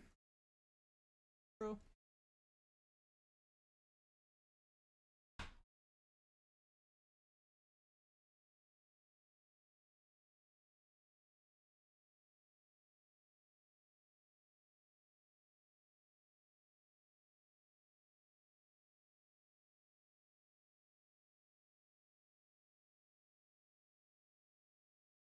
Could have gotten him elected more soundly. I participated in the "we're going to push him left" dialogue because I was trying to extract some leverage at the time when there actually was leverage. If people were willing to withhold their votes for him, now we can all just be really honest about the fact that if the largest protest movement in the history of American history is not going to move Joe Biden an inch on any issue, much less criminal justice, much less any of the issues that are overwhelmingly popular and could have gotten him elected more soundly without this nail biter that we're all enduring right now, then nothing is going to do it. There's an obvious concerted effort to pretend like this outcome, presuming that Joe Biden wins, is a net positive, and to sweep his colossal failures under the rug, to sweep the fact that he's been a toxic influence on down ballot races under the rug, to sweep the fact that neoliberalism was on the ballot and it failed horribly under the rug. And I think that the hope that we should have in this moment, what the progressives should be focused on, is to exploit this moment for all of its rhetorical value. If this were Bernie Sanders and Bernie Sanders had caused such a disaster car wreck of a down ballot outcome, you would never, ever hear the end of it. You would never hear the end of it. God. This is Joe Biden's monstrosity. And the reason that they're not letting any progressives on TV, the reason why you have this like rotating carousel of nincompoops offering their failed prescriptions for what should come next after having absolutely no predictive savvy and what has happened, is because they know if they let us on there, we'll speak the truth. And the truth is that this has been an abject failure for neoliberalism. And all of the rhetoric that led up to this, where we weren't supposed to talk about Joe Biden's real failings, or we couldn't handicap his campaign, undermine his campaign in any way, because Trump is worse and Trump is a fascist and Trump's going to get my friends deported. I respected that enough to be running at 25%. But now I'm running at 100%. If people thought I was going to be annoying before, I promise you, I'm about to be so obnoxious. You're going to pray for the days that I was quote unquote on the payroll. Ooh. Damn, dude, I've never subscribed to a podcast on Patreon before. I might have to for the Bad Faith podcast. That was great. That's what it's going to be like, especially in this stream. And like I've said before, we're not like a Hassan stream where it's pretty much nonstop politics. We play games here. We like do React Andy stuff. We watch fun stuff all the time. But during a Biden presidency, if that's what we're getting, as Rexy is saying now that he is up by 917 votes in Georgia, we're going to take a look at that. But when we do talk politics in the next 4 years, it's going to be like this, criticizing Joe Biden nonstop. Don't think just because I voted for him that I like him in any way.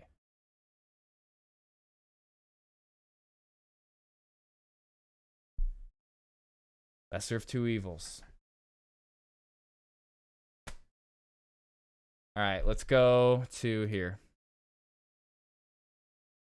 Victims, and frankly, they want to be able to go to work and celebrate the holidays with their families. What? No! What? Telling them what they can and cannot do because of a virus that has a 98% survival rate. Pogs! And from the suburbs of Pogs! Pittsburgh and Allegheny County. As somebody who works Oh God, wait, I hear it. Just how You are guys. feeling right now? What's your reaction to all this? Oh no. You know what? It is such a I'm hearing surreal it. experience. I spent a lot of time It's back. with him, traveling across not only Pennsylvania, The MAGA chuds are back. a lot of time with him across the country and across the world. And he is someone who can bring the nation together in a way that really needs to be done. All right, like I said earlier, every time Biden starts to take the lead, they steal more ballot boxes from the election clerks here, and they go door to door, and they try to get us to change our votes from Biden over to Trump. And I have to fight them with my Second Amendment rights, stand my ground.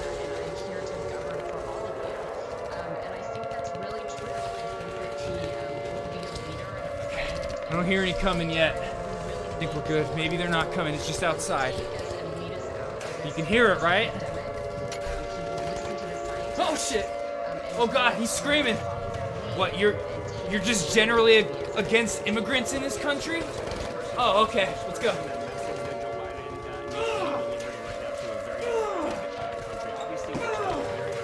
Okay, another one's coming. Another one. He's yelling that child deterrence is a good immigration policy, and Trump's actions at the border are good. Oh yeah? You don't think they're inhumane?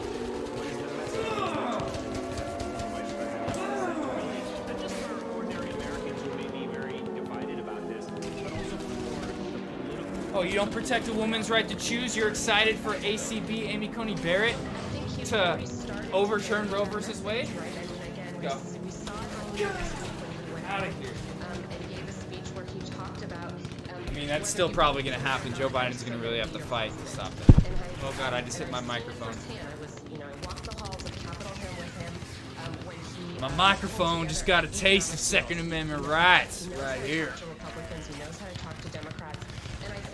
He's going to continue doing is sharing this message. Bullet just flew right by me. Here to sort of bring us all together so that we can move forward as a nation. And I think you've started to see it already. I think you're going to continue seeing it. he doesn't want to be a divided president because that's not who he is as a person.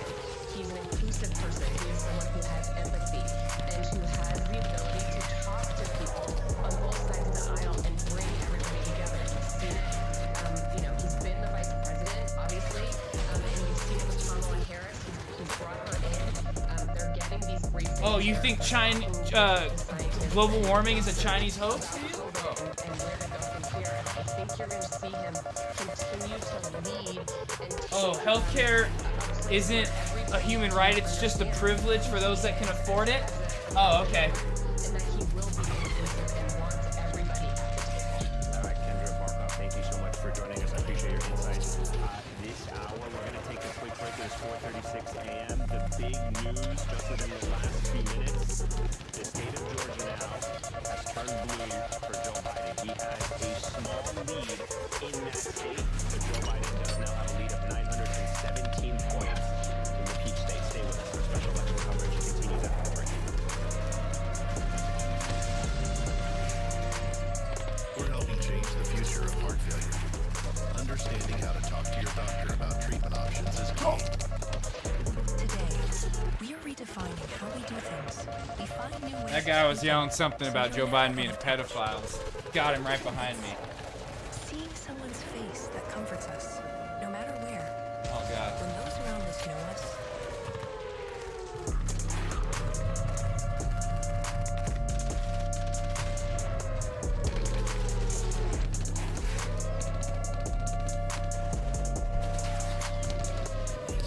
Why is this not playing?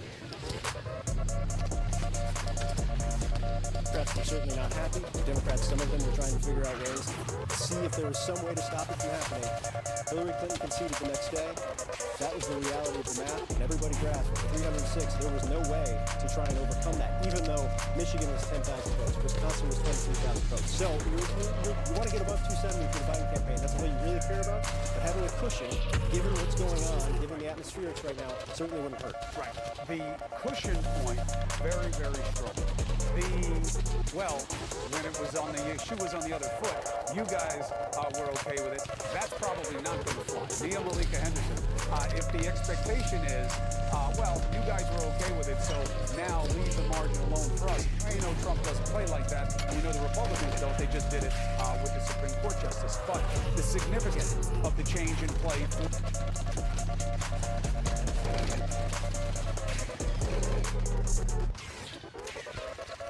Blitz as we enter the final stretch of the 2020 race. From every angle. If you were sitting here talking to Joe Biden.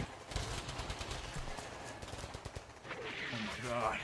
It's a crazy war out there right now. The impending race war has begun. The MAGA chuds are very upset.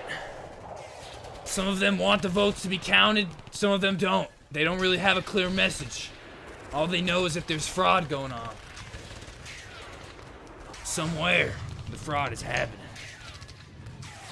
As we speak, they're pulling an all-nighter in Arizona to count the approximately 285,000 votes that are left in that state. Earlier. It's a nail-biter. Let's go to Janet Napolitano. She was governor of Arizona from 2000.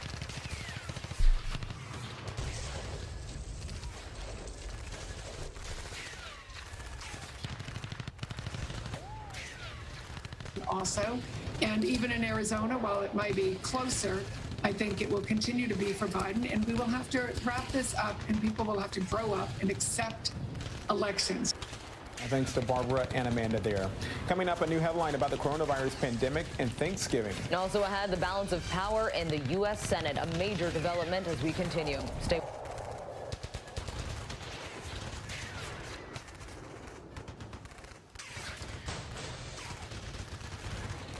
Well, folks, I guess since no news coverages are live right now, none of them are covering this breaking news other than putting it on their little headlines. Here on the Inaband, twitch.tv/Inaband channel or Truth Teller Eagle, TrumpFuck.me. You're getting the news here first, folks.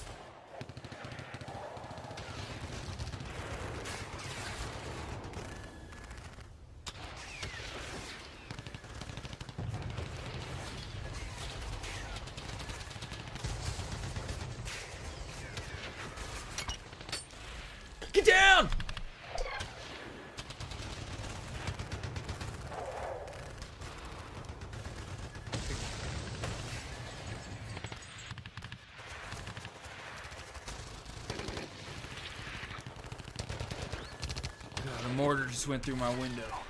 I think I'll be okay though. Jesus Christ, folks. Folks. You heard it here first. Joe Biden has taken the electoral lead in Georgia by 917 votes. You heard it here first from our senior correspondent from CNN, Rexy, the Red Panda Dragon Tar.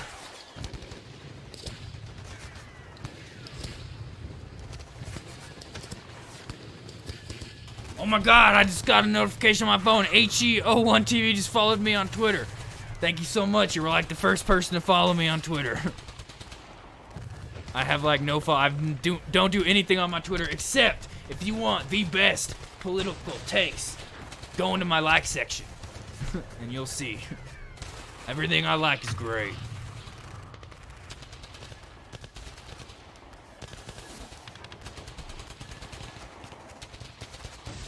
Count has been proceeding. Some states take.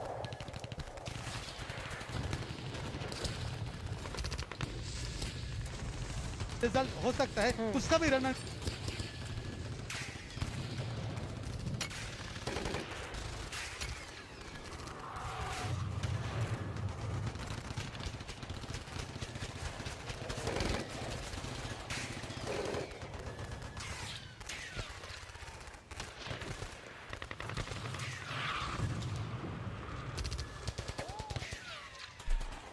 Has CNN called Arizona then?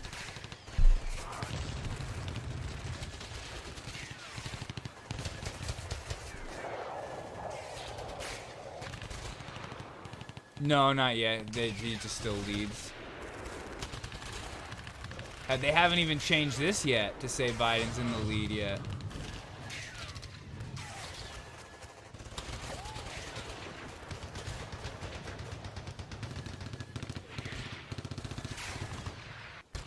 With new VIX Immunity Z.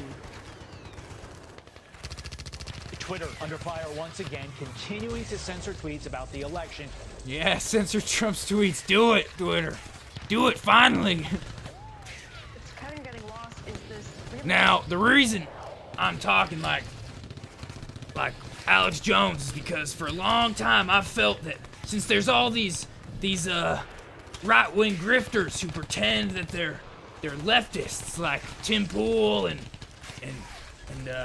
Jordan Peterson, Dave Rubin. We need on the left a left-wing grifter, someone who's gonna say that they are right-wing, but present ideals in a left-wing way. Pull the smoke screen right over their eyes. Libtard media censored my patriot president. That is right, HE10TV. That is exactly what they are doing. Because he is trying to just say that there's fraud probably. And without counting all the votes, that's how you prove that there's no fraud. But like, it's like, when you count all the votes, that's how you know that there's fraud. Because like, wait, to find out there's fraud, you probably have to count all the votes, right? To make sure, because like, what if one person votes? Okay, hear me out here. Okay. I believe election fraud is real, but listen. So, say one person tries to vote twice. And, hear me out, folks. Breaking news. So, folks. Say he votes twice, but we stop counting the votes, and only one of his votes gets counted. How do we know there was fraud if we don't finish counting? We have to count the votes, people. People, you heard it here first. If we want to know that the massive amounts of fraud that went on this election, the 1 million to 10 million illegal immigrants that probably voted for Joe Biden to secure him this very clinching victory, we need all of the votes to be counted. You heard it here first. I'm on scene here in the battleground state of Nevada. You hear what's going on behind me.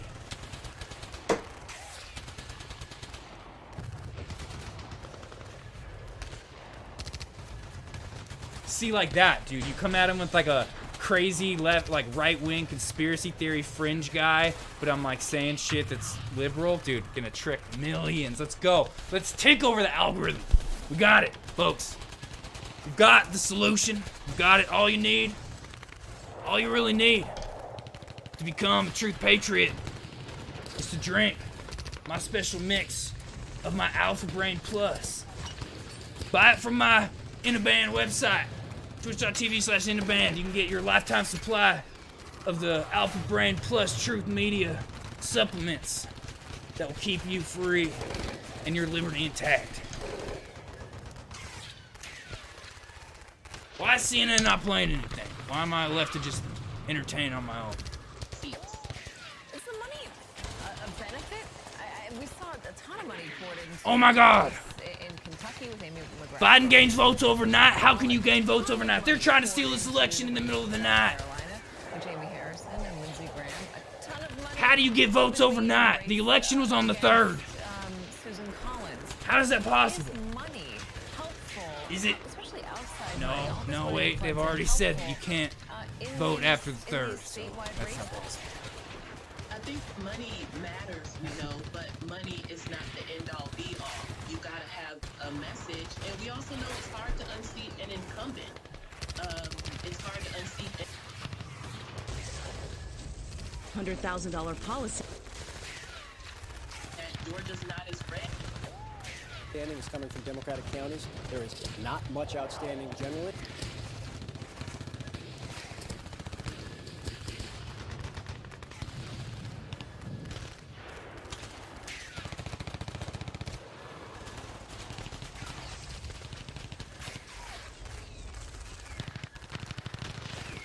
Bro, if Biden gets Georgia, it's a wrap, man.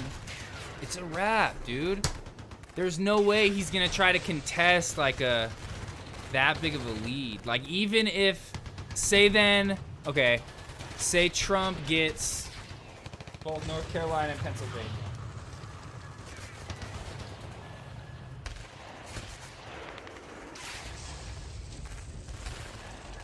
And what's Pennsylvania? Plus 20, right? Yeah. It's only 249.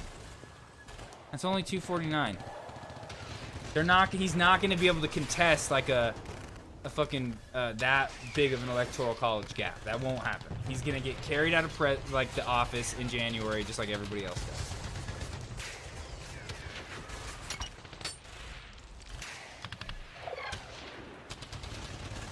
Did I just hear a bomb? I don't think so. I think I'm good.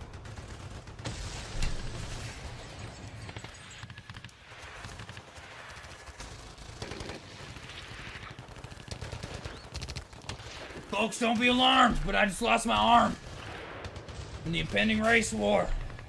My arm was just blown off by the magachuds. It's okay. Still fight. Freedom.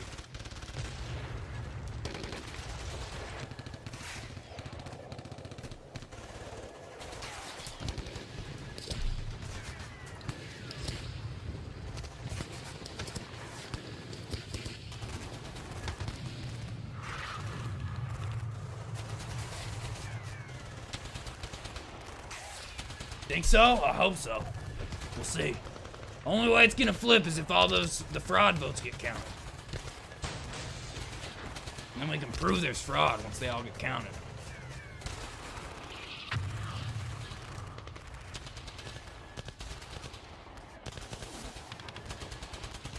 And stop for a cold. Bruh, what are you guys doing? It's big news right now. Welcome back. Overnight, hundreds gather outside the Maricopa County Election Center in Arizona to protest the ongoing ballot counting. How many votes didn't count here? These are all canceled ballots. Look at this. Right in front of the elections office. They're lying, bro. Those people are lying. There are major problems with the state's true. ballot counting. Election officials are expected to release. It's like, honestly, if those 24 people are the only ones, it's not going to swing it. It's going to be by a couple hundred. Underway in Milwaukee County, Wisconsin. If anything. A team will review the election process and paperwork in all Milwaukee County wards with no And like plans. here in Nevada, there's like ballots that are invalid. And like they're giving people time, like everybody, like there's a list. I saw it. I thought about if I needed to check it, but I don't because my ballot got counted. But if it wasn't counted, you can go back and like fix your signature or whatever. That you have an option to go do that like these next couple days, like in Nevada. I'm sure it's like that other places too. So if these people are just sitting there being like, oh, there's problems with it, but they're not retroactively going to fix it, like that's your problem. This now, Alex. Let's focus on Georgia. I know we had different topics lined up, but let's focus on Georgia. A judge shooting down the Trump campaign's first trip to court there. Ooh. Two-part question. What can the Trump campaign do next? And two, what I thought Trump packed the courts. On this. Is this enough to pave the path to ultimately ending up at the Supreme Court? So, number one, first, good morning. No, it's not. It's not going to end up at the Supreme Court if he wins Georgia and Nevada. It's not. Number one, I think. And then in Pennsylvania, no, it's a wrap. That's like a huge electoral victory right there. That is big. Much less the Supreme Court. The reality is, we haven't even finished the count yet. From a process perspective, there's a count. There are potential recounts. Certainly, Georgia now seems close enough that it will ultimately wind up in a recount. Obviously, we've had that conversation about Wisconsin. Then, and really only then, do I think you're likely to have both sides be able to look at what has happened and transpired and see if there's any issues that they think courts need to address. Right now, most of these cases involve things like observers or other non-structural operational issues, and those types of transparency questions are important, but it's a long way to get from there to the Supreme Court. And to your point that you just made, 4 states, of course, legal action, some sort of legal action being taken, Michigan, Georgia, Pennsylvania, Nevada, but I heard a fellow election lawyer say, look, we may not have answers until mid-December. Is that right? That's potentially right. As the states move through the process of certifying their elections, again, no disrespect to media networks calling elections, that doesn't actually do anything. The actual decision happens after the votes are cast and the states review the process and then certify, and at numerous times throughout that process, there's at least the potential for legal action. Florida was unique, obviously, because it centered around one particular state and dragged out through the entire process. But yeah, theoretically, we could be having this conversation all the way through certification. I'm sorry for jumping you around the country here, but the Georgia thing just came down. In Nevada now, which is what we had planned on talking about. Years we have offered a free book. The remaining votes in Georgia, and he'd need to be winning them by a substantial enough margin that he could get back to 50% plus one. Otherwise, he's headed to a runoff. Steve, we are coming up on our hard out, and we thought we would get some Philadelphia numbers during this 3-hour block that we've been here with you. Let's check one more time. I thought you would.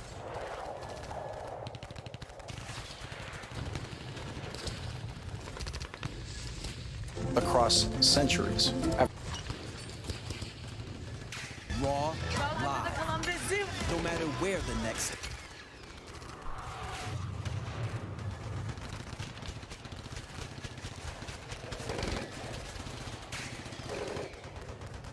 Well, you know, I'm just gonna say this. I have no problem watching Fox News because they're the only ones giving live coverage right now, and it's easy to watch them because it's super easy to take down their talking points. To render an opinion on that. And the other thing is, those types of challenges, a dead person theoretically in the voter rolls, those tend to be individual issues. Alleging that someone doesn't live in the state, if one individual is in that situation, even if the court invalidates that ballot, that's not likely to be the type of issue that gets you big enough numbers of changed ballots to change elections anywhere, even in small municipal elections. It's really only the structural issues like ballot receipt timing and other conversations happening in Pennsylvania that have the potential to move large blocks of votes. Alex Vogel, I would say don't go anywhere, but I'm sure you have things to do today. You're going to be busy over the course of the next 2 months. We appreciate your time Fox News breaking these issues down for us this morning. Thanks. They've been intercepted by the liberal news media. They don't tell the truth no more. Fox and Friends First, Attorney Aaron Elmore, North Carolina Congressman Dan Bishop, Bill McGurn, and Harmeet Dillon. Stay tuned. God, dude, DMCA, what the fuck, bro?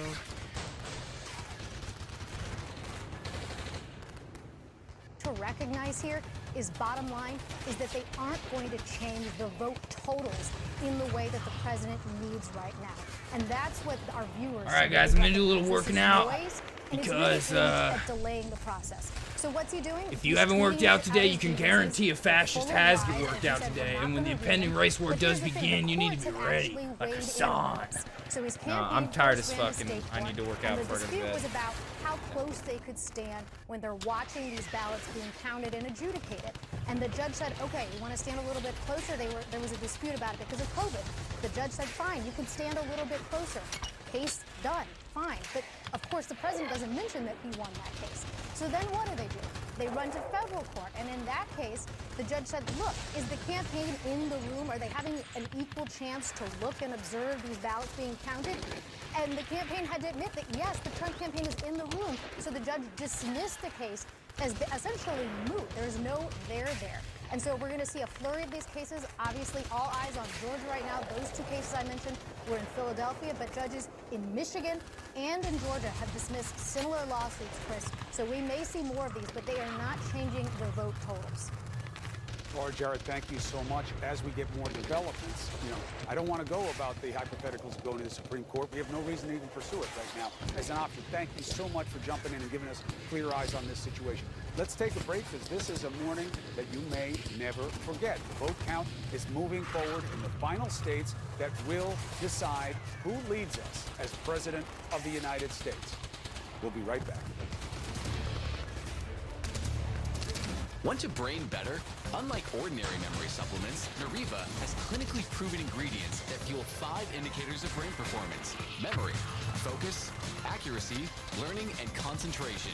Try our new gummies for 30 days and see the difference. Each year, Americans waste over $21 billion by overpaying on car insurance. Enter the Zebra. Another car insurance ad? No. The Zebra compares them all and shows you who can actually save you money. Compare car insurance for free at thezebra.com. Could you be a target for identity theft or cybercrime? You put locks on your doors and windows, an alarm system on your home, but protecting yourself from cyber threats isn't that straightforward. Oh, God. In the last year, there were 3 victims of cybercrime every second. Why would I? As technology. Why do I have to make you guys watch ads? Sorry. And chicken soup or steak. 831 or visit by ntag.com. So call 1-800-737-7831 or visit by ntag.com now. Diamonds, the timeless.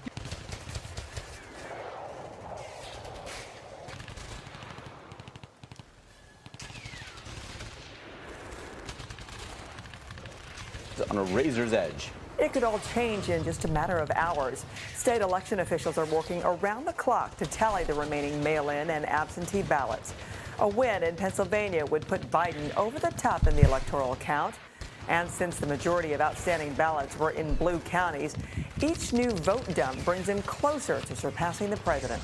A similar situation is playing out in Georgia, where Biden and Trump are now neck and neck, separated by just hundreds of votes. The president has narrowed Biden's lead in Nevada. The candidates now separated by about 1 percentage point.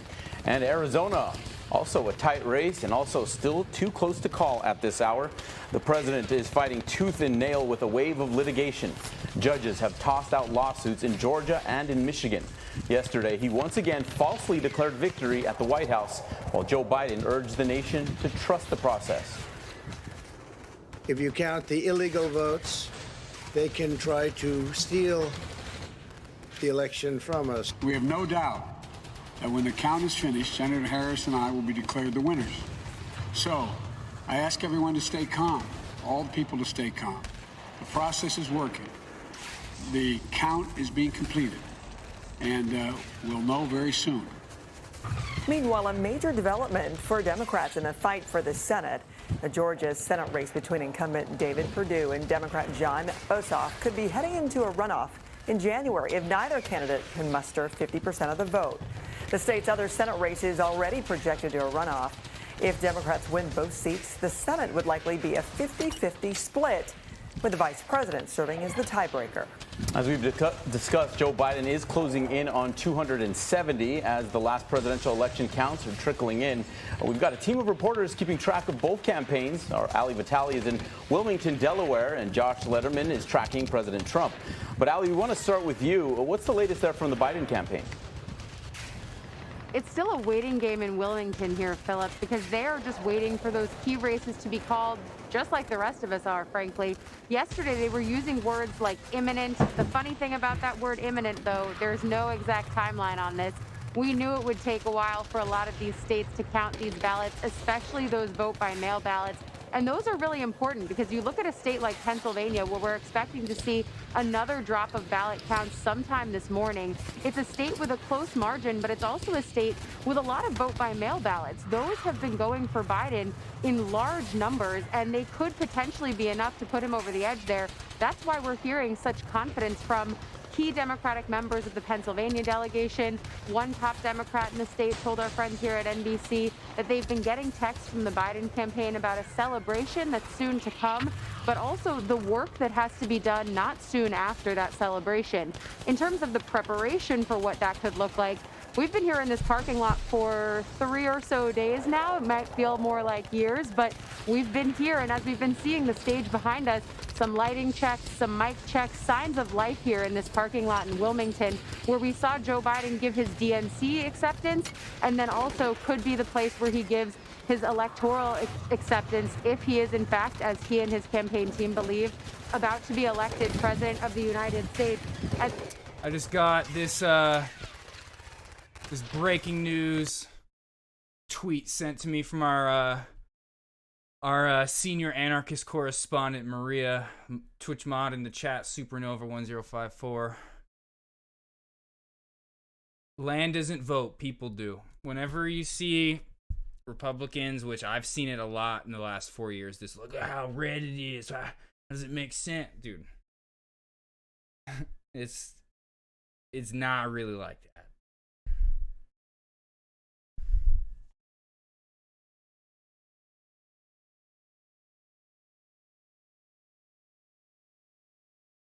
In the meantime, though, everyone is just waiting for all of those different ballot calls. But top aides are also reacting to the president's remarks last night, saying that they were desperate, baseless, and a sure sign that he's losing. Guys? All right. Ali Vitale with the very latest from Wilmington, Delaware this morning. Ali, thank you so much. Also waiting is the president. So let's turn to Trump campaign side of this fight. Joining us now is NBC's Josh Letterman. And Josh, for the first time, we heard from the president in front of cameras since Election Day. He stood there at that podium standing by his threats of legal action. Yeah. That's right. As the president's son calls for total war and his lawyers fan out across the country, filing lawsuits in these key unresolved battleground states, the president appeared in the briefing room for 17 minutes. He did not take any questions, but instead lobbed several falsehoods about legal votes, claiming that if only legal votes were counted, the president would easily win election. Take a listen to what he had to say when he appeared at the White House. There are now only a few states yet to be decided in the presidential race. The voting apparatus of those states are run in all cases by Democrats. We were winning in all the key locations by a lot, actually. And then our numbers started miraculously getting whittled away in secret. But we think there'll be a lot of litigation because we can't have an election stolen like this. All lies. And of course, none of that is actually factually true. The president was not up necessarily. It was always the case that the votes were going to come in later from votes that were cast absentee that needed to be counted after Election Day. And as far as those states being controlled by Democrats, that's not necessarily true in the case of Georgia, one of the outstanding states that is controlled by Republicans. But the president doubling down on this inaccurate rhetoric, saying on Twitter just a few minutes ago, I easily win the presidency of the United States with legal votes cast. The president going on in that tweet to complain again about observers not being allowed in, even though we know in Michigan bipartisan election observers have been in the room as these votes are being processed. The president continuing to say that the U.S. Supreme Court should decide. Back to you. Yeah, and Josh, we'll see how far this fight takes him, especially the closer we get to getting all these votes counted. Josh, thanks. As we stagger into day 3 of Election Day / week here, this year's Florida is looking like it's going to be Pennsylvania. No shortage of drama nor confusion over these counts. Joining us to make sense of it all, NBC News Digital senior political analyst Jonathan Allen. Thank you so much for joining us once again, Jonathan, trying to make sense of all of this here. So you were in Pennsylvania last week, so you know the ins and outs of how this process works. What's your sense of how things are playing out right now? Well, Philip and Francis, great to be with you again. I think that the easiest way to look at Pennsylvania right now is that Joe Biden has been coming closer and closer with each additional batch of votes. And for folks who do projections on things like this, and I've got spreadsheets, we have a decision desk, they'll eventually make a call on this. What we're seeing is that Joe Biden's getting closer and closer to Donald Trump, and unless there was some sort of major shock in the votes that you're looking at from Philadelphia or even from around the rest of the state, Joe Biden is very much on pace to overtake Donald Trump. Yeah, let's talk about that path there. If there's anything out there, any light for the president, especially with those gaps that we're seeing in the margins narrowing in Pennsylvania and Georgia as well. Would there be what scenario would there be that President Trump is hanging on to besides the legal action? Well, that's a great question. I mean, basically at this point, he obviously has to win Pennsylvania in order to continue on as president. And if he doesn't do that, then it's over. Short of that, or if he wins Pennsylvania, he still has more work to do. The path to him winning the presidency at this point is like a black swan shooting the moon while doing a field sobriety test, right? I mean, it's possible. Yeah. It exists. Arizona would have to be overturned. Basically right now, we haven't called Arizona, but other news organizations have. So he would have to win Arizona, and that looks like that's going to be tight. He'd have to win Georgia. That looks like it's going to be tight. So I'm just looking through tweets right now to see if there's anything I need to pull up. I hate looking at Twitter. Do you think he realizes that? Do you think that in his prepared remarks, very prepared because he was reading pretty much the entire thing from his notes, that he realizes that and he's looking beyond even a legal fight here? And I know this has been tossed around a little bit, even 2024? There's certainly talk about him running again in 2024. Before that, he believes that there should be a legal fight and that he should win that legal fight and that it should be decided in large part by 3 of the justices that he appointed over the course of the last 4 years. The problem for him is that the Supreme Court, no matter who the justices are, tends to look poorly on what the rest of us would call frivolous lawsuits. And so far, there hasn't been anything filed by the Trump camp, or at least reviewed by judges so far, that has really put in question, the validity of votes coming forward. We still haven't finished that first count, and usually lawsuits involve recounts and contested ballots. We don't have it today. John, what does the Biden campaign do from here as far as focusing their attention on fighting these legal battles in a state like Pennsylvania that is so consequential versus putting their efforts on a possible transition to train from a Biden campaign to a Biden administration? Yeah, I mean, they have multiple wings or arms of that campaign. So there is a legal team in place. There are, hundreds of Democratic lawyers, if not thousands, that were ready to go on these questions. Bob Bauer, who used to be the White House counsel under Obama, is working on the working on the Biden campaign. They are answering lawsuits. In some cases, there was one appeal yesterday, and so they're ready to do that. There's a whole other set of people that are working on the transition piece and may also be working on putting together some sort of an agenda for Joe Biden should he be elected president. And again, we haven't called it at NBC yet. Yeah, like you said, it's very important to note, yes, we have not made that call yet. Still a lot to look forward to. Don't want to get too far ahead of ourselves, but still very important questions to be addressed. And Jonathan Allen, again, appreciate you helping us out this morning. Awesome, and let's have a drink next time. Gosh. Hopefully that next time will be soon, because we don't even know when the next time is going to be, because all things considering, right? You got it, buddy. All right, cheers to that, Jonathan. Thank you. Let's turn now to the nation's coronavirus surge that has hit yet another milestone. New infection rates continue to soar, with the United States confirming for the first time over 120,000 new cases reported on Thursday. What? That's according I to thought an COVID NBC was supposed to tally. go away on November The latest 3rd. numbers eclipse Wednesday's Everyone previous was saying that single-day COVID was record going of to over leave the moment 104,000 November by 3rd nearly election 16,000. stopped. This marks the second day What? in a row the country has reported over Madness. 100,000 cases. The virus is showing no signs of slowing down and continues to spread throughout the nation, including in key battleground states in the election. On Thursday, Pennsylvania, Georgia, and North Carolina each recorded more than 2,000 cases in a single day. The news comes as the U.S. still holds the lead for the highest number of coronavirus cases and deaths in the world, with more than 9.6 million infections and over 236,000 deaths. All right, let's turn now to NBC meteorologist Janessa Webb. She's been keeping a close eye on the Gulf with this storm Ada swirling about. We got a lot going on with the election, but it's easy to forget that we've got that going on there. Janessa, good morning.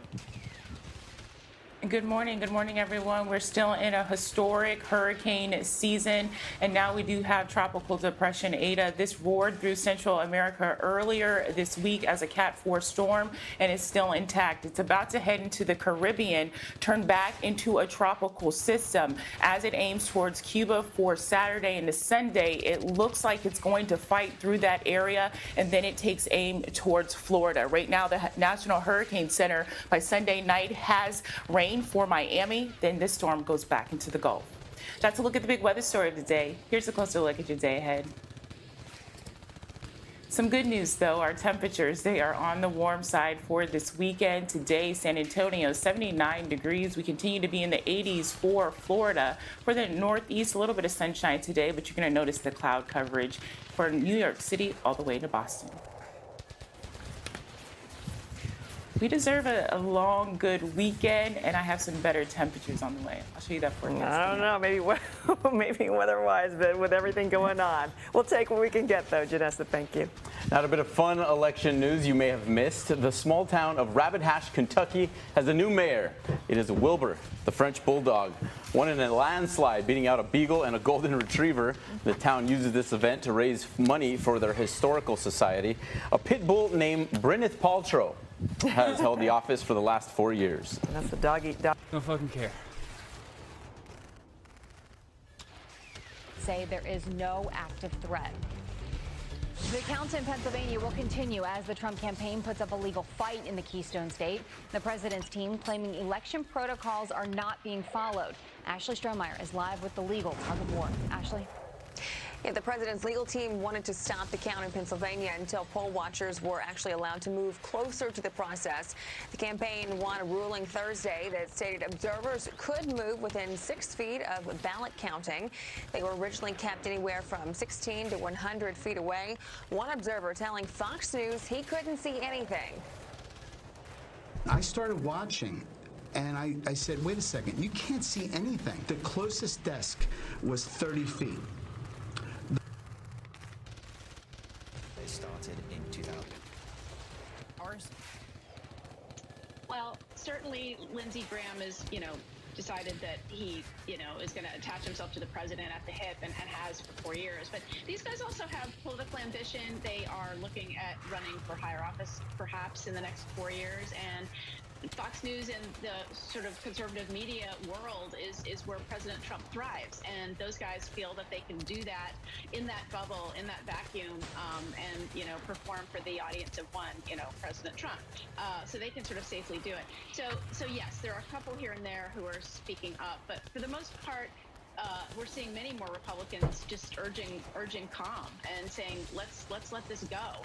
And honestly, though, Casey, I would also say we should sort of take another big step back and just say, remind our viewers how divided this country is. I mean, the fact that we've got this like 4 or 5, states, big states, that are coming down to this tiny little margin between these two candidates is absolutely extraordinary, and it does remind everybody that no matter who we support or what have you, the country is not together. We're divided roughly in half. Whomever is going to win this is going to leave a lot of other people very unhappy. we have a whole lot of sort of soul searching to do about how this country can kind of come together and figure out a way to, unite to solve some of the country's problems. Because right now what we're seeing is Americans just Democrat-run cities and swing states want to count ballots in secret.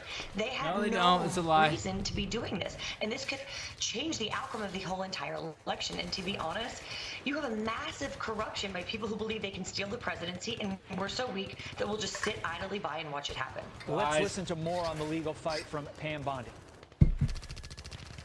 There's a reason that they are suppressing the election results, the legal election results, because they will not let us look at the ballot. Whether you're a Democrat or a Republican, you should care about this. They're trying to suppress our voices now, and they will not do it. People against Trump are going to say, okay, well, now you can get within 6 feet. Aaron, I'm within 6 feet of Jillian right now, and I quite frankly can't read a word on any of her papers. I mean, how are we accepting 6 feet just because it's COVID? True. Exactly. It's just another measure by the Democrats to try to control the narrative and control the process and control the outcome of this election. Unfortunately, in Pennsylvania, I believe that the damage has pretty much already been done and the toothpaste can't be put back in the tube. Really? But the president has legal fights going on in several states, and all of them except for one has all been over shut this country down. right now. Whether it's we have dead people voting, we have actual evidence of that. No, shockingly they and don't. surprisingly and terrifyingly large voter turnout in Wisconsin that doesn't really add up. So there are several issues that we're looking at all across this country. So, if I'm listening to your answer correctly, do you think Joe Biden wins Pennsylvania when the dust settles? At this point, the margins for President Trump are razor thin, and it's all hinging on these mail-in ballots. And we know that the Democrats have pushed the mail-in ballots, and to them I say you reap what you sow here, because you wanted this. Now we're dealing with the Michigas, if you will, of what it looks like. But regardless of who wins the presidency, And the thing is like, it's really hard to just sit here and disprove like every single thing they're claiming, because like they're making up these lies like now. It's like they're just like spewing these rumors that they hear, making them up themselves. And it's like all we have to go off right now is we just gotta count the votes. Count the votes, and then we'll know if there's fraud. Like, just gotta count the votes, okay? Past elections, like I went through videos last night talking about voter fraud and how little of a problem it is. They do investigate into that and find it is like a 0.0006% of the chance, or like percent of the problem, not of the chance. 0.0006% of the problem.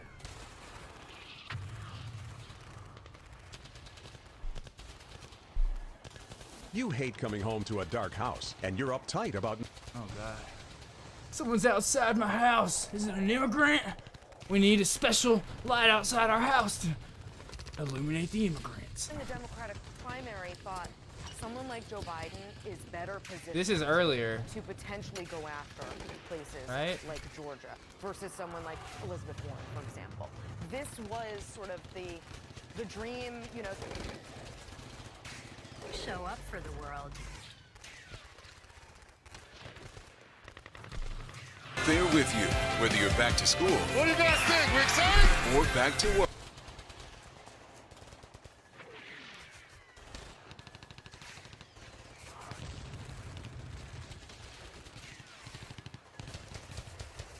To start here, the daily news podcast from ABC News. It's like no other news podcast out there.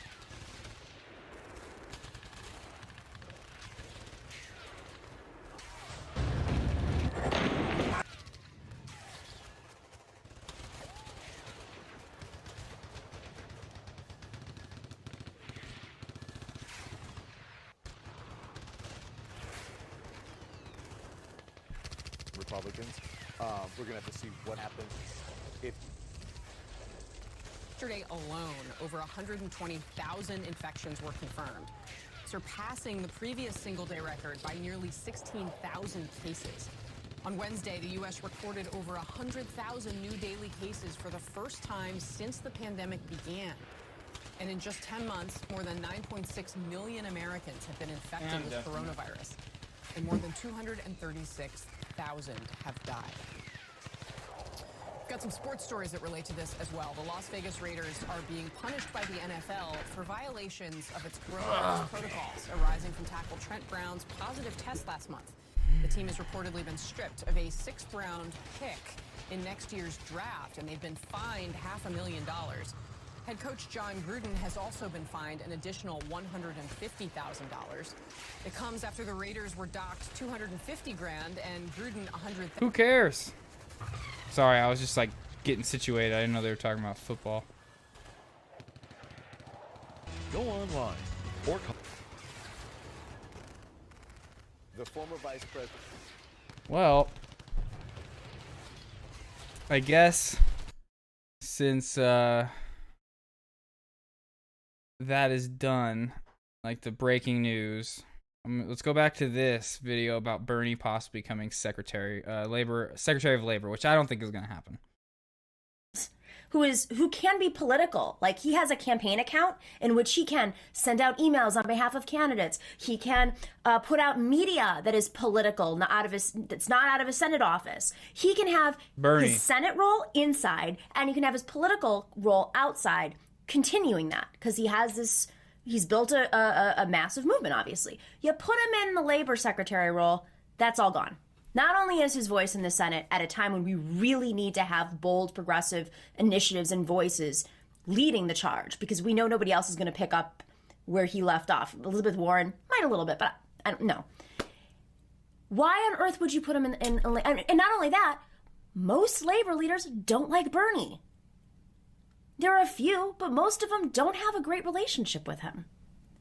So just think about, I just think it's a horrible move. There are plenty of people who would be extraordinary labor secretaries. You know, really, there are. Interesting.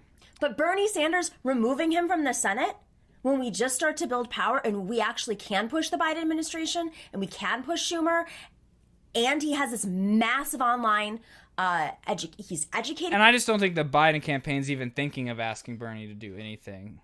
People through his videos still. On the political side, other than campaign, I just don't see it. I think it's a horrible move. And if you look back at history and listen to Harvey K, he agrees. I don't know if I agree. Okay. Only because I would imagine that if he does go into labor as labor secretary, he would do so under certain terms, right? Now, maybe he's not in a position to get those terms, and maybe he doesn't do it. But I keep thinking about Francis Perkins, and now, granted, the relationship between FDR and Francis Perkins was different. FDR pulled her in, and this and that, and I agree in terms of Robert Reich. But one of the reasons why it was easy to cage in Robert Reich is because who's Robert Reich? Right. I mean, when he comes in as labor secretary, who's Robert Reich? One of the reasons why it would be difficult to cage in Bernie Sanders is because everybody knows Bernie Sanders. And that, his ability to be a name in that position, I don't know. And we should also say, listen, just before we go any further, we should also say that Governor Scott, is it in Vermont, has pledged to appoint a independent Democratic caucusing replacement for him in Vermont. So we don't lose that Senate seat as it was. I guess the real question is to what extent can, what can Sanders do there? I mean, I think I don't know. This is complete conjecture on my part, that building the labor movement, he thinks, is something very focused and something that he could do and help in that regard there. And to do that it's like one of those things where if you build a labor movement, you strengthen labor in this country, that becomes, in some level, it's like I think the idea is he's going in and building the tool, right? Like one of the things that you learn when you start to do amateur hack woodworking is that building jigs is like the most important thing you can do. Like where you build essentially tools to build the stuff that you're building. And you know, when you figure that out, all of a sudden how to make everything easier to make. I think that's the theory behind it. I don't know. It sort of really depends on what the deal is, right? Like what his portfolio is. The resources that you have might be pretty big there. I don't know. I mean, he may have a sense like if he was labor secretary, he could do X, Y, or Z, which he thinks would have more impact than just being a voice because, you know, he's done that voice. I don't know. But he's not just a voice. This is a voice now that has movement behind him. He's you know, even just the function of his list in fundraising for candidates gets candidates elected. Like when he endorses somebody, it helps get candidates elected. And we are on the precipice of actually... Can he not do that as labor secretary? He can't as labor secretary. Why? The You're Hatch Act? off limits. You can't do... Well, come on. We're not the Trump administration, hopefully. I mean, but, you know, of all people to violate that, it's not Bernie Sanders. He can't do True. political work. And I just think, you know, it's such a huge bet. The neoliberals Such a have good proven point. to the Bernie movement, to Bernie himself, that they are not honest in their negotiations. Yeah. So why would he put his entire career at a moment where he's done so much work, inspiring others to run, getting folks elected, educating a generation, going around the country doing rallies, you know, nonstop. That's stuff he loves to do. To cage him but it's into also an like, it's administrative not- role. I mean, he knows what he's, you know, I mean, like, Does he? I mean, I'm not like, really, sometimes he cuts these deals with people, sorry, Bernie, and I just say, where's the politics do you here? think he's not interested in doing it? I mean, I don't know if that story is true or not, but it's not. It's Politico, so I don't really, the person who wrote it is not maybe the it's most not honest a true figure. story, but I got to think if he wants to do it, he knows what he's doing. But let's take a phone call first, shall we? There's also a story about they're floating Gina Raimondo as Treasury Secretary, but I think it's like one of those things where we're going to offer you the worst possible person so you accept somebody who is subpar. A little bit, yeah. Calling from a 215 area code. Who's this? Where are you calling from? Hi, Sam. Hi, Noni. How are you? Hello. Hello. Hi. Mindy! Mindy. Sam, I got to tell you, hi. My area is really turning, but it's something's going on in Bucks County. I don't know what it is, but traditionally, the houses that seemed like they used to be Trump supporters now have signs on their lawns that say Biden and then support the Northampton police, which is a big stretch. Interesting. What? Hey. Why are you laughing at me? Well, I'm laughing because it's a stretch. Wait, they're the same house? Yeah, They the sup- same house. That's has, amazing. Support the police, which is traditionally a This Republican. Brooklyn ass lady's like, hey, why you laughing at me, huh? What? Bitch? Want me to come down there and smack you across the face? Right. And they're Biden signs. Why you laughing? Hey. Think I'm Like funny? next to each other. They're not even on opposite ends of the lawn. They're like next to each other. But there's a lot of that. It's not like it's in one or two houses. It's like it's in a lot of houses. And the girl behind me, the Trump supporter that's running for the legislative position, the state rep, she won't put any Trump signs out on her lawn. She's got nothing. And they're like bombing her, like on TV, like her and Brian Fitzpatrick. I think they're going to flip the Brian Fitzpatrick seat. I don't know. It's going to be tough, but you Just drive looking for other around stuff here to and watch all the right big now. Trump signs that they put. Remember, I sent you that one, Sam, where they had the big red circle with the line. Like in I it? said, It's- I'm fucking exhausted right now. I'm having a hard time just even staying awake. That's why I worked out a little bit. Woke me up, got my blood flowing. But I kind of just want to keep going just in case something crazy happens. But Hassan called it hours ago, I remember. I was about to go check in and see if he was talking about anything important. He was gone.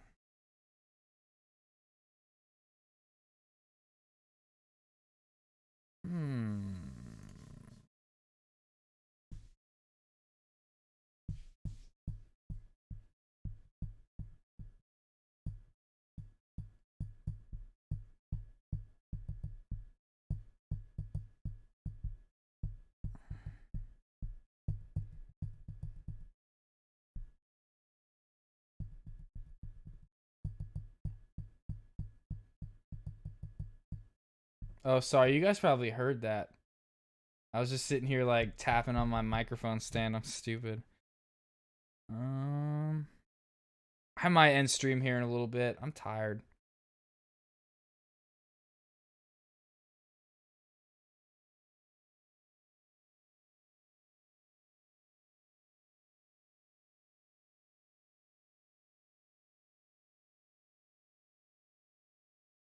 Thank you so much for being up so early with us on this critical day. We're, of course, still waiting to try and call this race. Let's talk a little bit about the reaction to what we saw from the president yesterday. And particularly, I mean, we talked about those U.S. attorneys, but I think there's also some eyes turning to the defense and national security communities. And I know you have so many amazing sources in those communities. What are we hearing from them about what the president is doing and how the process overall is playing out?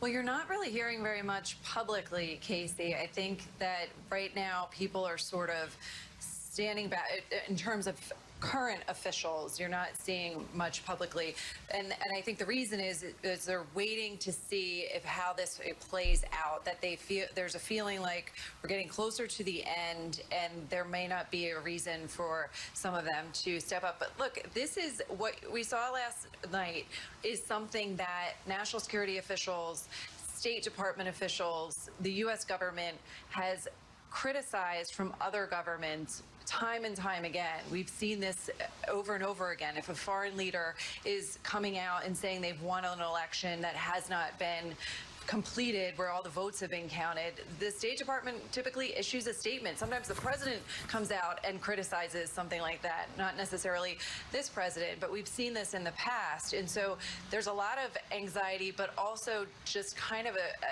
I don't know how to describe this position exactly, like they're sitting tight to see if this is going to end and if they can just move on without actually having to come out and say or do anything.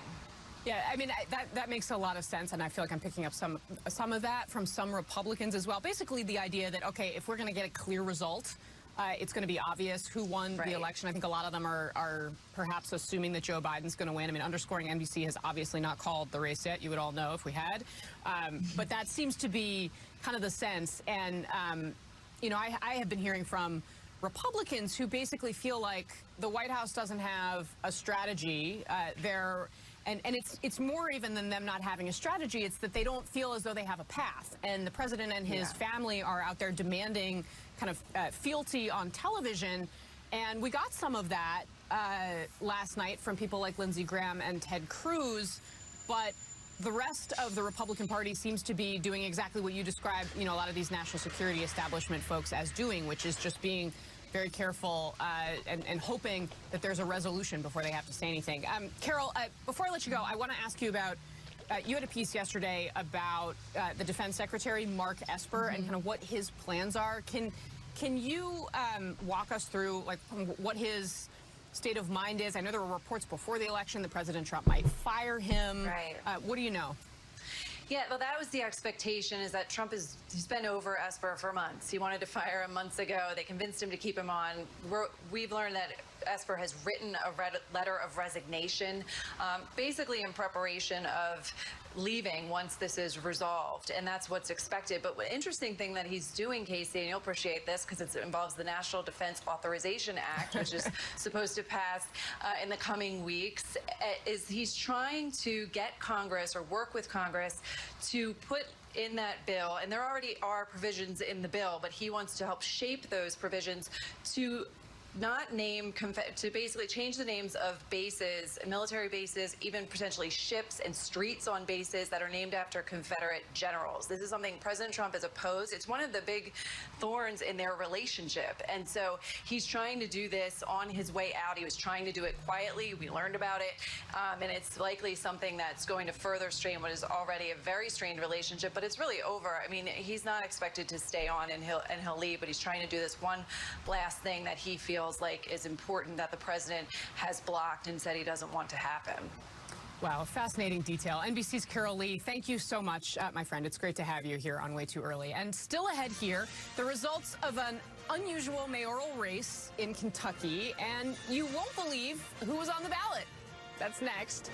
But before we go to break, and I feel like I have a sense of what some of your answers. 50,000 in Pennsylvania. Let's go. Voters who cast eligible votes on or before Election Day. All right. Thank you, Commissioner Al Schmidt. We appreciate it. And viewers, you heard from Al Schmidt there. He is saying there are about 50,000 votes left to be counted there. We should know something in about 2 hours, within 2 hours. Not all of the 50,000, he said, but he wouldn't tell us how many. So things are changing in real time here. And if you're just waking up, probably went to bed seeing some numbers, and now they're all different. Joe Is Biden this live? Is pulled ahead in Georgia. Is Don Lemon live already? Oh my God, that's fucking crazy. How is he live already? We just saw him a couple hours ago. Are you joking? 300 Empire. Today. Hi, I'm Lori Grinney. Okay. And again, chat, if anybody's in here chilling, like, why is this guy just like a fucking chilling and not talking? Normally we talk a lot, but I'm just fucking exhausted tonight, and I just want us to be here and be live if anything were to get called. I really want to. But I think we're getting near the time where I'm going to call it for the night and try to go to sleep early, wake up earlier tomorrow. Over 120,000 new cases on Thursday, according to an NBC News tally. The latest numbers eclipsed Wednesday's previous single-day record of over 104,000 by nearly 16,000.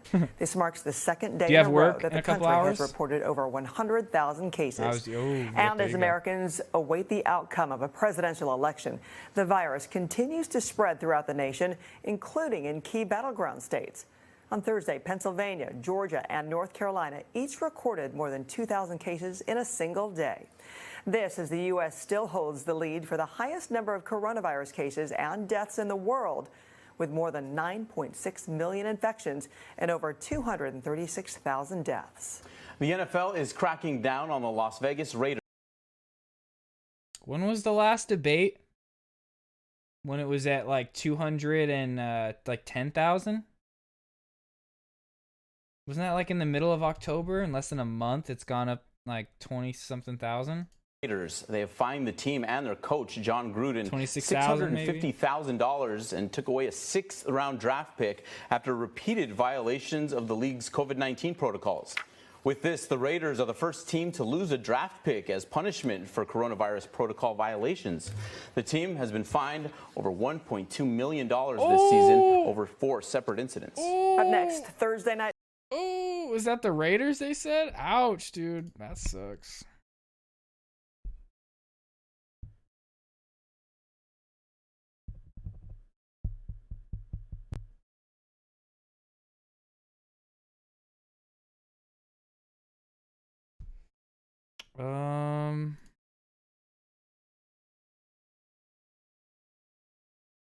To Wilmington, Delaware for an update from Joe Biden's campaign headquarters.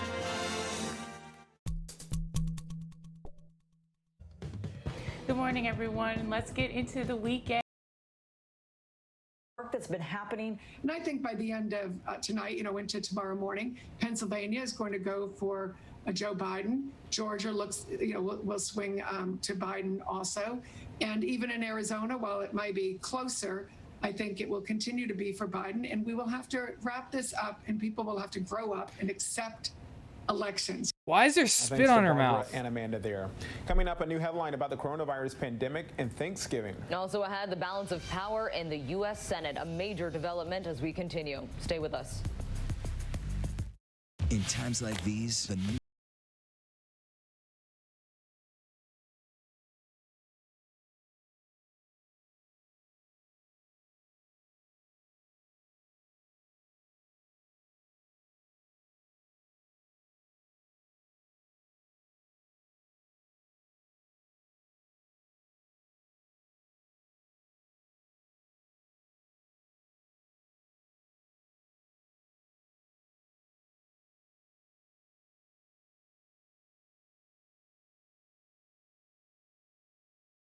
Damn, dude, Nevada's still the same. What the fuck? That's hilarious. My state is still just like, oh, we're holding out. We told you it was going to be like a week. Owners to have a restricted license and have no more than 2 pit bulls. There's no place like home. Now, with rates at historic lows. And talk about the role of women in Congress. It is so exciting. Congresswoman-elect Stephanie Bice, thank you very much for sharing your time with us, and congrats. Thanks for having me. Congrats. All right, still ahead. President Bush's former speechwriter. A Republican woman person of color. A Republican woman person of color. Those two. Last two. Person of color, woman. Does not mix with Republican very often. But, as we know, American exceptionalism knows no bounds. Anybody can get sucked into it. And then those people of color just ended up getting used as pawns by the Republican Party to be like, look, no, we aren't actually racist. We aren't actually xenophobic or bigoted. CNN is live. All right, let's go to them.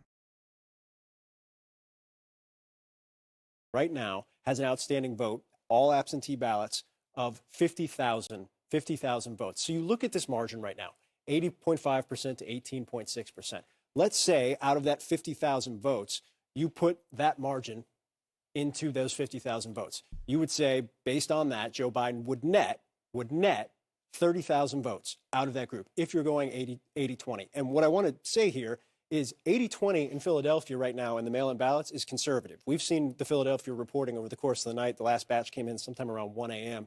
was somewhere between 86-87% for Joe Biden. So we're being conservative when we do this kind of back of the envelope, top of the head math. If Joe Biden nets 30,000 votes just in Philadelphia, and keep in mind, there is still outstanding mail-in ballots being tabulated right now in the other blue counties surrounding it, the collar counties.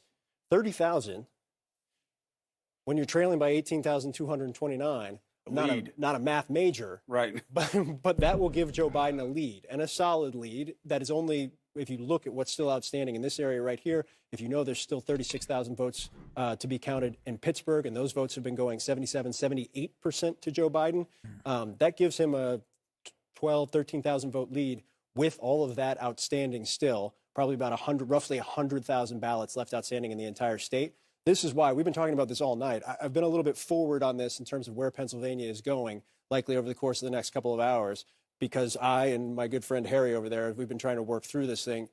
It makes pretty clear the pathway we're about to follow in the next couple of hours. Tell us. There ain't no way that Joe Biden doesn't take the lead in Pennsylvania based upon what is left in Philadelphia, right? Why so confident? Why I'm so confident? For exactly the reasons that Phil is talking about, right? You have 50,000 votes there. You got Joe Biden, who's netting, a 60-point margin in those votes. It should jump him out based upon that math, even if you were conservative, right? A 60-point margin, 80-20, just based on all of Philadelphia. And we know the mail-in votes lean even more Democratic than the overall Philadelphia population. It should net him, say, 30,000 votes being conservative. And right now, the margin in the state of Pennsylvania for Donald Trump is 18,229. And I wouldn't be surprised, based upon what I think is probably the distribution of the vote by mail, that in fact nets him closer to 35 or even 40,000 votes. So it's just, to me, it's just math, Chris. It's just math. It's just there for him right now. I just don't know what else to say. Well, try to say the answer to this, which is then after Philadelphia, based on what we suspect is left overall in the state, what could it mean for Joe Biden at the end of the day? I wouldn't be surprised at the end of the day, if the current math holds, that Joe Biden ends up with a margin in the state of Pennsylvania. Again, if it holds, a 50,000 to 100,000 vote margin in the state of Pennsylvania to me seems quite doable based on the math that is out there. So why wouldn't it hold? So, well, let me show you where Harry's getting that from first. Okay. So we went through Philadelphia. Let's go next door to Philadelphia, Delaware County. There's 9% hanging out here. I think about 9,000 votes, maybe 9,000 ballots.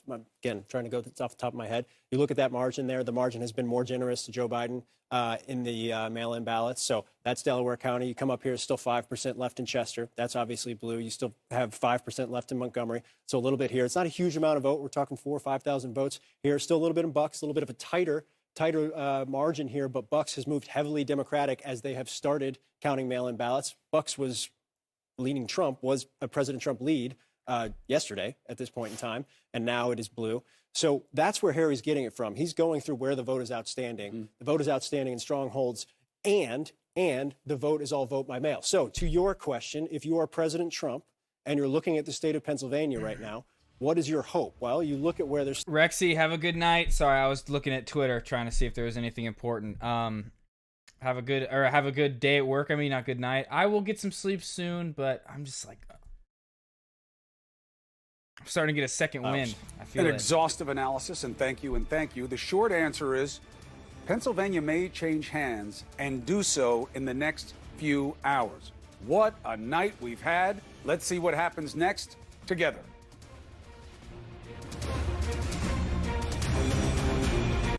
You want immune support you can trust. At Nature's Way, that starts with quality ingredients, like our Sambucus, made from elderberries grown and picked at their prime. The opposite message. How do you see today playing out?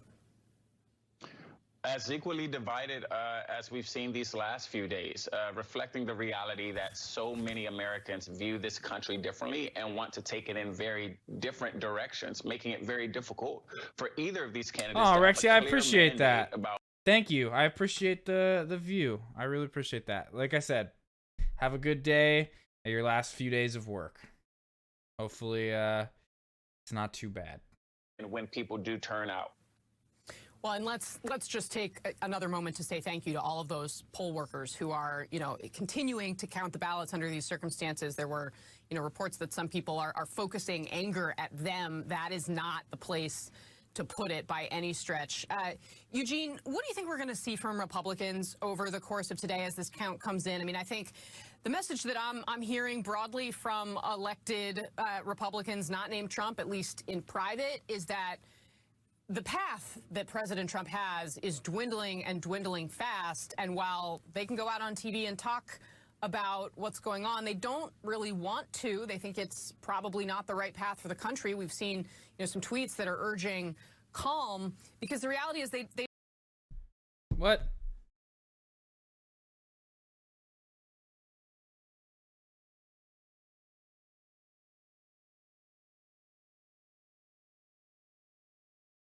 But ahead to future ones.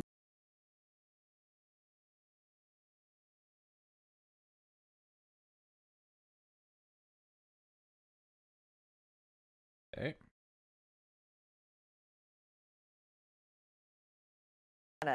The Georgia Senate race between incumbent David Perdue and Democrat John Ossoff could be heading to a runoff in January if neither candidate can muster 50% of the vote. The state's other Senate races already projected to head to a runoff. If Democrats win both seats, the Senate would likely be a 50-50 split, with the vice president serving as the tiebreaker. Like the rest of us, the candidates are watching the results pour in this morning. NBC's Rahima Ellis is watching the vote count from Philadelphia. But first, let's get to NBC's Tracy Potts, who is in Wilmington, Delaware. Tracy, good morning. Any news from the Biden camp? Hi, a lot of confidence coming from the Biden team and from the candidate himself, despite the fact that those leads out west in Nevada and Arizona are narrowing in the president's favor, but the leads on the East Coast, particularly in Georgia and in Pennsylvania, are narrowing in favor of Joe Biden. They continue to insist that when everything shakes out, they will win this race. We heard from Biden again himself.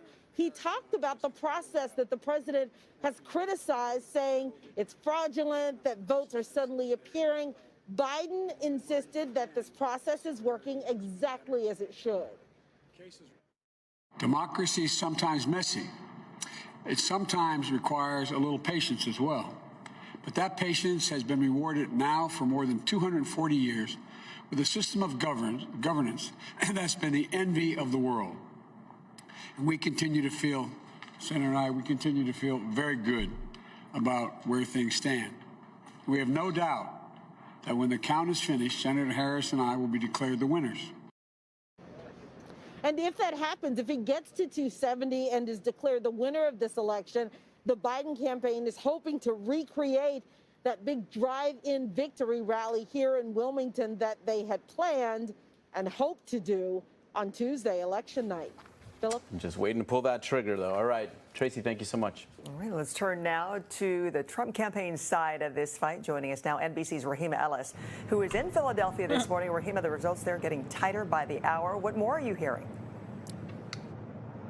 They are getting tighter by the hour. One of the things we can tell you is that the Secretary of State here in Pennsylvania has said that the counting is going on furiously. In fact, one of the commissioners of the Election Commission said they're counting like crazy in this building behind me. Rick, what's up, dude? In the lobby Yes, area, but actually, things have progressed within the last hour, hour and a half. Biden has taken the lead in Georgia by like 917 votes, I think is what it is. Here, let me plug it in again. That's what it was earlier. I don't know if it's changed anymore. That something will happen today. That, according to the Secretary of State, who on Thursday said that the counting is coming exactly the way they hoped it would, and they hope to hear something later today. We hope to hear something later today. 917. One thing I should mention, Francis, is that there are some other ballots that they say they will be expecting as late as Tuesday of next week. That's the military ballots and overseas ballots. And people really think that with how many ballots are left in Pennsylvania that he's going to take Pennsylvania with like today. That's a projection, and the final declaration of what the outcome but is here. People like Google and Fox have already called Arizona for Biden. It has been the past like 2 days, whereas CNN still hasn't called Arizona. But they're still saying that Biden's in the lead here and here and here. They're saying he's in the lead, but they just haven't called it. I can imagine what doors will open up for the entire nation then when we know. Thank you, Rahima Ellis, for us there in Philadelphia. All right, we are entering day 3 of Election Day / week here. Joining us to help break this all down for us once again, NBC Digital Senior Political Analyst Jonathan Allen. Thanks for joining us at this hour, Jonathan. All right, so you were in Pennsylvania last week. You got a feel for the ins and outs of how this process works. What's your sense of how things we saw the end right of it. Let's watch for a minute. Well, I don't want to get ahead of our decision desk, so not making a call here, but... Well, you know, they are a little bit, but at the same time, I would say it's more they just don't want to, like, make the call just in case all these votes that people are predicting are going to be Biden votes aren't actually Trump votes. They just want to make sure.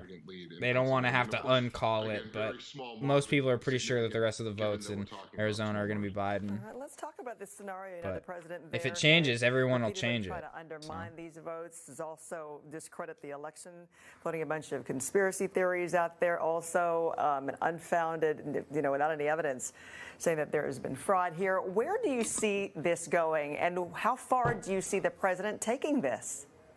This is a question that he's been asked his whole life, right? Since he was born some 70-odd years ago. How far will Donald Trump take something? And the answer is always farther than you thought.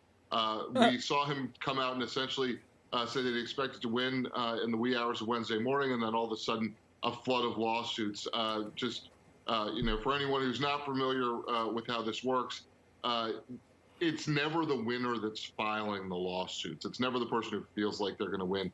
The president is seemingly spiraling downward without a whole lot of friends. He's being rejected right now by almost the entirety of the Republican establishment. John, I wanted to talk about the Republican establishment, the Republican Party as a whole. How do you see this election? The only reason the Republicans have started, like some of them, like leaders like in Congress and stuff, and are starting to come out and be like, yeah, we have to back him. There's maybe some fraud going. None of them are like saying there's outright fraud, but they're like, we need to see how these lawsuits play out, and they're trying to back him a little bit. Is because over the next 4 years, if Donald Trump loses, just looking like he has lost, he's still the head of the Republican Party. When people go to run as a Republican, he's going to be the first person there that they're going to want as an endorsement. They're going to be begging for his endorsement because all the people that back him in that area will follow and vote for that person.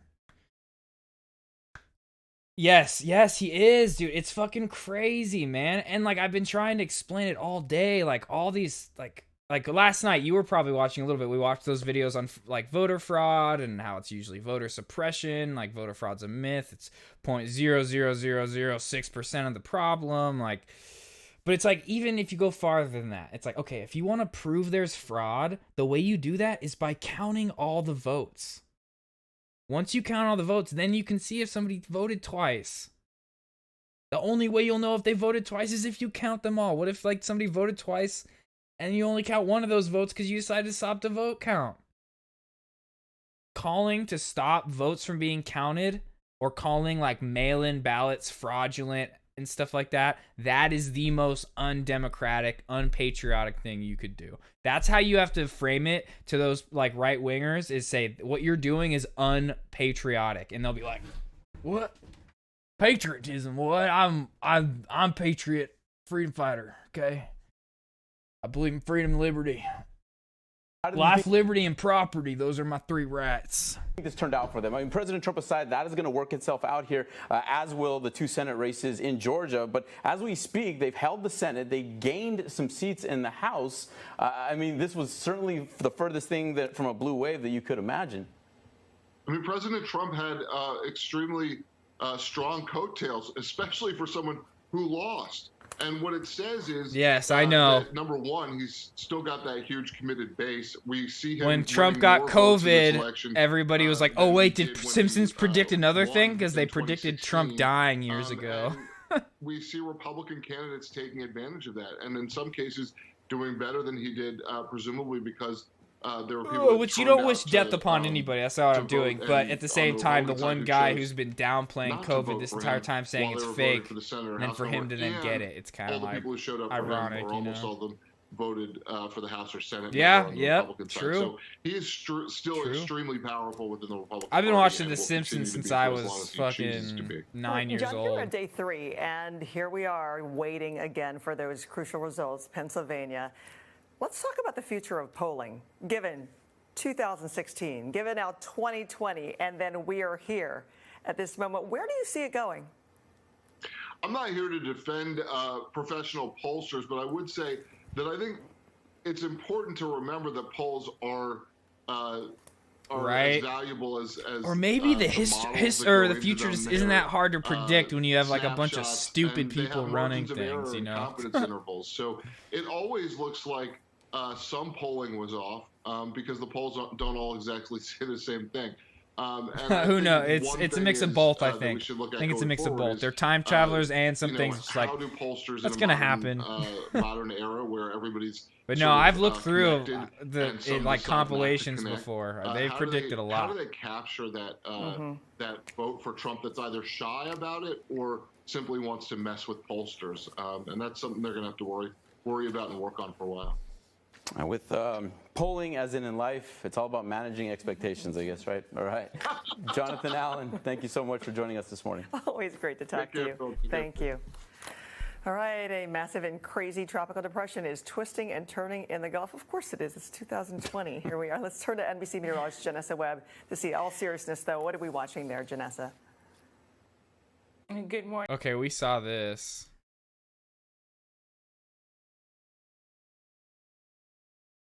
Account for Steve Bannon's podcast has been permanently banned from the platform, and one episode was pulled from YouTube.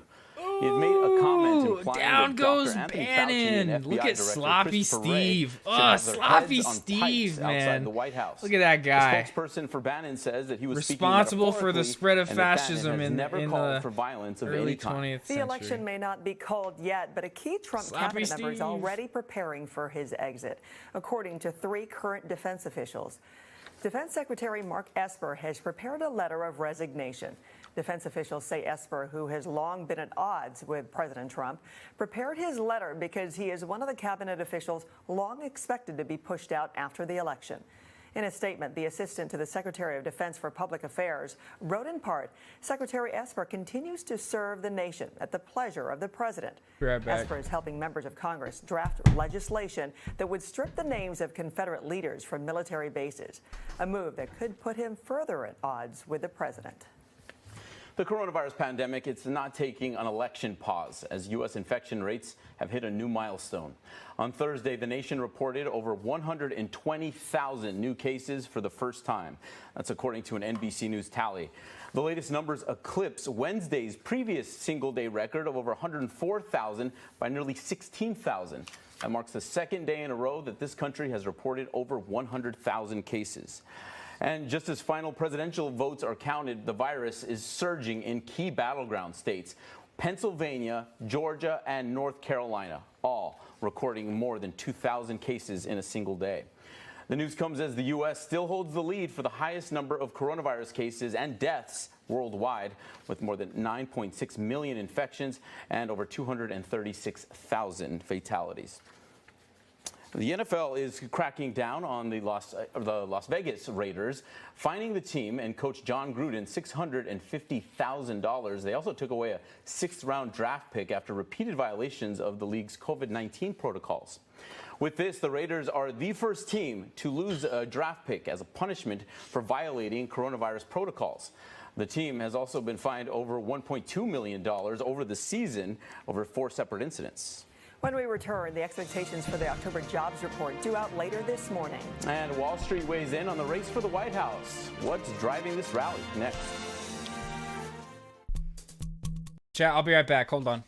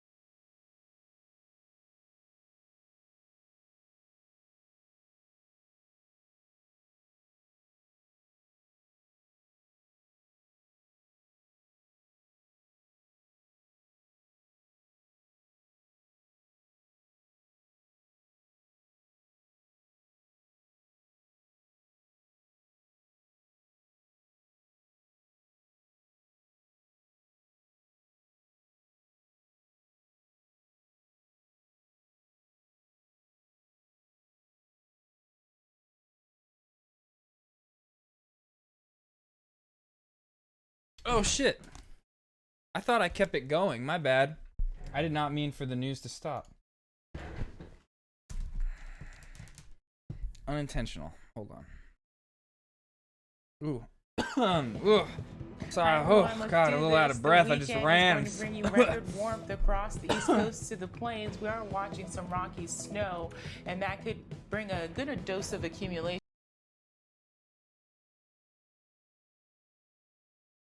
Election is stolen. A lot of people think there is fraud. And you know what?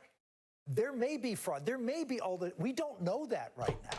And for the president to go exactly, out there and we claim don't know that. that. Wow, way to tell the truth. Hold on, I can't hear anything for a minute. Is dangerous. Fixing up my Tennessee cable. Senator Marsha Blackburn, an ally of the president, requesting to see evidence of any irregularities. What I think is that if there are irregularities, me working out, it went everywhere. And overnight, Senator Lindsey Graham standing by the president, even donating $500,000 to Trump's legal defense fund. He stood with me. He's the reason we're going to have a Senate majority. My race was overwhelming. He helped Senate Republicans. We're going to pick up House seats. And Donald Trump Jr. last night vowing to fight. I think the number one thing that Donald Trump can do in this election is fight each and every one of these battles to the death so that we get full transparency in the process. Back to Senator Lindsey Graham. When asked if the state legislature in Pennsylvania should pick the state's electors, he said everything is on the table, And Senator Ted Cruz also saying, quote, we may well see state legislatures getting involved. Kenneth, Mona. Andrew Fajii, thank you so much for that report. Police in Philadelphia are investigating an alleged plot to attack a building where votes are being counted. Police, after reportedly getting a tip, say they found a Hummer SUV near the Pennsylvania Convention Center. The tip claimed a group drove the vehicle from Virginia with plans for an attack. Police say a gun was found. At least one man was taken into custody. In Nevada, protesters gathered at the What they don't tell you is that there was a QAnon sticker on the back of that Hummer.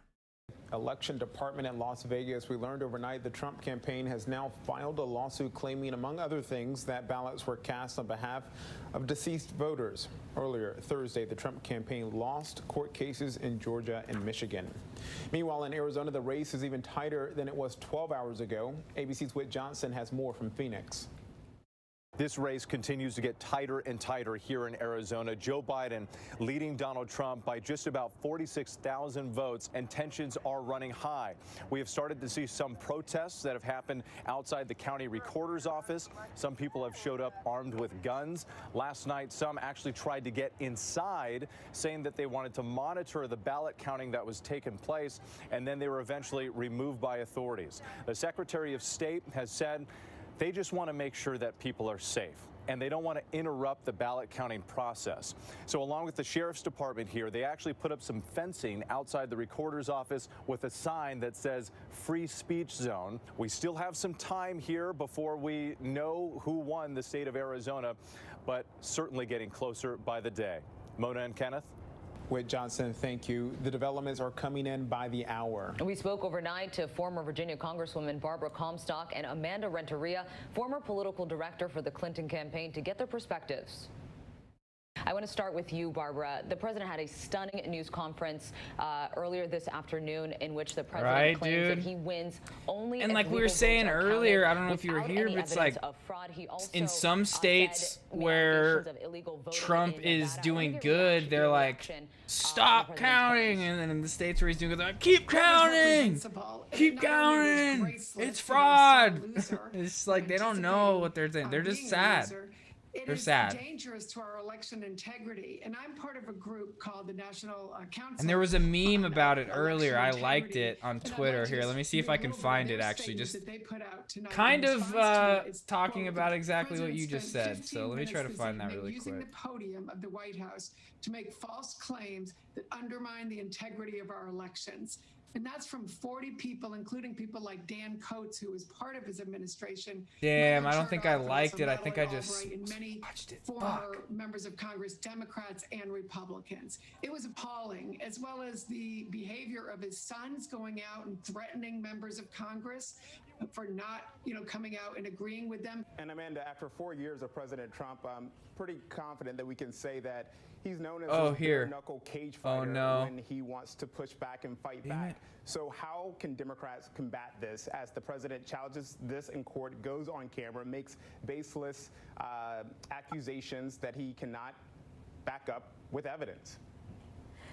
I think it's important to do what Biden is doing right now, showing the difference between his leadership and Trump's leadership. But I also think it's really important to go around and hold. Oh, here it is. It's based off of what we just saw too, the planned attack that they stopped in Pennsylvania. So coping in 2016 versus 2020. This is like a meme that goes around ever since 2020 or 2016. It'd be like, oh, those libtard SJW snowflakes, look at them, the feminists crying in the street because Donald Trump won. Coping in 2016 versus 2020. Breaking, Philly police investigating alleged plot to attack Pennsylvania Convention Center.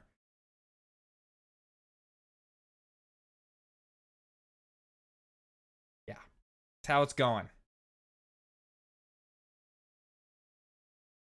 Accountable, and perhaps it will spark a conversation where you will see Democrats and Republicans beginning to work together in what will hopefully be a new administration that actually credits public servants, brings back credibility to the institutions that have long served us, and really puts back into place some normalcy and decency and respect in our systems. I think we are seeing the numbers in Pennsylvania certainly swing towards Biden, and when you look at all the outstanding data, it looks very, very good for the Biden team. They've said that from the very beginning. Georgia's going to be tight, incredibly tight, but the fact that it's even tight is saying something about the work that's been happening. And I think by the end of tonight, into tomorrow morning, Pennsylvania is going to go for Joe Biden. Georgia looks, will swing. Dude, did you see any of the Welcome to America stuff by Sacha Baron Cohen? And we will have to wrap that stuff was good. To grow up and accept elections. Why is she spitting, Amanda bro? there. Coming up, a new headline about the coronavirus pandemic and Thanksgiving. That lady's just.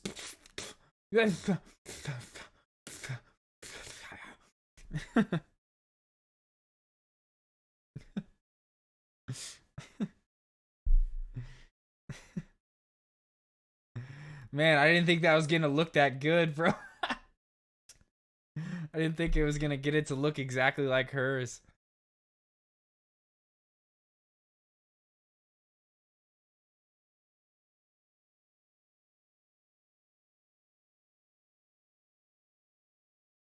Another week in America.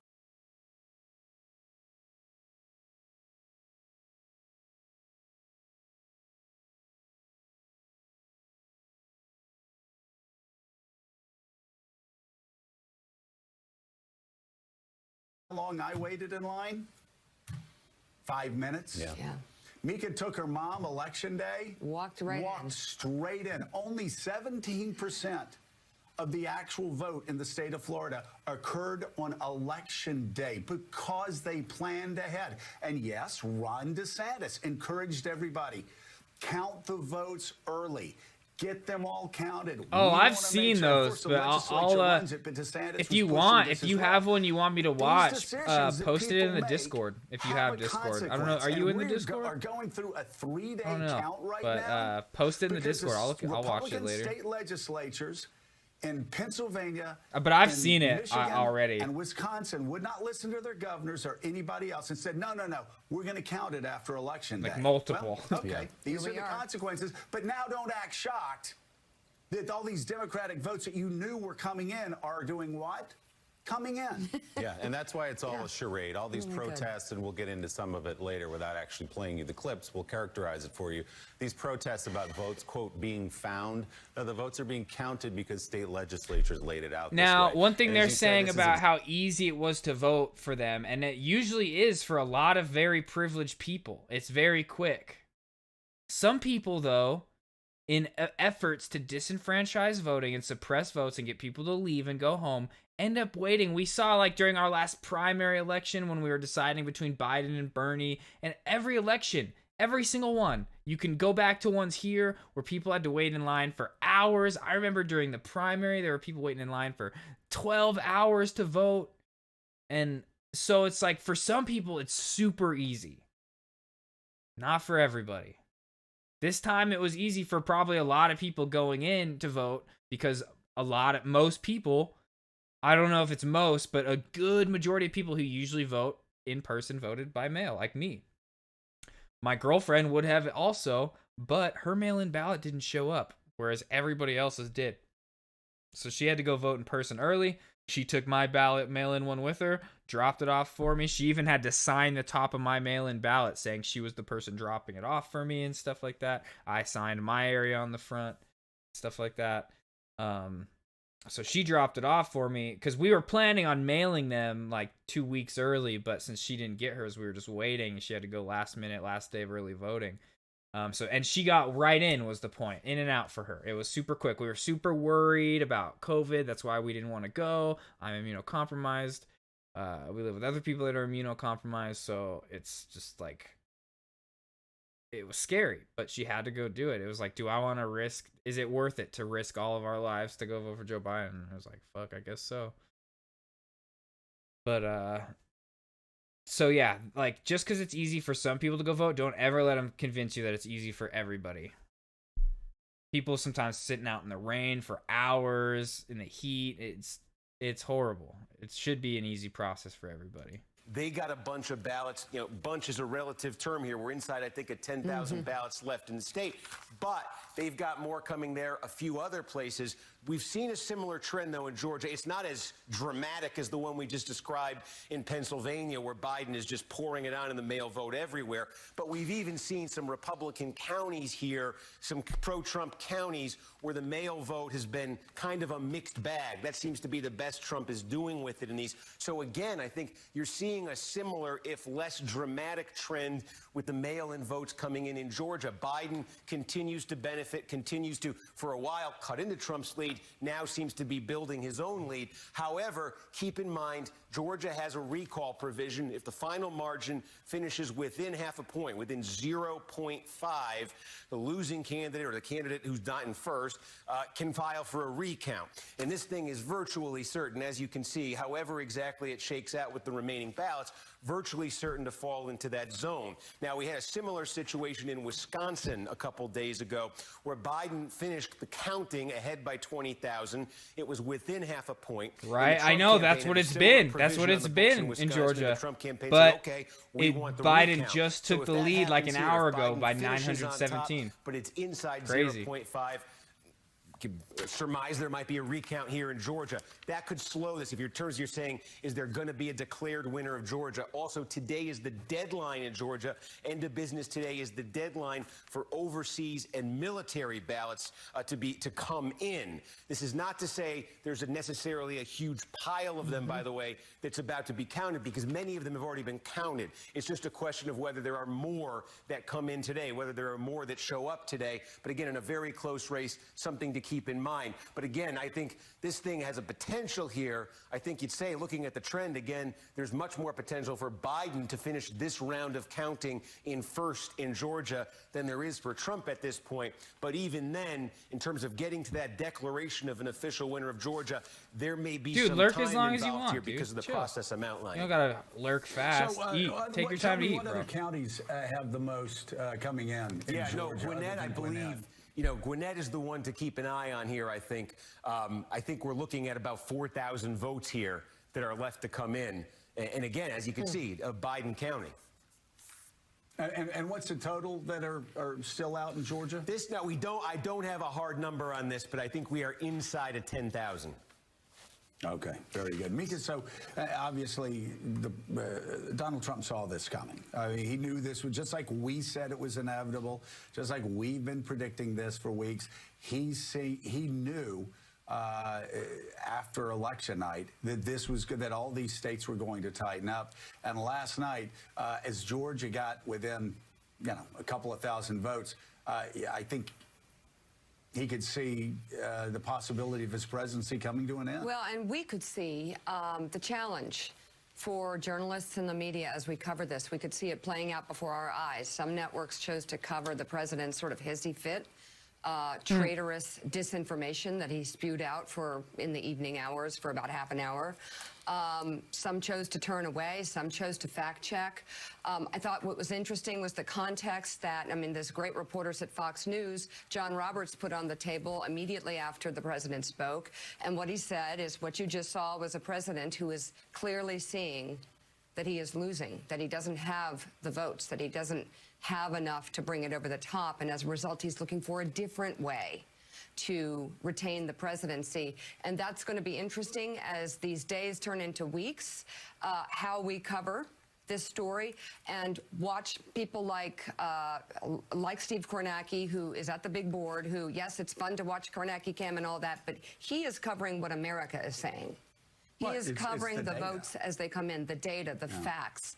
And personally, I think that's where we should be right now, but it will be a great after-action report, trying to figure out how... Not often I agree with Mika and Morning Joe, but yes, we need to count the votes. ...is handled. Let's bring in White House reporter for the Associated Press, Jonathan Lemire, MSNBC contributor Mike Barnicle, and NBC News Capitol Hill correspondent and host of Way Too Early, Casey Hunt, is back with us this morning. She never sleeps. Never sleeps. For real, bro. Jonathan Lemire, talk about what you're hearing from White House off the record, what you're hearing from the Biden campaign off the record. I think our notes pretty much match up, but what are you hearing? Well, first, let's underscore that the county in Georgia that put Joe Biden ahead, Clayton County, that's John Lewis's old county. We should start perhaps with a mention of that. In terms of where we are now, the President of the United States, of course, took to the podium of the White House last night behind the presidential seal. And in an unprecedented moment, one that has shattered every norm of the office, he went out there and urged the vote, the very pillar of American democracy, to stop, be counted. He trolled in unsubstantiated theories and conspiracy theories and made baseless accusations of fraud, undermining the very integrity of the ballot. There's seemingly, to this point, little teeth and no evidence to his claim. So here's where we are right now. The Trump campaign, of course, is watching these numbers like everyone else. They see how tight things have gotten in Georgia. They are worried about the outstanding ballots in Pennsylvania. That has been their fear throughout, that Pennsylvania would be one where they knew they were running close. They knew they had a strong ground game in the state. They were concerned that perhaps they would not quite be able to turn out enough votes in those last days, and particularly on Election Day, to overcome the mail-in ballots sent in from Democratic counties. And it appears they are running short now. There's real alarm and uncertain what the pathway is to go forward. In terms of the Biden campaign, they feel really good. They feel on the precipice of victory. A stage was erected yesterday for the former vice president to give a speech, whether that's today or tomorrow, the days to come. They are preparing to win. They're not prematurely counting victory. We heard from Joe Biden yesterday, preaching calm, preaching patience, reinforcing the ballot, saying all votes do need to be counted, but they are preparing. They are preparing for a victory, which they hope will come soon. And now Donald Trump has put Republicans in a bind yet again with these baseless accusations of voter fraud, with these lawsuits in a number of states challenging electoral misconduct. Some already tossed out. Michigan and Georgia, federal judges ruled against the Trump campaign. There are still a number of other suits still outstanding. Will Republicans at this moment continue to tie themselves to Donald Trump as he makes these accusations? We saw a few break with him last night. Larry Hogan, governor of Maryland, possible 2024 candidate, denounced what the president said. Mitt Romney also said that the ballot counting must go on. Where will other Republicans stand as the president continues to go forward with these baseless accusations as he sees his path to victory all but disappear? Well, you know, it's very interesting, Mike Barnacle, that Mitch McConnell said, hey, we're going to count all the votes. So not sure what Donald Trump is talking about. That's me adding on. Okay. I don't think we're going to get anything new. Let's go back to watching a couple just like political videos.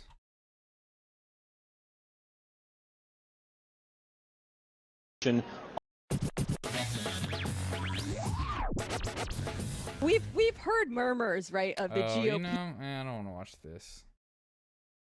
Watch this. Let's take a look. Watch the news during a presidential election, you'll hear a lot of this. What do the national polls look like? Hillary Clinton's national lead. Nationally, Joe Biden is currently ahead. But these national polls don't actually tell you who's going to win. Throw the national polls out the window. They don't matter at all. What matters are those swing states. Ah, yes, the swing states. Most democracies around the world elect their head of state with a popular vote, so whoever gets the most votes wins. But in America, we do it a little differently. The US is the only country that picks its president using something called the Electoral College. It's made up of delegates from each US state. When Americans vote for president, what they're actually voting for is who their state will vote for. This is why, every so often, someone wins the presidency without winning the popular vote. That's happened twice in just the past 20 years. The majority of Americans do not like the system, and haven't for a long time. Both political parties have made attempts to get rid of it. So why does the US still use the Electoral College? And who actually benefits from it? Hold on 1 second. It's made up of delegates from each US state. When Americans vote for president, what they're actually voting for is who their state will vote for. This is why, every so often, someone wins the presidency without winning the popular vote. That's happened twice in just the past 20 years. The majority of Americans do not like the system, and haven't for a long time. Both political parties have made attempts to get rid of it. So why does the US still use the Electoral College? And who actually benefits from it? The Electoral College is based on how people are represented in Congress, where each state has a number of representatives based on its population, and every state also gets 2 senators. So, for example, let's look at Texas, which has a huge population, and Vermont, which has a really small one. Texas has 36 representatives in Congress. Vermont only gets 1. Representatives in both states each represent roughly the same number of people. In the Electoral College, a state gets the same number of delegates as their congressional representatives, plus 2 for each senator. So Texas has 38 electoral votes, Vermont has 3. But this combination makes the number of people each delegate represents way different between states. In Texas, I like this because usually the comparison is between California and Nebraska or some shit like that. Yeah. So I like that they're instead flipping the script to Texas versus Vermont. Texas, 1 electoral Wyoming delegate represents 3 times the amount of people as 1 in Vermont. And that makes each individual person's vote in Vermont a lot more influential. The Electoral College creates discrepancies like this all over the country. Exactly. Hold up. A voter, but this congressional gets 1 based on its population, and every state also gets 2 senators. So, for example, let's look at Texas, which has a huge population, and Vermont, which has a really small one. Texas has 36 representatives in Congress. Vermont only gets 1. Representatives in both states each represent roughly the same number of people. In the Electoral College, a state gets the same number of delegates as their congressional representatives, plus 2 for each senator. So Texas has 38 electoral votes, Vermont has 3. But this combination makes the number of people each delegate represents way different between states. A state gets the same number, Vermont only gets 1. Representatives in both states, small one. Texas has 36 representatives in Congress. Vermont only gets 1. Representatives in both states each represent roughly the same number of people. In the Electoral College, a state gets the same number of delegates as their congressional representatives, plus 2 for each senator. So Texas has 38 electoral votes, Vermont has 3. But this combination makes the number of people each delegate represents way different between states. In Texas, I like this because usually the comparison is between California and Nebraska or some shit like that. So I like that they're instead flipping the script to Texas versus Vermont. Texas, 1 electoral Wyoming delegate represents 3 times the amount of people as 1 in Vermont. And that makes each individual person's vote in Vermont a lot more influential. The Electoral College creates discrepancies like this all over the country. Exactly. A voter in Wyoming is worth 3.5 times as much as a voter in California. And the winner of the presidential election is the candidate who gets 207. Because I pre-watched it, chat. I think we're gonna call it after this video. I didn't pre-watch it. Just like I never fucking pre-watch any of this shit. But it's just like a common. It's usually the most common comparison. 70 or more of these Electoral College votes. These are the results of the 2016 election by state. You're probably more familiar with this version of it, a map of red states and blue states. But this chart tells a different story. You can see that no state is actually all red or all blue. But almost every state awards its electoral votes the same way. The candidate who gets the most votes in a state gets all its electoral votes. If they win the state by 1%, they win 100% of the electoral votes. In 2016, more than 4 million people voted for Donald Trump in California. In fact, dude, I say this all the time. I do. There are nearly 10 times more Republican voters in California than Nebraska. More people voted for him there than in any other state except for 2. But it didn't matter. Hillary Clinton got more votes there, so she got all 55 of its electoral votes. Clinton never even campaigned in California. Polling showed she'd easily win the state. Trump only visited Texas once. He knew he'd basically have that state's electoral votes locked. But they both visited Florida 35 or more times. That's because Florida is usually a swing state. Polls show that the vote there could swing to one party or another nearly every election. Trump only won it in 2016 by 100,000 votes, out of more than 9 million. Swing states have changed over time thanks to shifting demographics and political views, and it's states like these where presidential candidates spend most of their time campaigning. It also means these states have way more influence over the election than these ones.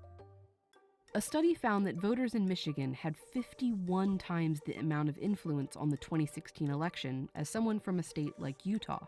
Voters in states like California or Missouri mattered very little. Swing states are where the election actually takes place. They get the attention and the influence, and they only exist because of the Electoral College. It doesn't seem very fair, but the Electoral College has always shifted power away from some people and towards others. It was how it was designed. Back when there were just a few states, not 50, they had to get all the states to agree on the Constitution. One problem. The northern states, which were largely anti-slavery, wanted only free people to count in the population towards electoral votes, which they had more of. The pro-slavery southern states were worried that they would be constantly outvoted and wanted enslaved people to count in determining the population.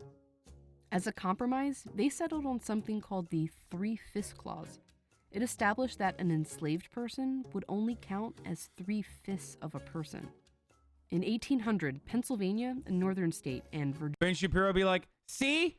The southern states were actually good. They wanted to make sure their black slaves were treated as equals under the eyes of the law. Well, not the law literally, but like when it came down to census data.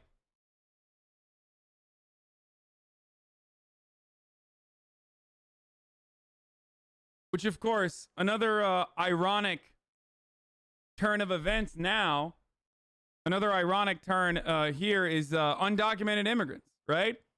So now the Republicans, or the conservatives back then, that relied on, that wanted the conservatives back then wanted the slaves that they owned to be counted as a full person because they had slaves. They didn't want to give them actual fucking, they didn't want to give them actual rights or anything. And the progressive side that was anti-slavery didn't. And that's how they arrived at the 3/5 compromise, right?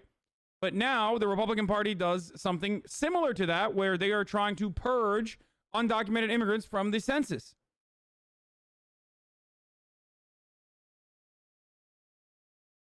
They want to purge undocumented immigrants from the census. That's why they made an effort to add a specific question whether people are documented or not. Okay? Felons, not undocumented immigrants? No, felons too, but but undocumented immigrants is exactly what they're trying to fucking purge from numbers. Like, literally on purpose. So that states that have a larger percentage of undocumented immigrants have that information does not get reflected in the way that like redistricting occurs or how much power someone might have in an election. Virginia, a southern one, had about the same number of free people living there, but Virginia was also home to hundreds of thousands of enslaved people who had no freedom, let alone a vote, and ended up with more votes in the Electoral College than Pennsylvania. That year, those extra electoral votes gave the candidate from Virginia just enough to win. Even after the U.S. finally abolished slavery and eventually gave Black Americans the right to vote, white Southern leaders found ways to keep them from voting, like with discriminating laws like poll taxes and acts of violence. This meant they continued to have overrepresentation in the Electoral College on behalf of a large population that couldn't vote. The first time Congress attempted to replace the Electoral College with a simple popular vote was back in 18... You pile on people who ask you hypotheticals, yet it's okay for you to do it in return? Lol. Wait. Wait, you think I did a hypothetical there when I said this is why Republicans want to purge undocumented immigrants from the census count? That's not a hypothetical.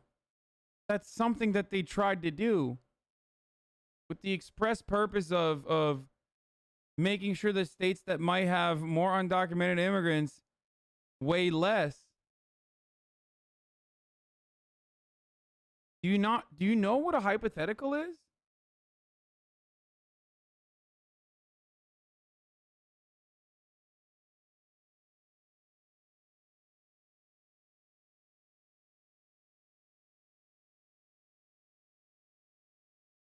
Many, if not most, anti-slavery advocates in the North were pretty fucking racist too. They disliked slavery because slaves, free labor would compete with whites in jobs, especially out west. Relatively few despise slavery because of it being overt moral sin. I agree. I know. I mean, there's such a thing as the Jim Crow North as well. It's not like the northern states were fucking all that great for black people either. They were just better in comparison, but still pretty horrible. 16. But senators from southern states blocked it, saying it would be deeply injurious to them. In 1969, Congress came even closer. Replacing the Electoral College had support in both parties and even passed the House, but it was blocked again by Southern senators. I wonder why Southern senators wanted to stop this from happening. Did you guys think of a reason why Southern senators would stop this from happening? God, those communists are amazing. Proportional votes in Southern states?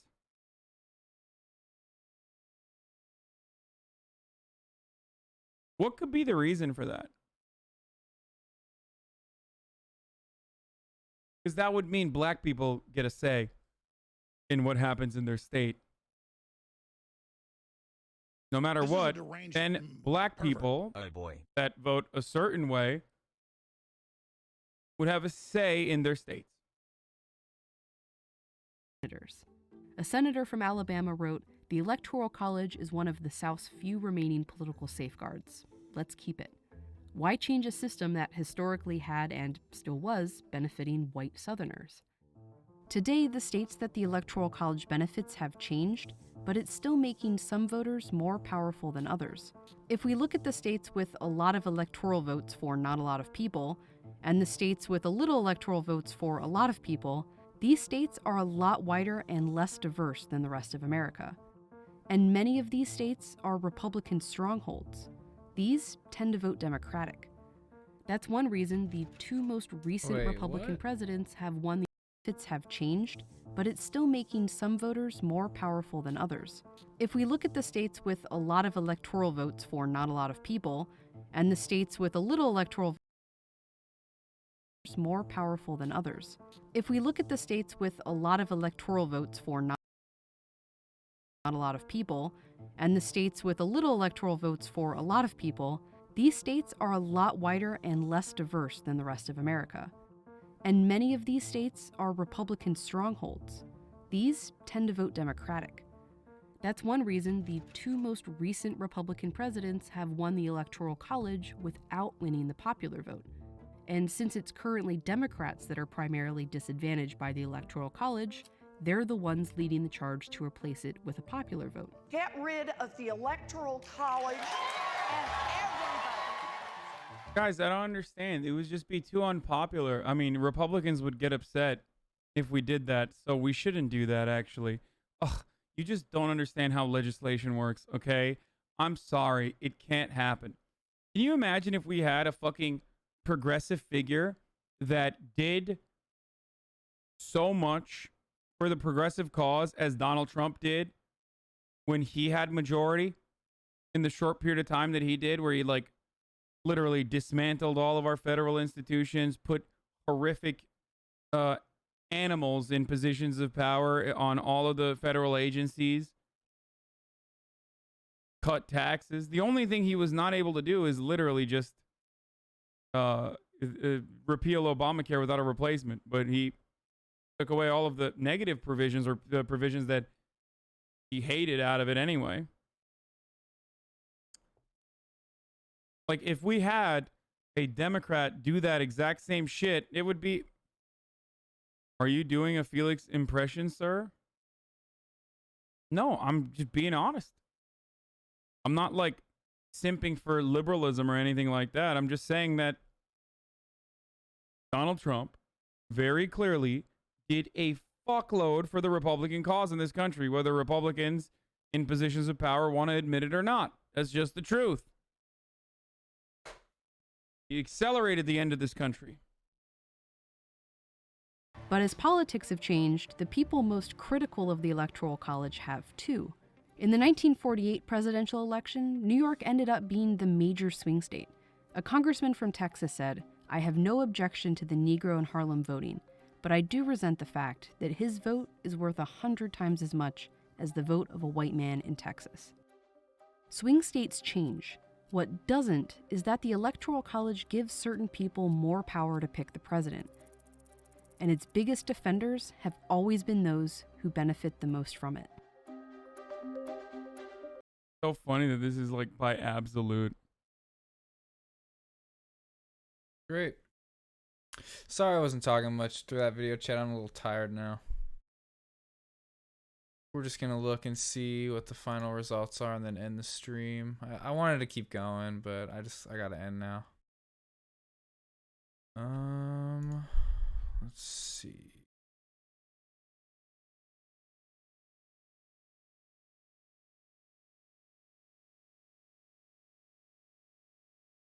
Let's take a look. Watch the news during a presidential.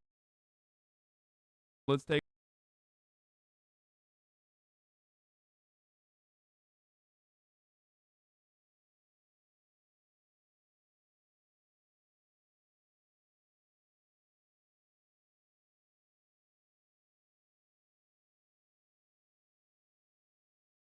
Businesses having full visibility of their supply chain, harmful practices go unnoticed.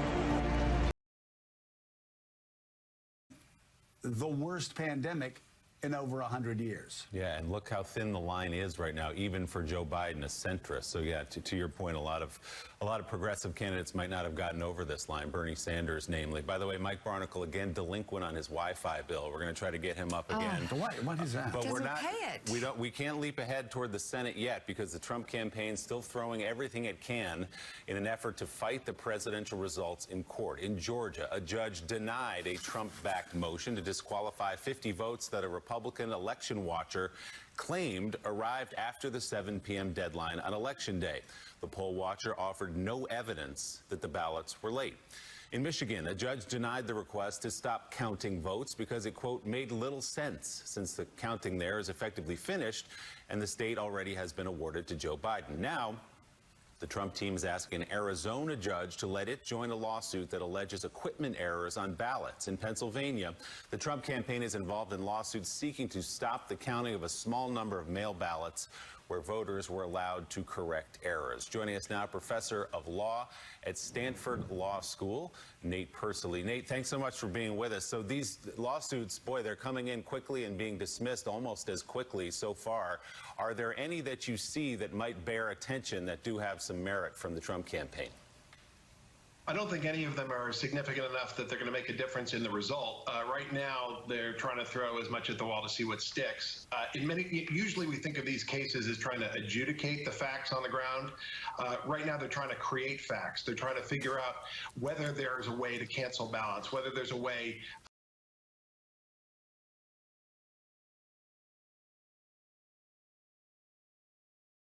Cardio Mobile is. There is a witness at the table when they're tabulating. So just transparency. You want somebody like you had in Florida. Right, so that, Steve, you can raise the objection that a ballot came in after election days. Yep. You know, you couldn't have a democracy if people could know what the delta was in the tally and then all of a sudden be able to bring new ballots. We also know that there are more people on the voting rolls here than live here.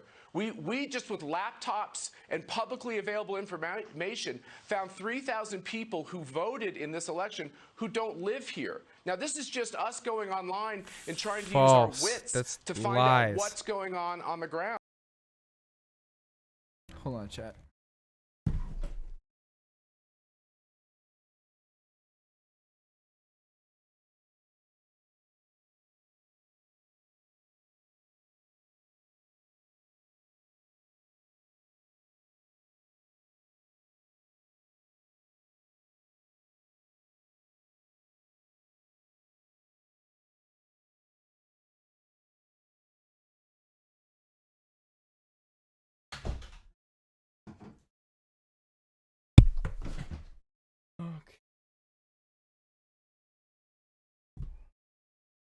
Well, chat, that's it for tonight. We're not gonna get any more results in. Just gonna keep getting narrow. Who knows? They'll probably call it in like an hour. We'll see. But yeah, all right, I'm gonna get out of here. Later.